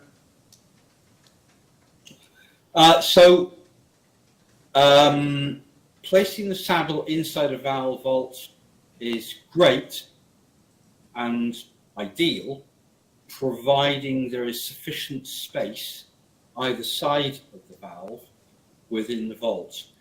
However, in many, if not most circumstances for water companies, they will not actually have sufficient space either side of the valve to actually locate a saddle. And so in many, if not most cases, then you would be looking at a vault either side, or case by case, what may happen is the existing vault is removed and a larger, effectively a longer vault is placed in, which means you still only have a single vault, but you can actually access the pipe to either side of it. Okay. And this makes sense. The concept to me, if your right of way in which most of your water is being run, especially like it is in urban areas, is actually under the road, right? And you don't necessarily, there's not a lot of dirt above your or easy access to your existing lines like there is in many parts of Kentucky. Is that where you all get the majority? We're not talking about an incredibly heavily populated area. Is that different than the majority of the areas that you all have placed this? Do you all find that this is primarily chosen for more urban areas in which access to pipe or directional boring is maybe not available? Yeah. So, I guess the obvious answer is this is so much case by case, it's kind of hard to say. What is actually pretty good about the United States is that a lot of water lines are actually placed in an easement that is actually to the side of a road. Apologies, we call it parkland, but I kind of mean like grass or similar, an easement in which utilities are run. That is a lot less common as an example, in the United Kingdom, where I live, where for some reason that I guess probably better known to water companies going back many, many decades, very often in urban areas, water pipes actually run down in the middle of the road. To an extent, it's because we have a lot less land. So, the ability to actually have an easement either side of a road has just not been viable because we just don't have the space. Whereas in the United States, you've got a lot more space available. So everything tends to be bigger, and you get a lot more comfort of distance involved there. And if you take somewhere like, as an example, the middle of a big city like, say, London or Milan or similar, then there is almost no question that those water pipes are running down the middle of the road. So, would our system, as an example, be any use in central London? No, absolutely not, because it would require vaults to be built in the middle of roads. You'd have to have breakout points virtually every block, if not more frequently than every block, for the valves. So the way it's worked out with Madison is that you have a lot of benefits, really, for the way that your system's laid out in Madison, and in general within the United States, particularly in what I would call, more rural cities, very much like Madison. Yeah, I promise you, we don't take offense to being called rural. Oh no, believe me, that's intended as a compliment. Most of us choose the lifestyle. And then I think that you've answered the majority of my questions already. But finally, you may have heard me ask a question earlier about where taps have occurred, and if the tap is removed, what is effectively the fix to the PVC? Do you just remove the fiber and leave the saddle? You have two ways that you can handle this. You can the easiest and the most common approach I think that people would use would be that you would cap the saddle. So in the case of what we have here, we're talking about flanges. Then you would simply place on a gasket and a flange plate. The flange plates have 8 bolts around them, and you would just simply bolt the flange plate down. That's it. It's capped forever. You could actually put on a repair saddle. This is very typically a very tough but suitably flexible stainless steel structure with a rubber internal gasket that would be placed over the hole and tightened down. But I would suggest that the most typical technique would be simply you would cap the flange off with a flange capping plate and then just leave it. And the latter would be effectively the same fix as you would have if it just had a leak. Yeah, right, right. And then, okay, so let's say you have a leak, and you find that a portion of pipe, right, a portion of the PVC, let's call it a 6 or 8 inch pipe, has to be replaced, 2 feet. If you're going to replace a certain length of pipe, do you rerun the messenger, the messenger pipe, with brand new, between the entire section between valves? Do you just rerun a brand new messenger, rerun brand new fiber, or do you have to, I guess what I'm confused about is, do you have to turn off the water, call somebody out, resplice, fix the messenger, resplice the fiber, and then after all that is done, effectively fix the pipe? I guess I'm not clear how both fixes are able to occur simultaneously, or in conjunction with each other. Yeah, they cannot happen simultaneously. The water pipe needs to be fixed first. There are 2 ways that can be done.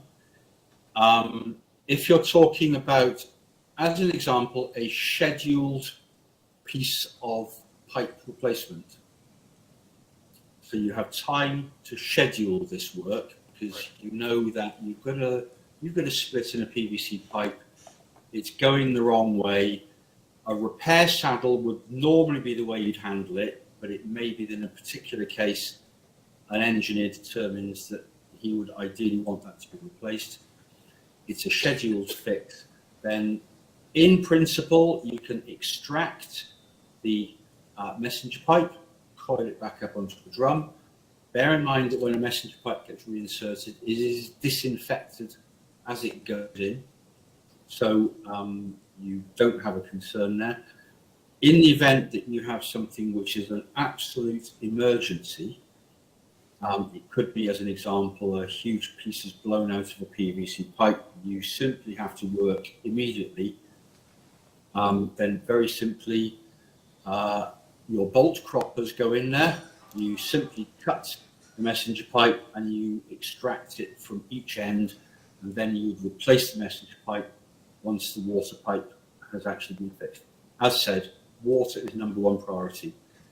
It's the conduit, but it is the most important thing. The comms can always be replaced, albeit under an SLA immediately once the water pipe has been fixed. All right, I appreciate spending the time with us, Mr. Parker. Do you have any redirect, Mr. Patterson? Do not. Okay. All right, is there any reason that Mr. Parker can't be excused? So you can go have dinner? So you can go to sleep. Get some rest? Yeah. I do, Mr. Parker, don't be surprised if you get a message from Mr. Patterson or somebody with the Water District. After the hearing, we will be sending some written requests, some questions, I think, expecting your response on those, and we'll provide those in written form, Mr. Patterson, after the hearing. We'll talk about the scheduling of those. So, all right, thank you very much. Thank you, and it's been a pleasure. Thank you very much. May Mr. Parker be excused, please? He can. So we will, we've been going at it for about an hour, more than an hour and a half now. We'll take a short recess just take a 10-minute recess until 3, and we'll come back. That'd be fine. I think I'll call Mr. Baxter when we get back. That'd be great. Thank you. All right, we'll take a short recess until 3 o'clock.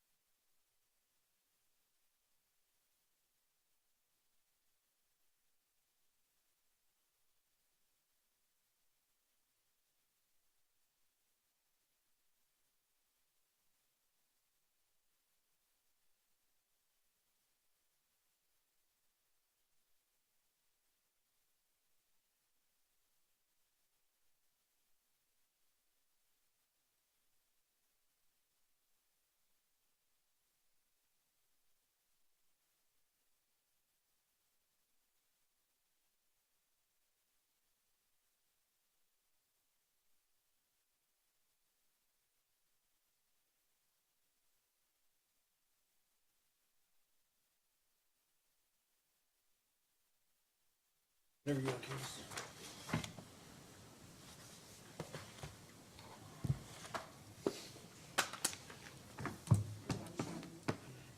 We're back on the record in case number 2021-00422. Mr. Patterson, it's my understanding you have additional witnesses you'd like to call? Yes, Mr. Chairman, would like to call Brandon Baxter.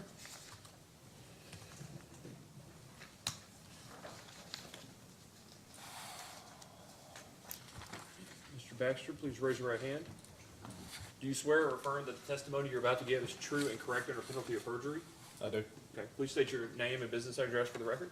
Brandon Baxter, you said business address? Whatever address you'd like to get, I'm trying to keep you from having to give your house address. 3 H&B Circle, Frankfort, Kentucky, 40601. All right, Mr. Patterson? Thank you. Mr. Baxter, please state for the record what you do for a profession. I'm a professional engineer specializing in water resources, so water distribution, sanitary collection. Okay. And how long have you been licensed in the state of Kentucky? Since August of 2014. Okay. And how long have you worked for H&B? Since July of 2013. Okay. And so the majority of your practice, all of your practice then relates to water companies and water services? Yes, sir. Okay. And how long have you, let me ask it this way, do you provide services to both Madison County Utilities and to Kirksville Water? Yeah, so I'm the on-call engineer for both Madison County Utilities and Kirksville Water Association. And how long have you been providing that service? Me personally, I've been in that role a little over a year. My predecessor, Kerry Odell, provided engineering services for both of those utilities for several years, long before his tenure at H&B while he was still at CMW. Is it your understanding that Mr. Odell had been virtually the only engineer that Kirksville Water and Madison County Utilities had before your involvement? That's my understanding, yes. And did you spend a lot of time with Mr. Odell learning the systems of both Madison County and Kirksville Waters? Yes, actually, from the time when Kerry Odell started on at HMB, anytime there's any kind of hydraulic needs for either of those systems, I would be the one that would run the hydraulics on those. Okay.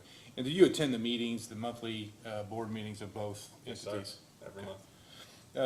Let's talk specifically, we've covered a lot of ground today, I know everyone's tired, so I won't take you through everything I was going to, but I'd like to get specifically to the analysis that you did on this project. I know, let me ask it this way, were you aware of this project before you were asked to do any kind of formal analysis of it?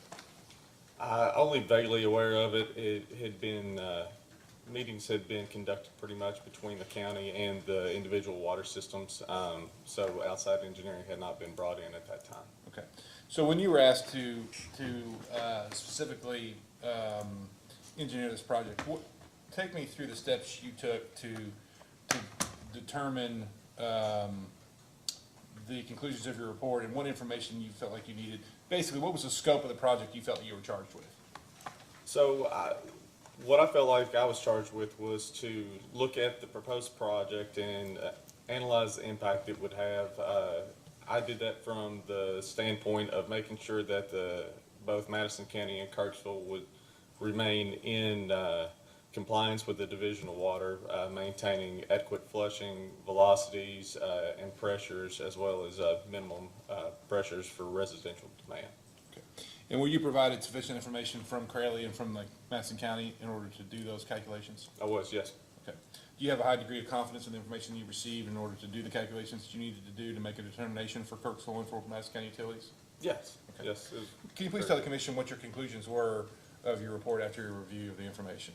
So whenever I did my analysis and stuff, I analyzed every pipe segment within the proposed project to make sure that it would obtain 2.5 feet per second, which is scouring velocity for water lines. One second, one thing, sorry to interrupt you, but one thing I wanted to point out that I meant to ask you to begin with. Tell the commission about what information do you have on an ongoing basis on Madison County utility system and Kirksville water system, separate and apart from anything Curley would have provided to you or anybody else would have provided to you? So with us providing the hydraulics for both Madison County and Kirksville, we have to run hydraulic analysis anytime there's a new line extension, anytime there's a new subdivision that comes in and they want to add additional water lines there. They'll come to us with whatever the proposal is, and we'll run the calculations to make sure that the existing system can adequately supply what the new demand is without jeopardizing the existing system. So you basically have on your computer a program that can tell you at any one point in time the entirety of Madison County utility system and Kirksville water system as it relates to pressures and flows. Yes, Is that right? we use a program called KY Pipe. It was a program developed by the University of Kentucky to measure flows, pressures, losses in closed conduit pressurized systems. Using a variety of formulas, the most predominant one that is used to figure in head loss is the Hazen-Williams formula, which uses C factors that attribute roughness to whatever the pipe material is, whether it be PVC, ductile iron. Each of them have their own C factor. Okay. And so all that information existed long before this project came up? Yes, sir. Okay. All right, I'm sorry to interrupt you now. Go back to, you were talking about what your conclusions were as related to flows and pressures. So my conclusions after checking at 2.5 feet per second velocity is that even though there is going to be a slight impact to the system as far as available flow and available pressure, that the impact is insignificant enough to not really have any kind of noticeable difference to the customers of Madison County and Kirksville. I kind of sum it up as there's new developments that are added all the time, big industries that have high demands and stuff. They're going to be pulling more water from the system when they're added on. This is kind of the same, you're just slightly choking back the pipe that it's in instead of adding a new customer to it. In its most basic terms, if I'm sitting in my kitchen sink and I turn my faucet on, will I know there's any difference between before and after the Crowley pipes in the pipe? So there'll be no noticeable difference at least? No noticeable difference, no. Most of the pressures were reduced by 5 PSI or less. Now, you were here during some of the other testimony, I know. Can you talk a little bit about, is there any difference virtually at all in how the Crowley system is implemented and in connection to any other new water service? As far as the installation goes. As far as the actual physical installation? The tapping of the pipe is what I'm. The tapping of the pipe. So what he was trying to explain is that the brass tap, which he said it was going to be Ford manufactured, is the same type of tap that you would put on for a new water service coming off of a water main. So what they do, they dig around the existing pipe that's there, they clean it off real good, and this thing has a band that straps around, and you tighten it down, and then you thread, there's actually a valve that goes on there, it's called corporation stop.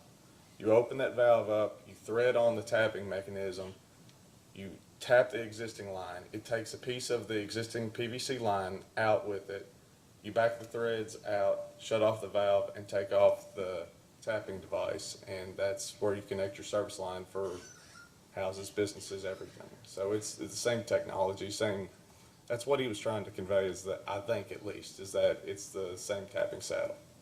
Now, I know you were here for Mr. Parker's testimony. I know you've also had an opportunity to review portions of the Crowley report that was produced. In listening to his testimony and your review of the Crowley information that you've been provided, do you have any concerns whatsoever about water quality as it relates to two things? One, the implementation of the process, and two, the ongoing presence in the water line? I don't have any concerns as far as the implementation. It's no different than whenever new lines are installed or a break is repaired. You have to have a chlorine residual or chlorine added so that you can get it back into standards and stuff, and issue a boiled water advisory for that as well. That's kind of how I view this. Even though it's not a new water line, it's a new line connecting to the system. So by doing that, you have to go through the same procedures, which is the boil water advisory. Okay. And no issues as it relates to quality of water with the pipe in it ongoing? No, that would have been mainly what my analysis was about. The 2.5 feet per second, that's a scouring velocity. Basically, the water has to be that fast to get any kind of bacterial growth that may hold on to the PVC pipe off of it.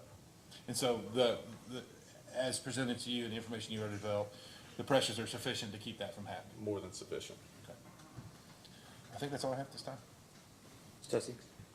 Okay, Mr. Baxter, I think I have your report pulled up. Do you happen to have it? I do not have a copy of it. Well, it may just be easier if I read the what parts that I have a question about. Sure. The first is, on the first page at the bottom, you've included an analysis section. And according to the analysis, the first sentence reads that the addition of the wet fiber line to the existing distribution system has the potential to adversely affect the water distribution systems.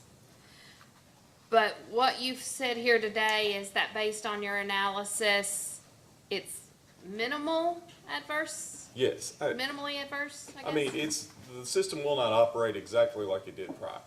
I mean, that should be semi-intuitive, that anytime that you are taking a pipe and you're adding another pipe inside of it, you're effectively reducing the cross-sectional area.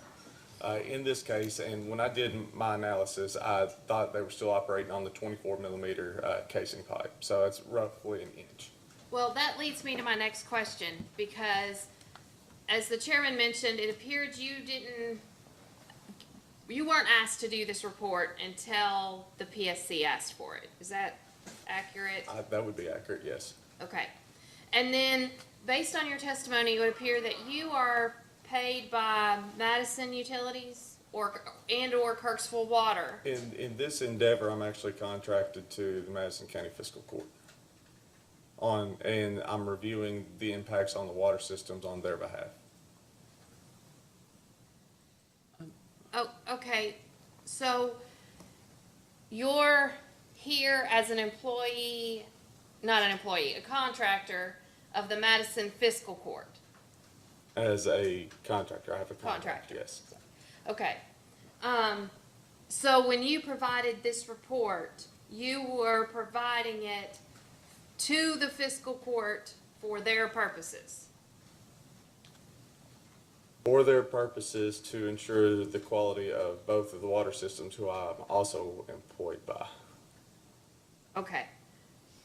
Okay. I think, And I mean, the contract language in our report basically outlines that that's why I was hired on. It's a agreement basically saying that I'm there to analyze this on behalf of Kirksville Water Association and Madison County Utilities District.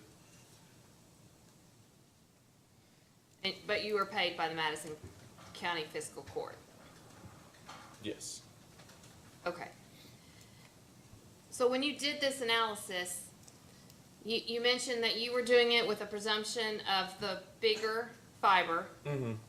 Yes. And I know you mentioned you were familiar with the systems, the water systems. So the errors in pipe size, did you use the correct pipe size in your analysis? I did, because I compared the pipe sizes. I believe I did anyways. There should be a table that lays out that in the report. Mr. Chairman, You I've do. got a copy of the report. Thank you. I believe you do. Okay. And I did include, but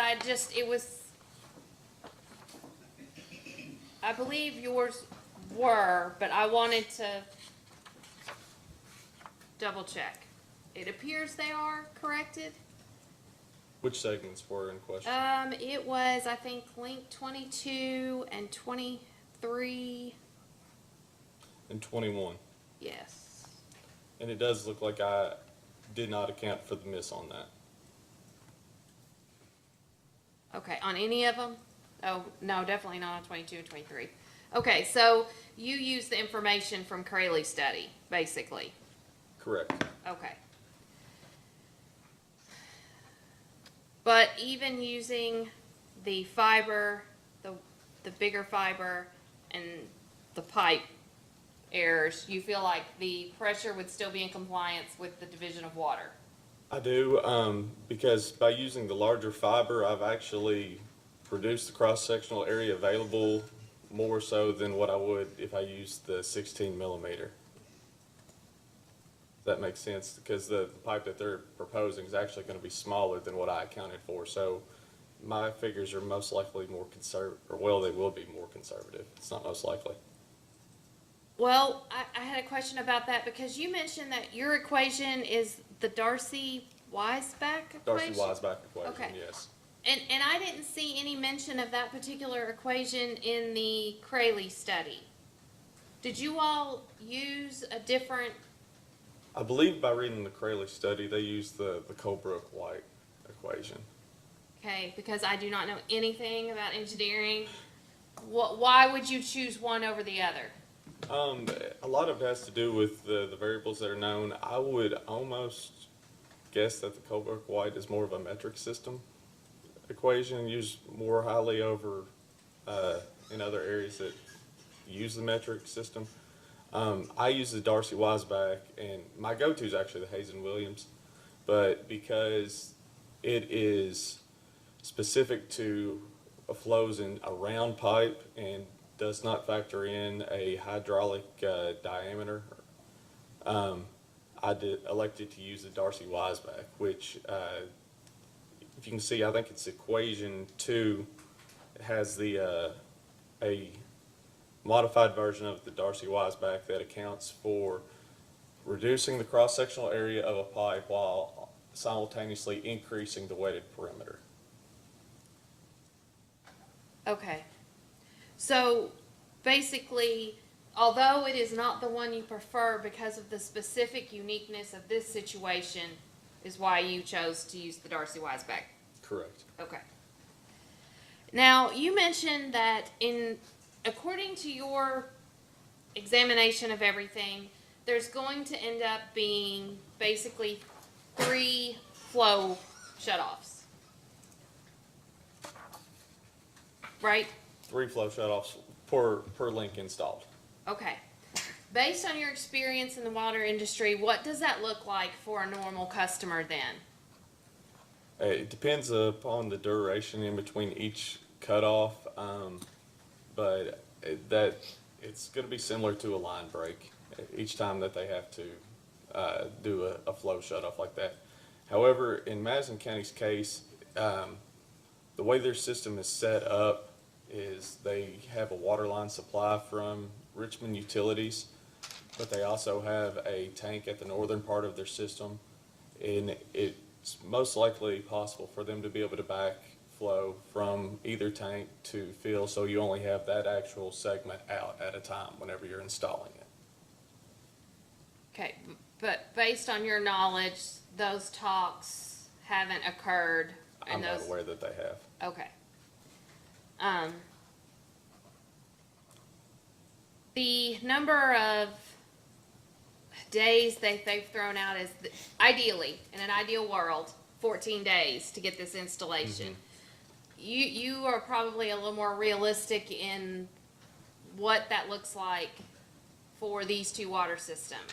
Sure. 14 days, is that a realistic number? I think the 14 days is going to have a lot of pre-work going in. I think they would have to go ahead and install all of their vaults and have them ready to go prior to that.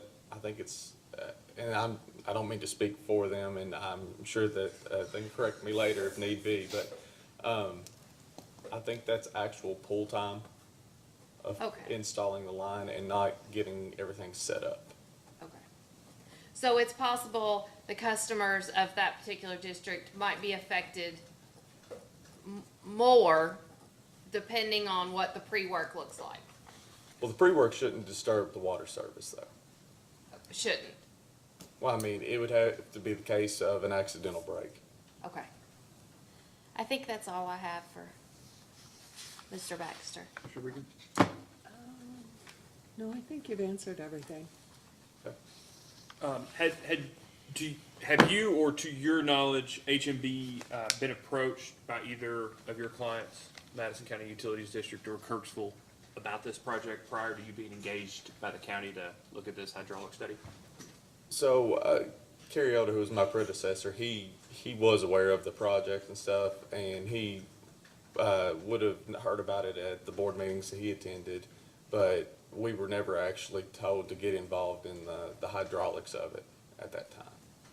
Well, that's what I guess what I'm asking is, do you know if you all had any concerns or expressed your concerns to the water districts? We weren't told to look into it. We're not gonna. You weren't asked to look into it? Correct. Okay. These taps, do they, we're talking about the saddles. They're Yes, sir. ordinarily used in this, whatever. Do they impact the tracer wire? Does the tracer wire have to be cut They and do not, reconnected? and the tracer wire isn't like attached to the line, it's loose. So if it happened to be laying on top of the line, some contractors I've seen will actually tape them to the top of the line. You can just raise it and slide the saddle underneath. It's no issue. And do you know whether these saddles, they were talking about stainless steel, I think is what he was saying. A lot of time they're copper. Copper. He just said stainless steel. I think I heard stainless steel and copper both in the Okay, discussion. all right. It's copper.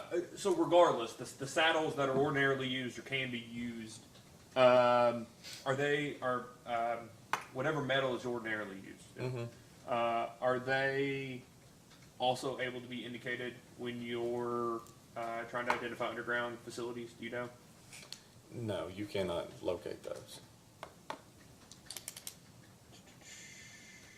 Are you aware of the general size of the vaults, the valve vaults that these two systems have? Vaguely aware, yes. Okay. I did thumb through the plans. Yeah, and I just was curious, how many of these do you think are wide enough to actually have these taps occur within the valve vaults? Or how many of them do you think are going to be outside the valve vaults? I think that from what they've shown, it looks like they're going to be able to get the taps within the vault limits. In all of them, or the majority of them at least? For the majority of them, yes. Okay. And do you- they did have different options for vaults for different configurations as well. Okay. Do you know,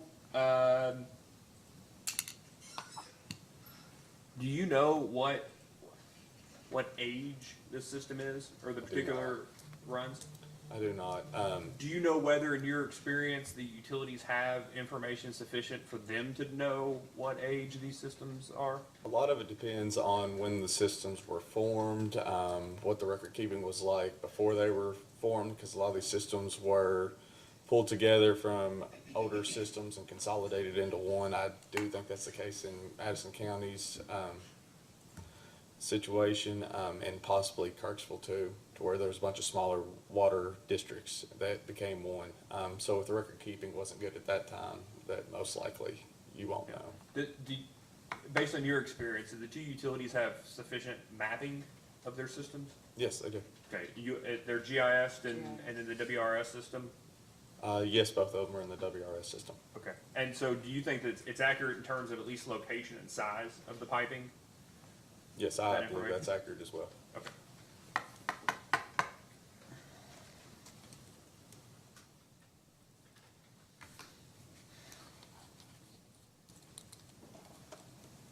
If you'd been, you still work for Kirksville and Madison County, even since being approached to do this hydraulic study, have you been asked your opinion on whether the two utilities should move forward with it?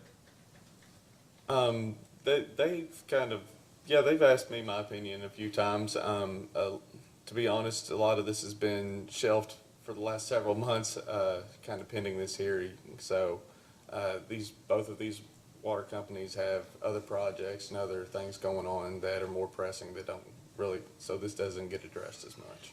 Yeah, no, I just was curious what your opinion was if they've asked you to give it to them. I don't think they've asked me directly, no. Do you have concerns if this goes through of being the ongoing engineer for the two utilities? How it's going to be able to impact your job and their ability to provide service? Well, from what Crawley has actually put together, their package for installation, and what I've heard from Madison County, the fiscal court as far as the maintenance plan and how everything will go, I don't think it's going to be much of a burden on either of these utilities. It's been very clear that they want to put the water customer first in these situations. So if there was a situation where there was a break, they can say, cut the line, fix your line, and we'll put ours back later. Last calendar year in 2021, Madison County Utilities District had a 21% water loss amount. 21% isn't as significant as some of the other utilities that we see. I'll say it that way. But it's still worse than the 15. It's pretty high. A fifth of the water produced or purchased is lost into the ground or otherwise used for system purposes.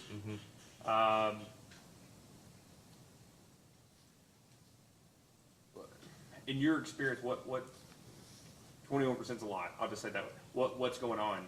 Do you know why the water losses is it? Do you or have you conveyed to the water district why it's why you think its water loss may be so high?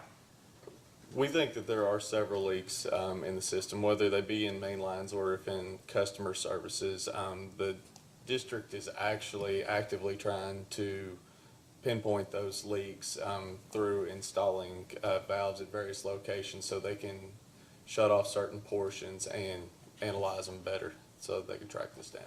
And they're using specific equipment to do that? They're using Flow meters or? well, flow meters, insertion valves.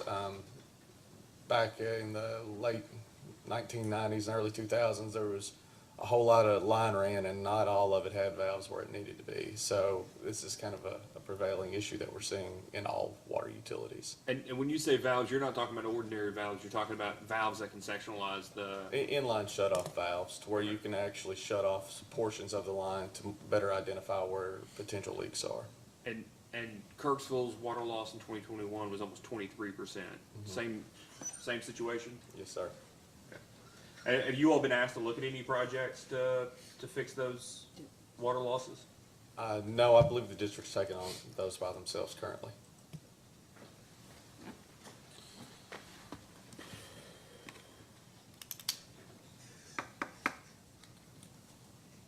Do you have any projects that you're working on for either of the utilities right now? For Either yes. Madison County Utilities District or Kirksville? Currently, I'm working through the funding applications for a project for the Kirksville Water Association's 2 water line upgrades, where they have smaller lines in between larger lines. And then I've got another project going on for Madison County Utilities. It's a water line upgrade, pump station, tank renovation job. Okay, and those would be, you expected KIA, rural development, do you have a Cleaner funding water. opportunity for those yet? The cleaner water money. Okay, all right. And then, are those the ones that have to run through the county in the ad? They do not, the county is the one that was able to divide out the money, and Right. the ads have assisted with that. Ultimately, they're being administered through KIA. Those are the ones that, everybody in all the 120 counties got together and decided where the money was gonna go, right? Correct. Cleaner water. Okay, all right. Correct. Okay, all right, I appreciate it. Thank you, Mr. Baxter. Sir. Any redirect, Mr. Patterson? No, Mr. Chairman, the only thing I would say is that a lot of the questions that you asked, we can provide. Mr. Odell, who represented both water companies for nearly the life of those 2 companies, is retired, but he's still available to us. He'll know within a phone call the life, the age of a lot of those lines, so we could supplement the record with that information. Okay, we'll probably ask for a post-hearing data request and ask if at least, if there information valve to valve, but probably I used the term earlier, but, it's escaping me now, but basically the age and the material that's used in each one of those, however specific possible, but, so we have an appreciation for what we're actually talking about. Okay, all right, thank you very much, Mr. Baxter, you may be excused. Thank you.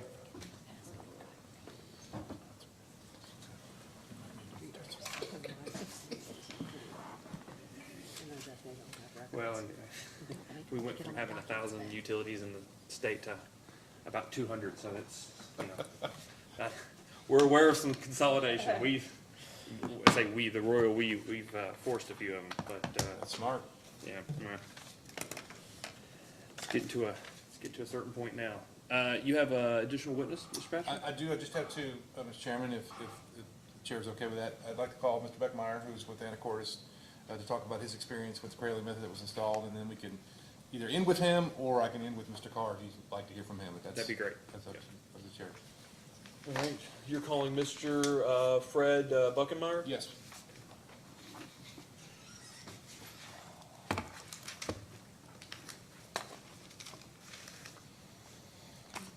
All right, please raise your right hand. Do you swear or affirm that the testimony you're about to give is true and correct under penalty of perjury? I do. Okay, please state your name and address for the record. It's Fred Buckenmeyer, 13694 Bayview Road in Mount Vernon, Washington. Counsel? Yes, thank you for traveling all that way. For Bet, being here yeah, today. pleasure to be here. Appreciate it. Please give the commission a bit about your background, Mr. Buckenmeyer, what it is you did for a living, and where, and for how long? Yeah, good. Until just recently, I worked for the city of Anacortes. I was the public works director there for, I don't know, whatever, 17, 18 years, and prior to that, in the neighboring city of Mount Vernon for 20 years. So, So your entire career's been spent in this business? Public Works, yep. Okay. Please tell the commission a little bit about what problem it was that you were trying to overcome and what led to your identification of the Crayley method, and then kind of just take us through what your experience was with that process. All right, yeah, happy to. Yeah, back, oh gosh, I'm gonna go 4 or 5 years ago, the mayor at that point said she wanted to have a broadband system throughout the city of Anacortes, and she wanted me to put that in. And I told her, I don't even know how to spell fiber optics properly, if it's one word or two word, but I'm happy to do that. So I took on the project. First thing I did was I connected all of the public infrastructure within Anacortes. There's about 30 pump stations and a number of government buildings. I laced those all up with fiber optics. And then we had an aging telemetry system, radio-based, and this was my solution for that, a fiber optics-based telemetry system. But then I had the problem that the water plant that all of this information needs to go to was 17 miles away, right? And so when I looked at that, 17 miles of fiber optics, it had to go underneath the Skagit River, which is the 5th largest river in Washington. It had to go underneath salt water across, I don't know how many state roads, county roads, private property. I didn't even know how to get the permits to do that, right? I mean, it would have took a presidential action, I'm pretty sure. But, so I started asking around, and the idea of Crayley came up. It took me a while to track them down. They were relatively new at that point, I think, or at least newer. Got them hold of them, talked it over with them. They came over and visited me and showed me the system, and it looked, I mean, in principle, it was foolproof. I mean, I wish I'd have thought of it, right? It's pretty simple stuff. At that point, before I did it, I took it upon myself. I traveled to Spain to look at the systems that had been installed over there. I'm quick to point out that was with my own money at that point, because I don't want anybody thinking I was going on vacation on public money. But anyway, so yeah, I went to Spain. I spent a week over there, looked at all the systems that they'd installed. They were just like I thought. There was a very simple installation. There was no leak. Everything's watertight, and just the simplicity of it. Anyway, so I came back, gave a speech to my city council, and they were like, within 45 minutes, let's buy it. So I have at that point a couple of internal engineers. They took a look at the hydraulics of the system. Of course, Crayley took a look at the hydraulics of the system. And the best way for me to describe the impact that it has to the hydrology of the pipeline is you can calculate what it is, but you can't measure it. There's just such de minimis effect to the pressure and the velocities that we couldn't measure. You can see it on paper. Obviously, you stick something inside a water line, it's going to change something, but very hard for us to measure. So yeah, then we had to get approval through our State Department of Health, which is a different thing, and of course, this is the first time anybody's done this, in the world, as far as they were concerned, and took us through the ringers as far as question after question after question.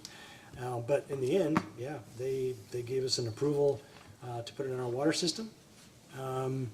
They required not just one test, but ongoing tests for fecal coliform or whatever. So yeah, every hour we were inserting, we were taking tests and sending them in and meet to the labs and get about an hour turnaround on the test. So we just wanted to make really sure that we didn't have any problems. I didn't want to be that guy that drilled 87 holes in my perfectly good water pipe and then have it not work. I'd be a greeter at Walmart somewhere. That's what happened. But anyway, so did all the due diligence, put the system in. I trained. Our guys, our water guys, were excited about it. They got trained in both installing Crayley, but also fiber splicing. So yeah, they did it all. we went through and installed all of our valve vaults, our boxes first. We welded up. We didn't use saddles on the majority of it. We used a welded bung, basically. That's a female threaded coupling. Just welded that right onto the top of the stainless steel pipe. Gosh, relative, you know, not that this was an issue, but this was the largest pipe at that point that this had ever been put in. It was 36 inch. So we offered some suggestions on how to modify the insertion devices. Boom, they were done immediately. And after that, man, it's been in there for a while. It's been pretty flawless. A neighboring city, the city of Oak Harbor, Anacortes has it's a regional water system, so we sell water to about, I'm retired.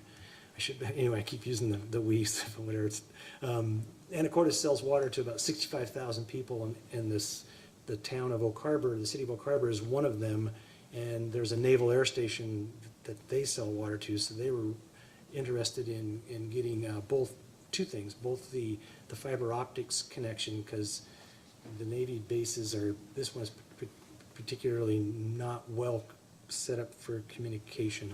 I'll stop there without revealing any secrets. So anyway, they're interested in getting the fiber optic connection, but they also have, at the risk of sounding like a salesman here, they also have a very old pipe system that feeds Oak Harbor, and they're very interested in the leak detection aspect of this, which Anacortes has since acquired and is using that part of it right now. Did I miss anything? No. Well, that sounds great. So, in your experience when you were there running it, and since you've left, I think you still consult with the waterkeeping there. There's not been any leaks or any kind of contamination that's been reported, or any issues like that since it's been put in? Not a thing. No, it's as foolproof and as simple as I thought. Right? I mean, one gentleman here said it's the same method that you use to tap a pipe to attach a water pipe to it. In this particular case, you're just reinserting that water pipe into the pipe. It's everything's same. Tap. Yeah, it's pretty simple. In the information that you received and the calculations and the engineering work from Corelli, it all checked out? Do you have any issues with the information they produced? And yep, they checked it out, and then we had, like I said, I had two engineers working for me. They both checked it out. Our State Department of Health checked it out. So I'm assuming the State Department of Health was focused strictly on bacteria in the water and water quality. Is that was mostly the focus was? You would think that, but they may have went beyond that, so I'll just. Okay, all right, well, that's sufficient. Do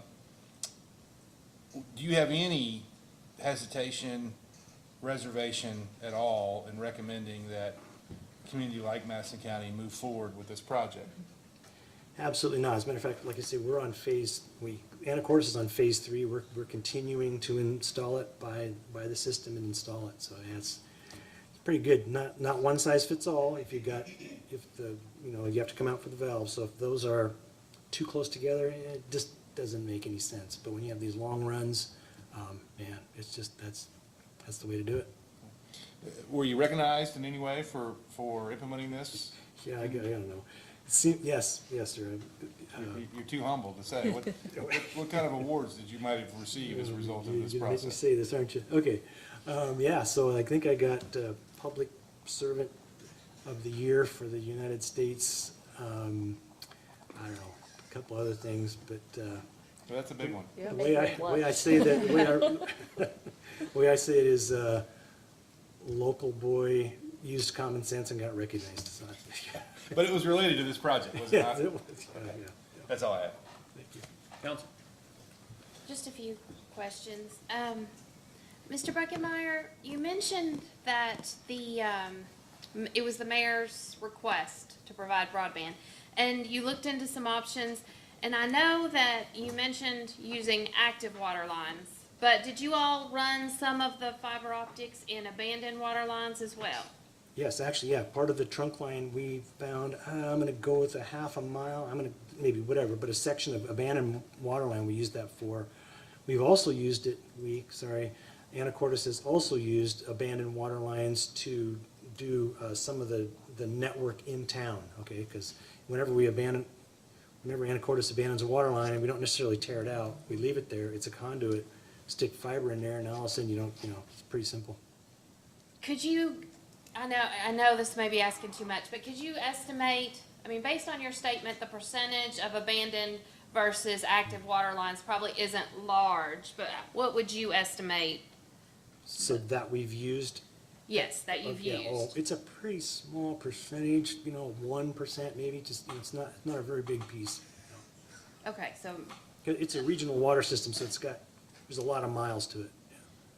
well, that leads me to my next question. You said it's a regional water system, and you worked for the Department of Public Works. Did you all run and operate the water system in the city? Yeah, yes. Yeah. And then did the city also operate the fiber optics? Yes, yeah. So all the billing and service was through the city as well? Correct, yeah. Yeah, I had not to interrupt, but I had the pleasure of being in charge of the street system, the water system, and now the fiber optic system, so it was all one thing, yeah. Okay. The other question, you mentioned that instead of a saddle, you all had welded, In the majority, yep. yes. So what type of pipe did you all have? Yeah, there's a series. The most of that pipe was welded steel. There was sections of it that were ductile iron. Those were saddled. We're putting it in a piece now. Gosh, Anacortes is putting in a piece now that's HDP, so those will be saddled also.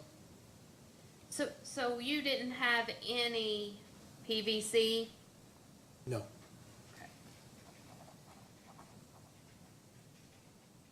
Okay, and then you mentioned that Anacortes purchased the leak detecting equipment. Yeah. So I don't know how familiar, it sounds like you're gonna be very familiar, but prior to the fiber optics being run through the water system, do you recall approximately what you all averaged in water loss each year? Yeah, 6%.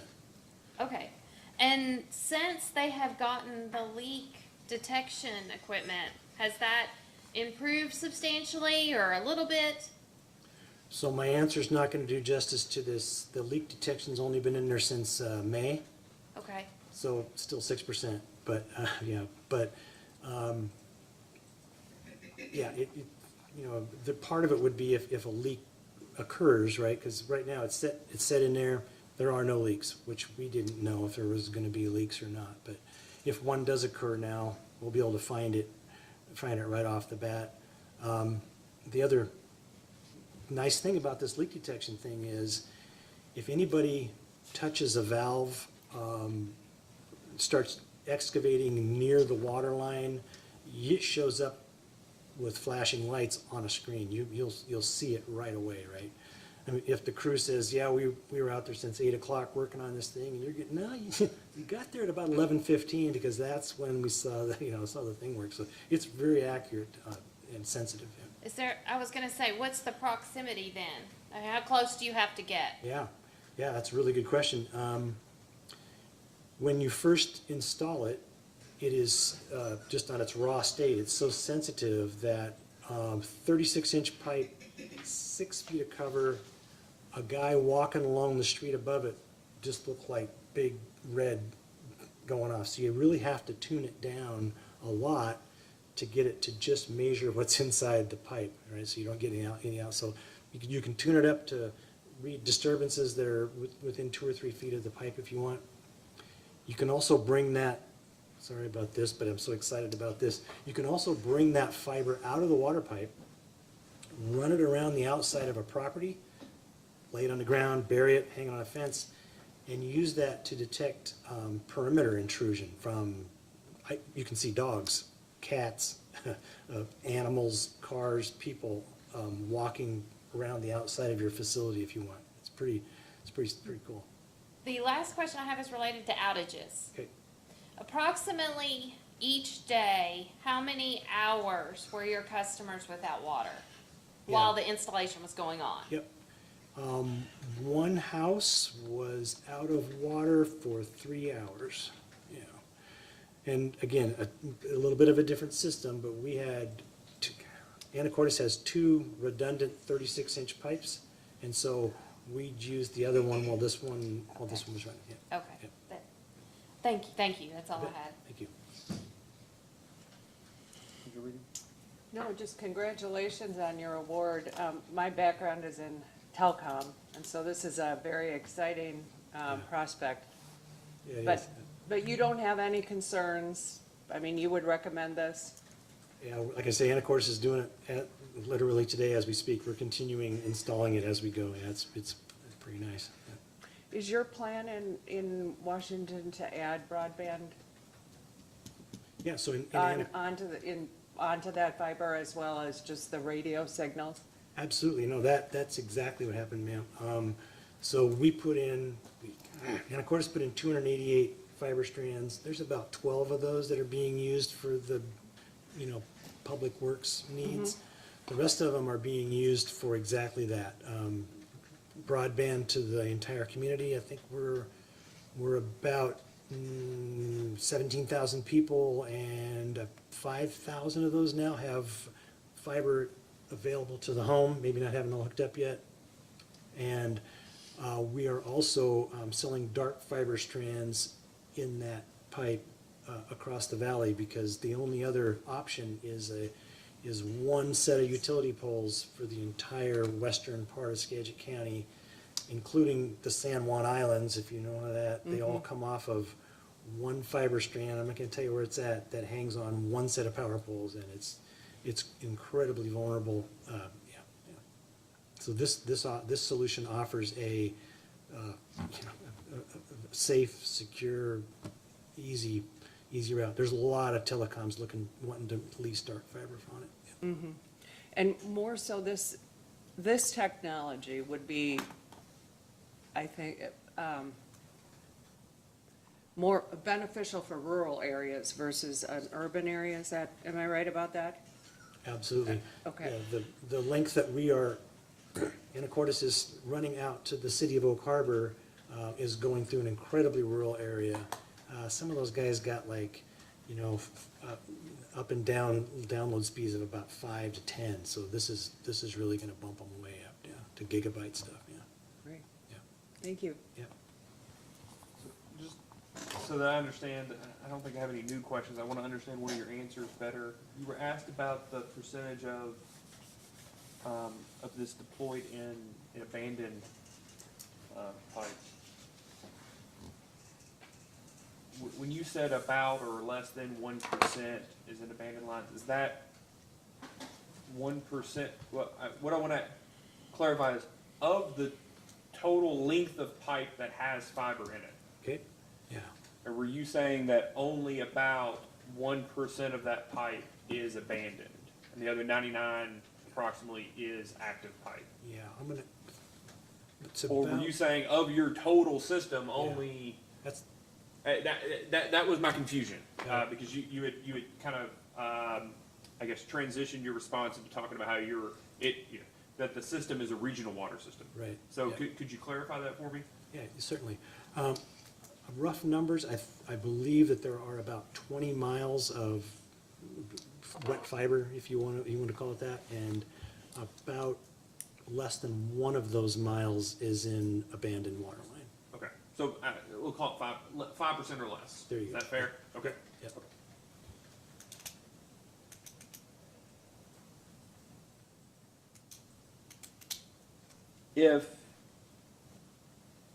Let me ask it this way. Would you have any difference of opinions if your system had been PVC or HDPE No. than the system was the stainless steel or the ductile iron? No, none at all. It's, the tapping is the same. You gotta put a saddle around that pipe. You tap, as water purveyors, you tap PVC just as often as you tap ductile iron or anything else, so yeah, no. And then finally, would there be any, in your experience, and maybe you'll have cement pipe at all? No.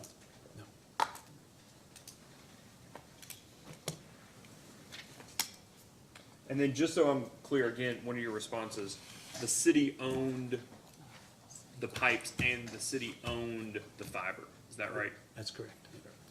And then was there any, I guess with dollar out of one pocket back in the other, but was there any agreement or understanding or contract between the two different divisions about the use of different systems? Yeah, we're too small. Our Anacortes is pretty small. We just, what's 10? Okay. And then you talked about a couple of the things. Did you all have discussions about the use of the fiber for purposes of metering, for AMI, or as an alternative to AMR or manual meter readers or manual meter reads? Yeah, thank you. So we have, sorry, can't stop it. We is fine. You didn't move, so we is fine. Yeah, don't worry. Oh, man, sorry. Retired and still there. I'm that guy that keeps coming back with the Letterman's jacket to all the dances. At some point, people are allowed to do that if you accomplish something. So we is fine. Right. Yeah, so we have an AMR system now, switching to an AMI system and going to use the fiber as our backhaul for that. So out of 8,000 meters, I'll bet you we have 5,000 on AMI right now. And you're right, we got the 5-second reads. It's just phenomenal. And you wouldn't have that ability if you didn't have a fiber backhaul, right? Just too much data coming across. Yeah, and so let's talk about the metering for just a second.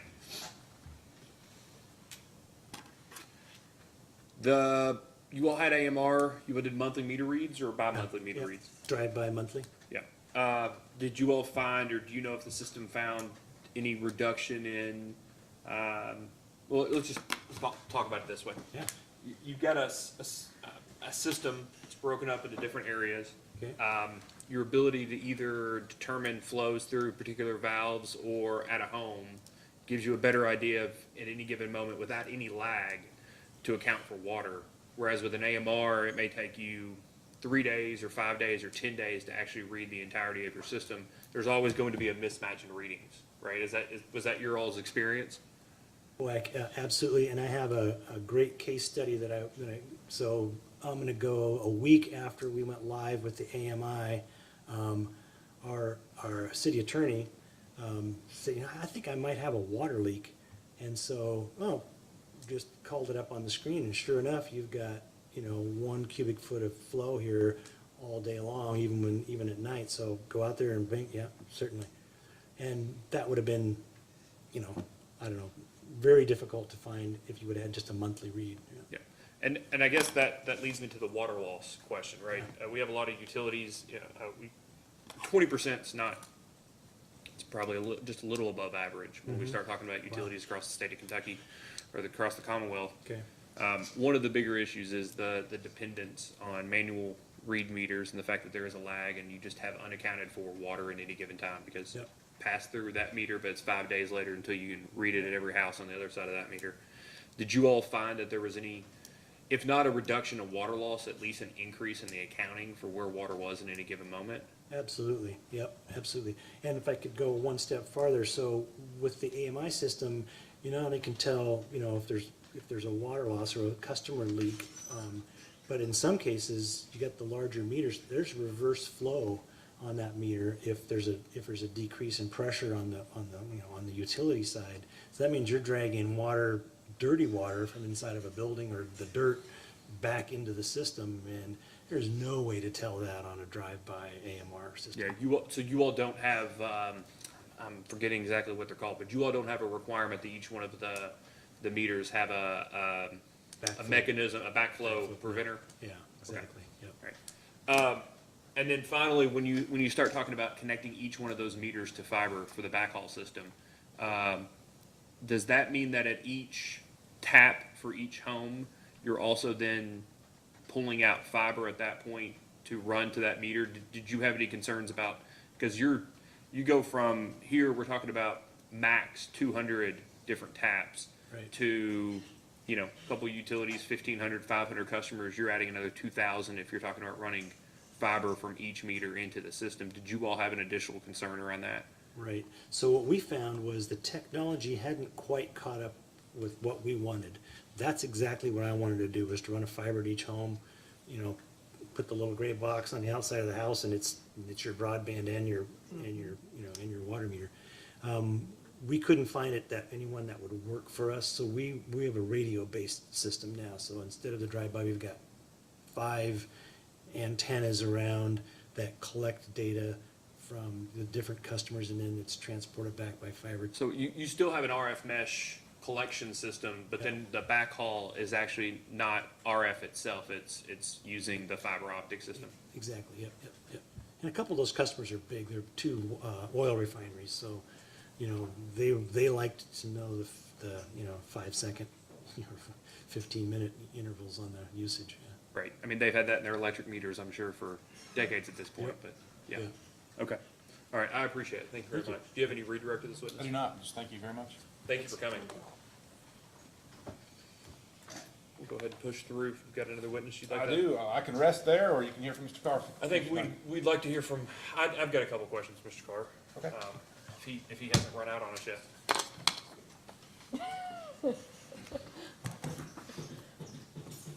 He's not one to run.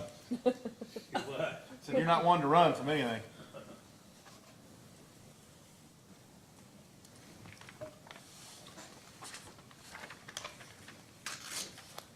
All right, please raise your right hand. Do you swear or affirm that the testimony you're about to give is true and correct under penalty of perjury? I do. Okay, please state your name and address for the record.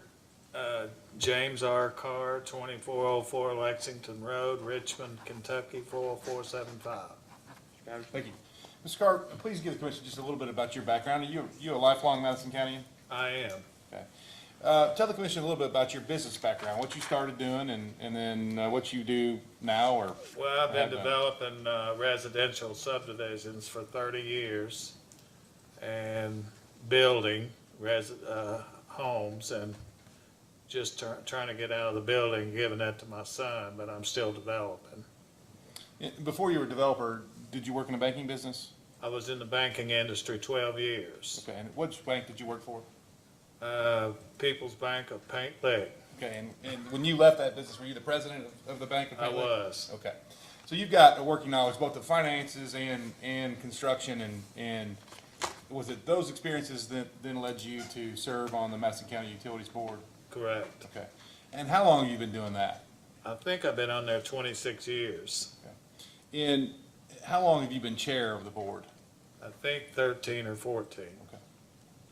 Is Madison County Utilities at this point in time stronger, financially healthier now than it's ever been in your tenure?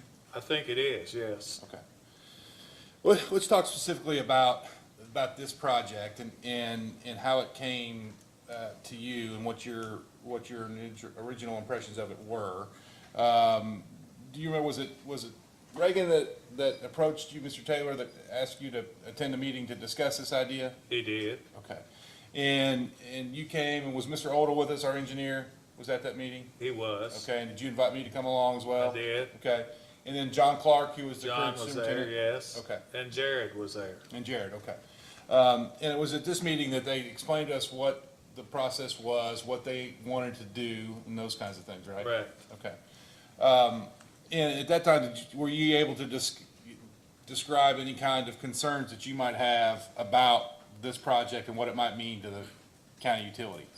Well, I think I was concerned about the division of water and the PSC. I think we expressed that,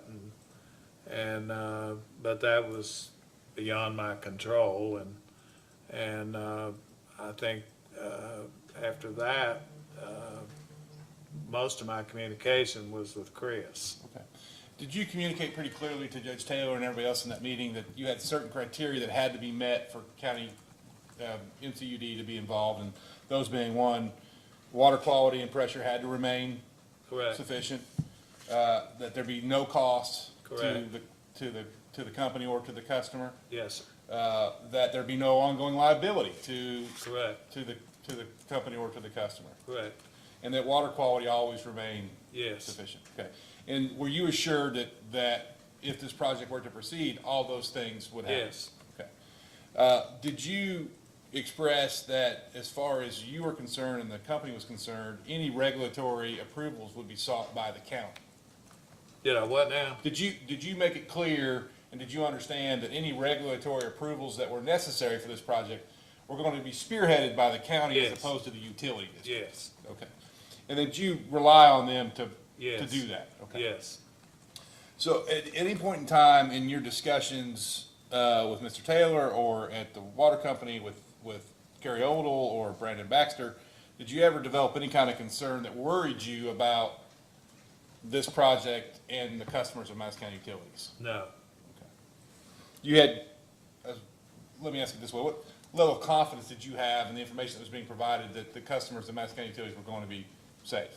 Well, our board, we have strategic people, our attorney, Chris Israel, Brandon, and Jared, and our responsibility is to orchestrate the four of them and make sure everything is above board and on the up and up. And as far as relying on their expertise, we have no problem doing that. I mean, that's what we rely on. And I know you well enough personally, they do not, but Commissioner Chandler mentioned the distinction, the legal distinction at least, that exists between Madison County Utilities and Madison County.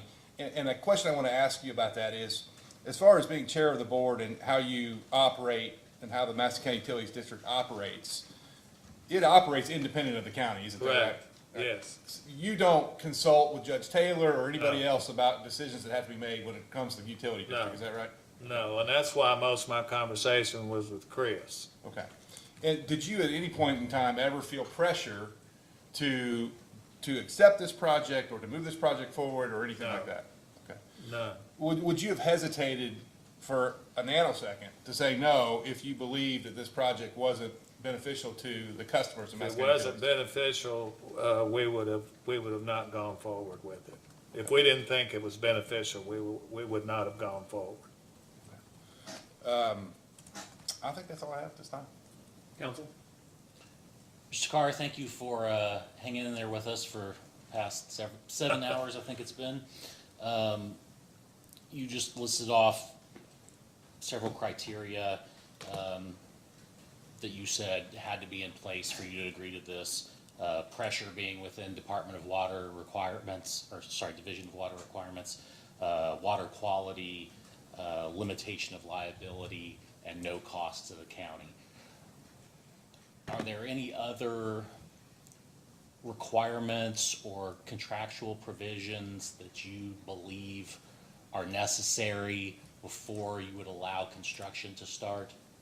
Well, I think before it starts, we'll have, I think we verbally have expressed that if we're required to send an employee in a truck out, we told them how much that would be an hour.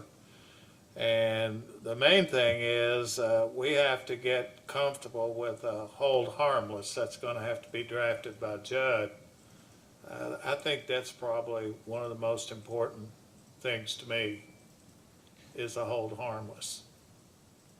So do you agree that there needs to be a written contract signed by both parties before Yes. construction can begin? Yes.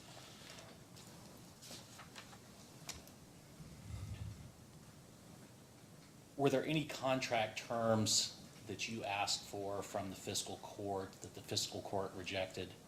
Not yet, because we really, like I think Brandon said, this thing's been shelved for a while once we knew we needed to have this hearing, and we've kind of moved on to other projects. And I mean, we'll get it back on track again whenever everybody's on board.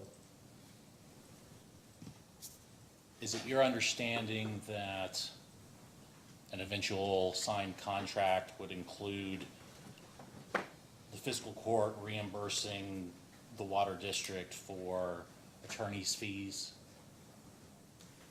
Yes. How about the cost of obtaining or amending any easements? I couldn't hear you. Sorry, sir. I said, what about the cost of any possible easement obtaining any new easements or amending easements? Oh, well, No, we're not really interested in that because our position is and has been, we're for the betterment of Madison County and for a better quality of life. And we feel, when I say we, the board feels that this project is going to improve the quality of life in Madison County. And we're not asking for monetary reimbursement. We're not asking for anything other than, we're not trying to make a royalty off of it. We just want reimbursed for our hard dollar costs. And that's if we send an employee in a truck out, it's $80 an hour, you know, and that was before the gas went up. So it'd probably be more now. But anyway, we're not interested in anything but improving the quality of life in Madison County. After listening to the testimony today, would you agree that the right to be able to run fiber optic cable through your water lines has a value? Does it have any value as far as to the water district? Yes. No, not really. I think again, it helps improve the quality of life in Madison County by allowing this to happen in the water lines in our easements. Is your duty as a water commissioner, is it to Madison County as a whole, or is it to your customers? It's to our customers. So what benefits is running fiber optic cable through your water lines? What benefits does that bring to the water system service or to the rates of your ratepayers? I couldn't hear you. What benefits are there to running fiber optic cable through your water lines? What benefits are there to the water system service or the rates of your ratepayers? I really don't understand what you're asking me. I don't understand it. So you said the fiber optic cable, you think it'll help people in Madison County? I do. It'll help our customers. You know, I mean, that's the only ones we're really interested in or concentrating on are the ones that are our customers. That's our 11,500 and something customers, whatever it is. Do you think running fiber optic cable in your lines will improve service, your water service? I don't know that it's going to improve the water service, but it's going to allow what Chris elaborated on for quite some time up here to occur, you know, which is a benefit to our part of Madison County, the 11,500 and something customers we have. I mean, first responders and tornadoes, whatever, you know, severe weather. I think it's critical. Do you believe there's an opportunity for the water district to generate revenue based on the possible implementation of broadband using the fiber? You know, I think there's probably an opportunity there, but I don't think it's really anything that we've consummated to right now. We're not even thinking about that. We're trying to, again, go back. We're just trying to improve the quality of life for our customers. You know, 11,000, whatever we got. Let me ask you, Mr. Carr, if some private industry, like just make up somebody, right? Yeah. Toyota, they've got a big presence in Central Kentucky, and all their suppliers have a big presence in Central Kentucky. I think some of them are in Madison County even. Toyota says, we've got a factory on one end of the county and a factory on the other. We'd love to use your water pipes to run our internal communication system. Mm-hmm. Or we're not going to let anybody else use it, just for ourselves. Or, you know, anybody along those lines. Would you have been as interested, given the private nature of their interests? Or is it really the fact that this is the public nature of this proposal the only reason you're considering it? Well, it's a public nature of the proposal, but I mean, we're part of the county. You know, I mean, we're instrumental in this county as far as I'm concerned, and You know, I don't see any reason why we would just up and say to fiscal court, no, we're not the least bit interested in helping you. You know, that's different, that's a different scenario than a private individual coming in and saying, we want to go from point A to point B in your water lines, and yeah, we probably would charge them. Yeah. But we wouldn't do it to start with. You know, we have no reason to. It's not going to benefit anybody but them. It wouldn't benefit our customers. And that's what I want to get an understanding of is had it been any other type of proposal, the interest you don't think would have been there, if it hadn't been for I think if it was This reason. the same scenario that has been proposed, and it was going to benefit our 11,500 customers, and a private individual wanted to do it, I don't know that we would charge them anything. I've never been approached by somebody asking for that either, you know, so I couldn't really tell you, but I don't, my position still stands the same. It's for the benefit of our users.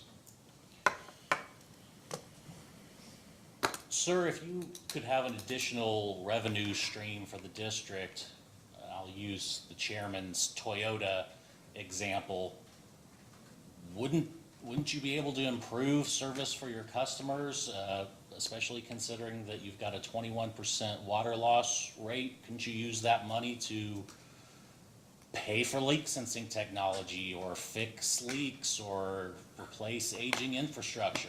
Any added income would help our entity. But that being said, we have spent money on drones, drone programs. We've tried everything in the world to cut this water loss down, and our terrain is such that, and also with COVID hitting, we're short-staffed. We don't have the people that we can go out and do the jumpers on the line like we used to, and we're doing everything we can to cut this water loss, but it's hard to do. Am I correct that you declined to pay for the leak sensing technology that Crayley may have been able to offer? I couldn't hear you. Am I correct that you turned down the offer to have Crayley install leak sensing technology? I don't think so. Has nobody talked to you about whether or not the district wants to employ Crayley's leak sensing technology? You know, if they do, I forgot it. You know, I don't remember that.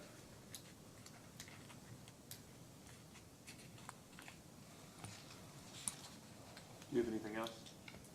I do.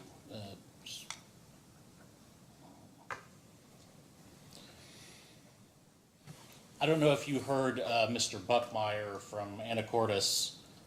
He mentioned that his water system in Washington State had redundant pipes that would minimize service interruptions when they were having the Crayley system installed. Does that sound familiar?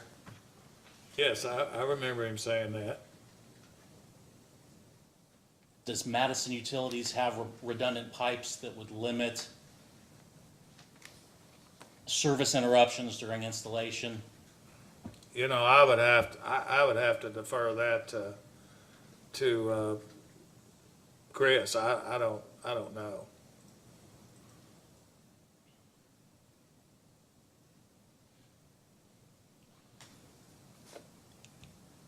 Have you talked to anybody about the expected number of service interruptions that there will be as a result of this fiber being installed? Well, you know, we were moving forward with this, and then all of a sudden we stopped because of this. And there is a lot of things that we haven't even pursued yet that we didn't know if we were going to or not, you know, and we will have a concern about that, and not all that will be addressed, but we really have shelved this project for right now and moved on to others. What do you mean by will be addressed? Addressed Well, how? as far as interruption on service, I would have to, I don't know the answer to that. So, That hasn't been put into contractual form yet. I don't have an answer for that. so before you would sign a contract, you would want to know how many service Yeah. interruptions there are and Yeah. how long they'll be. Yeah.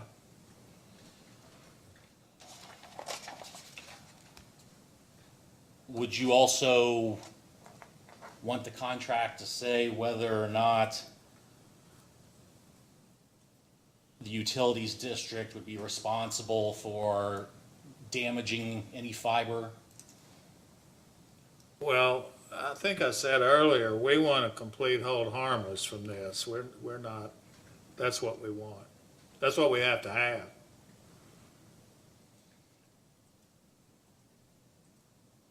Would you want your contract to also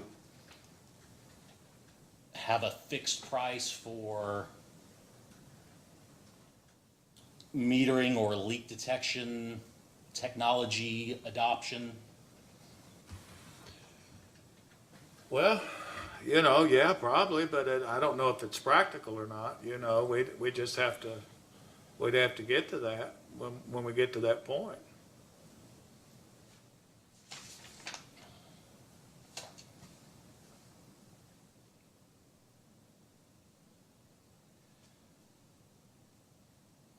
Have you talked to Mr. Baxter or any other engineer about the effect of this project on water line useful life?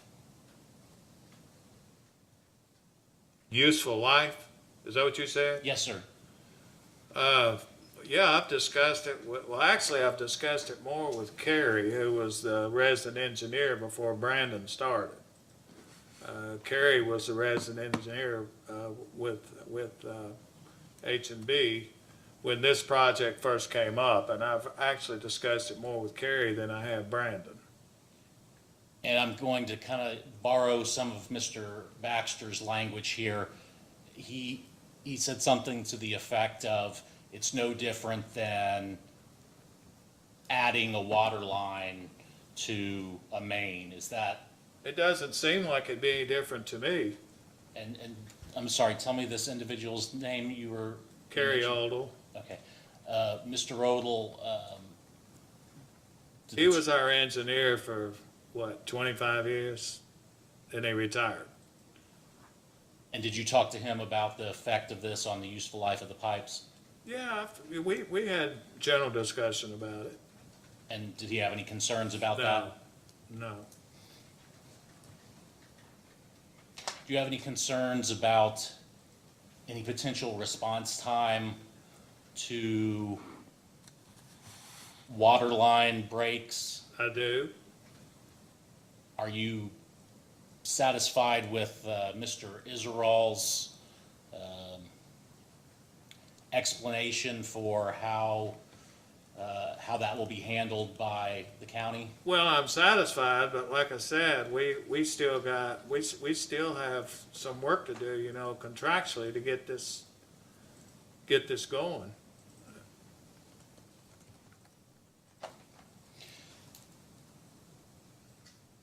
What costs, if any, are involved in notifying customers of a service interruption or boil advisory? I don't think it'd be any different cost than what we have now. I can't tell you what those are. You know, we have an office staff, and I could find out for you, but I have no idea what it is.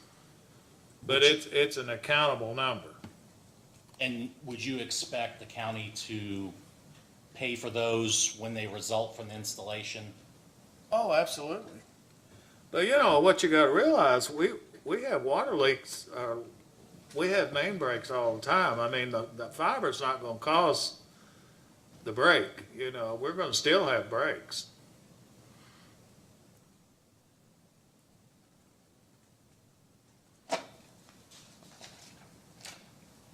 That's all I have, Chairman. I don't have anything. I just have a couple. So,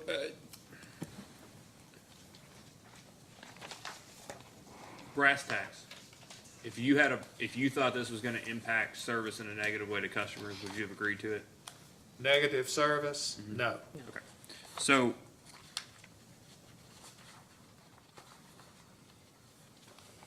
have you had discussions with the folks from Kirksville about this project? No. Okay. We're not on good terms.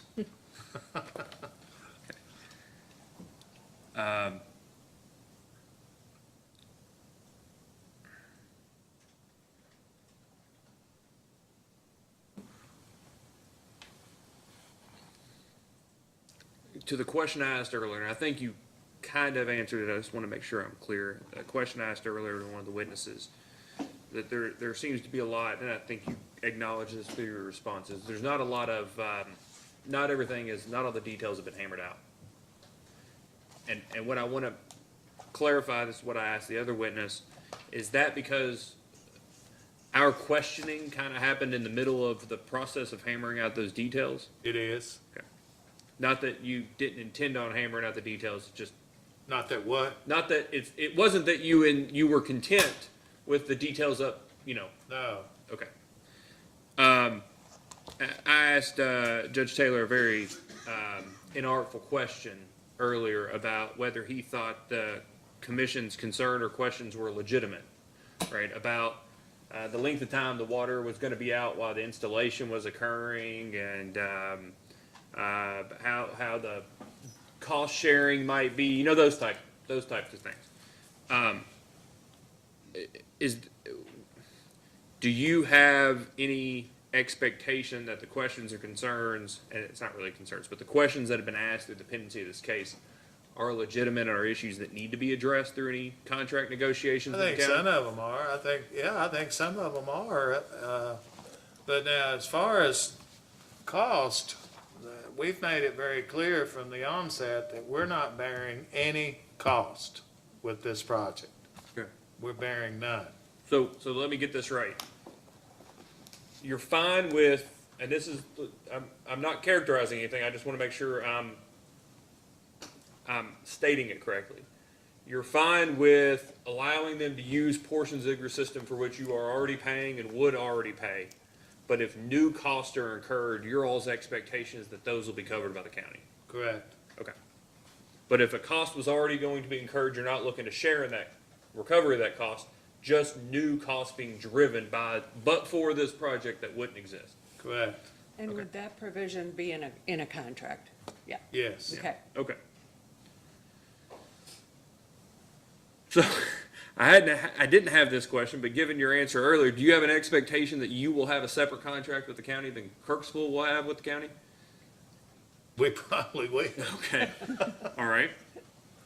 Might have the same name at the bottom, but it'll be different. Well, I don't know. It depends on whether they fire Judd or not.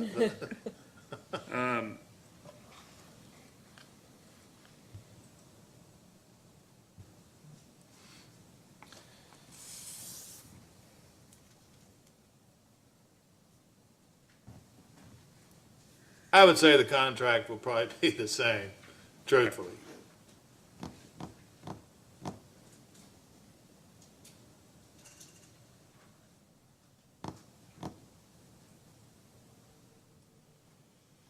All right. I appreciate it. Mr. Carr, I do. Thanks for bearing with us today. I know, like I said, Thank you. I know what our, yeah, I get it. But I do appreciate you being here. All And right. You have any redirect, Mr. Do Patterson? not. Okay. You have any additional witnesses you'd I like do to call? Let me ask council first. Do you all have any questions for Mr. Webb? No, I think they've all been answered. no, sir. You have anything you want to ask him? I do, oh, go ahead, sorry. No, Okay. all the way down. I do think we will have some post-hearing data requests. They won't be directed to anybody, but I think Mr. Webb will probably be the most likely respondent, given our questions to both Kirksville and the Madison County Utility District on the age of the pipe or the Yeah. vintage of the individual pipes that the runs are occurring. And also probably whether or not there've been any material, probably the best term is patching of those lines, right? Whether they've been complete, if you've had issues with them, whether they've been complete replacements along line segments or whether there are, one of the things that we find with with water losses, it's driven by a particular, occasionally in utilities in the state water districts, is that water loss is driven by the fact that there were multiple repairs upon a single line segment instead of replacing the entire line segment, repair, and that doesn't always add up to a reasonable outcome. So I have two requests before we move on to the timing. There are a couple of data requests, Mr. Patterson, that you are the respondent. I think there will probably be individuals involved in the case that I'd like to see if you'd replace yourself, since you're also counsel in the case, with the respondent to identify before our consideration or submission of the matter, and that go back and look at a couple of the data requests that we had discussed, the March data requests that we had discussed, and make sure that we get complete answers to those so that we can have a final record to submit the case. Today is August the 24th. The council has indicated to me that you all think you can get data requests drafted before the end of the week. Is that right? Yes, sir. Okay. So if data requests are sought on August the 26th, which is this Friday, 1 week would be the 2nd, 2 weeks would be the 9th. Is the 9th enough time for you to have those data request responses, or would you like until the 16th? I would like to the 16th, especially if it's as it relates to some of the easement issues. That's fine. And so we'll set the data request on the 16th, and I'll just convey, I know we had to push the hearing back and everything else, but the earlier we get the responses, the earlier the case can be submitted, the earlier we can start working on getting an outcome here. So we'll ask those data requests to be in an order. We'll have those done on the 16th. Do you have an interest in filing any briefs in this case to lay out any of the legal issues, particularly around, as it relates to the easements, it's a bit factual and it's a bit legal, right? Whether the easements if the easements say nothing other than water and water line and a tracer wire can be run in the easement, that might be a problem, right? Yeah. But there's also a legal perspective with the easement. So, and frankly, I think that is the most difficult issue here. Certainly, the preference is if the easements allow that permissive expansion, it's certainly the direction we would want to go. I think it's wise to properly brief that issue and submit it, because I think, you can have 4 lawyers read that case and all 4 of us can have a different opinion about what it means. I think the language in the easements that have traditionally been used are broad enough to support our position in that, but from your perspective, I would certainly want to see that briefed along with some of our language in our easements attached, so you can review those. I have no problem at all briefing that issue. I think Ms. Heyman will probably want to lead on that brief, but we'll submit it. And that would be fine. When would you like to file that brief? if we want to keep the timeline moving, we should do it pretty quickly, huh? We can do it by the 16th as well, if that suits the commission. That'd be fine. Yeah. That'd be fine. And do you think this will be a joint brief amongst the parties? It makes sense for it to. I think so. Okay. If the commission's okay with that, I'd prefer to do I don't think we have a problem. We just want to make sure that if you all have, there's 3 parties and 2 parties represent, they're not a conflict. You represent 2 parties in this case, and then obviously Madison County is separate, but if you all are on the same page about the how prescriptive or general the easements are, I have no problem with you all filing a single brief, submitting a single brief together, instead of needing to file responsive briefs, say whatever they said I agree with. I'm just wanting to make sure I understand. And so one of the things you'll find is that the easements that exist for Kirksville Water Association and Madison County Utilities look a lot alike, largely because they had the same engineer who was preparing those for most of those years. So it makes some sense to file a joint brief, is what I'm saying.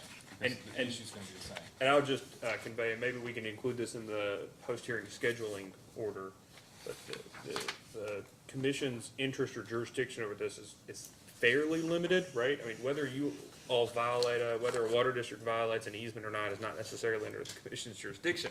But with that being said, I think there's some concern about a regulated utility using its statutorily prescribed ability to get through eminent domain or otherwise get an easement and then use that for some other purpose that was not initially intended. That may be just something that you all want to address when you file a brief. And that brings me to a larger point, Commissioner, that I hope came out of today, and I think that it did, is that I know that the utility companies that I represent want to have a collaborative relationship with the PSC. Don't see this as adversarial at all. And some issues that you all have brought up, but frankly, will jog us towards hopefully a more complete picture. So we absolutely we'll chase that down, and we would like to rely on the expertise, because you see 200 utilities, right? You see issues that we don't see, so any issues like that, we're happy to chase down. Okay. Anything else, council? No, Chairman. We will enter an order by the end of the week, setting out these dates so that you have them in certainty. We'll also make sure the data requests are out by Friday. We'll set the dates for the briefing and for the data request responses, and if you need additional time, just file a motion seeking additional time. Again, the quicker it's submitted, the quicker we can start working on our end. Gotcha. Understand. Okay. Is there anything else? All right, thank you all. We adjourn.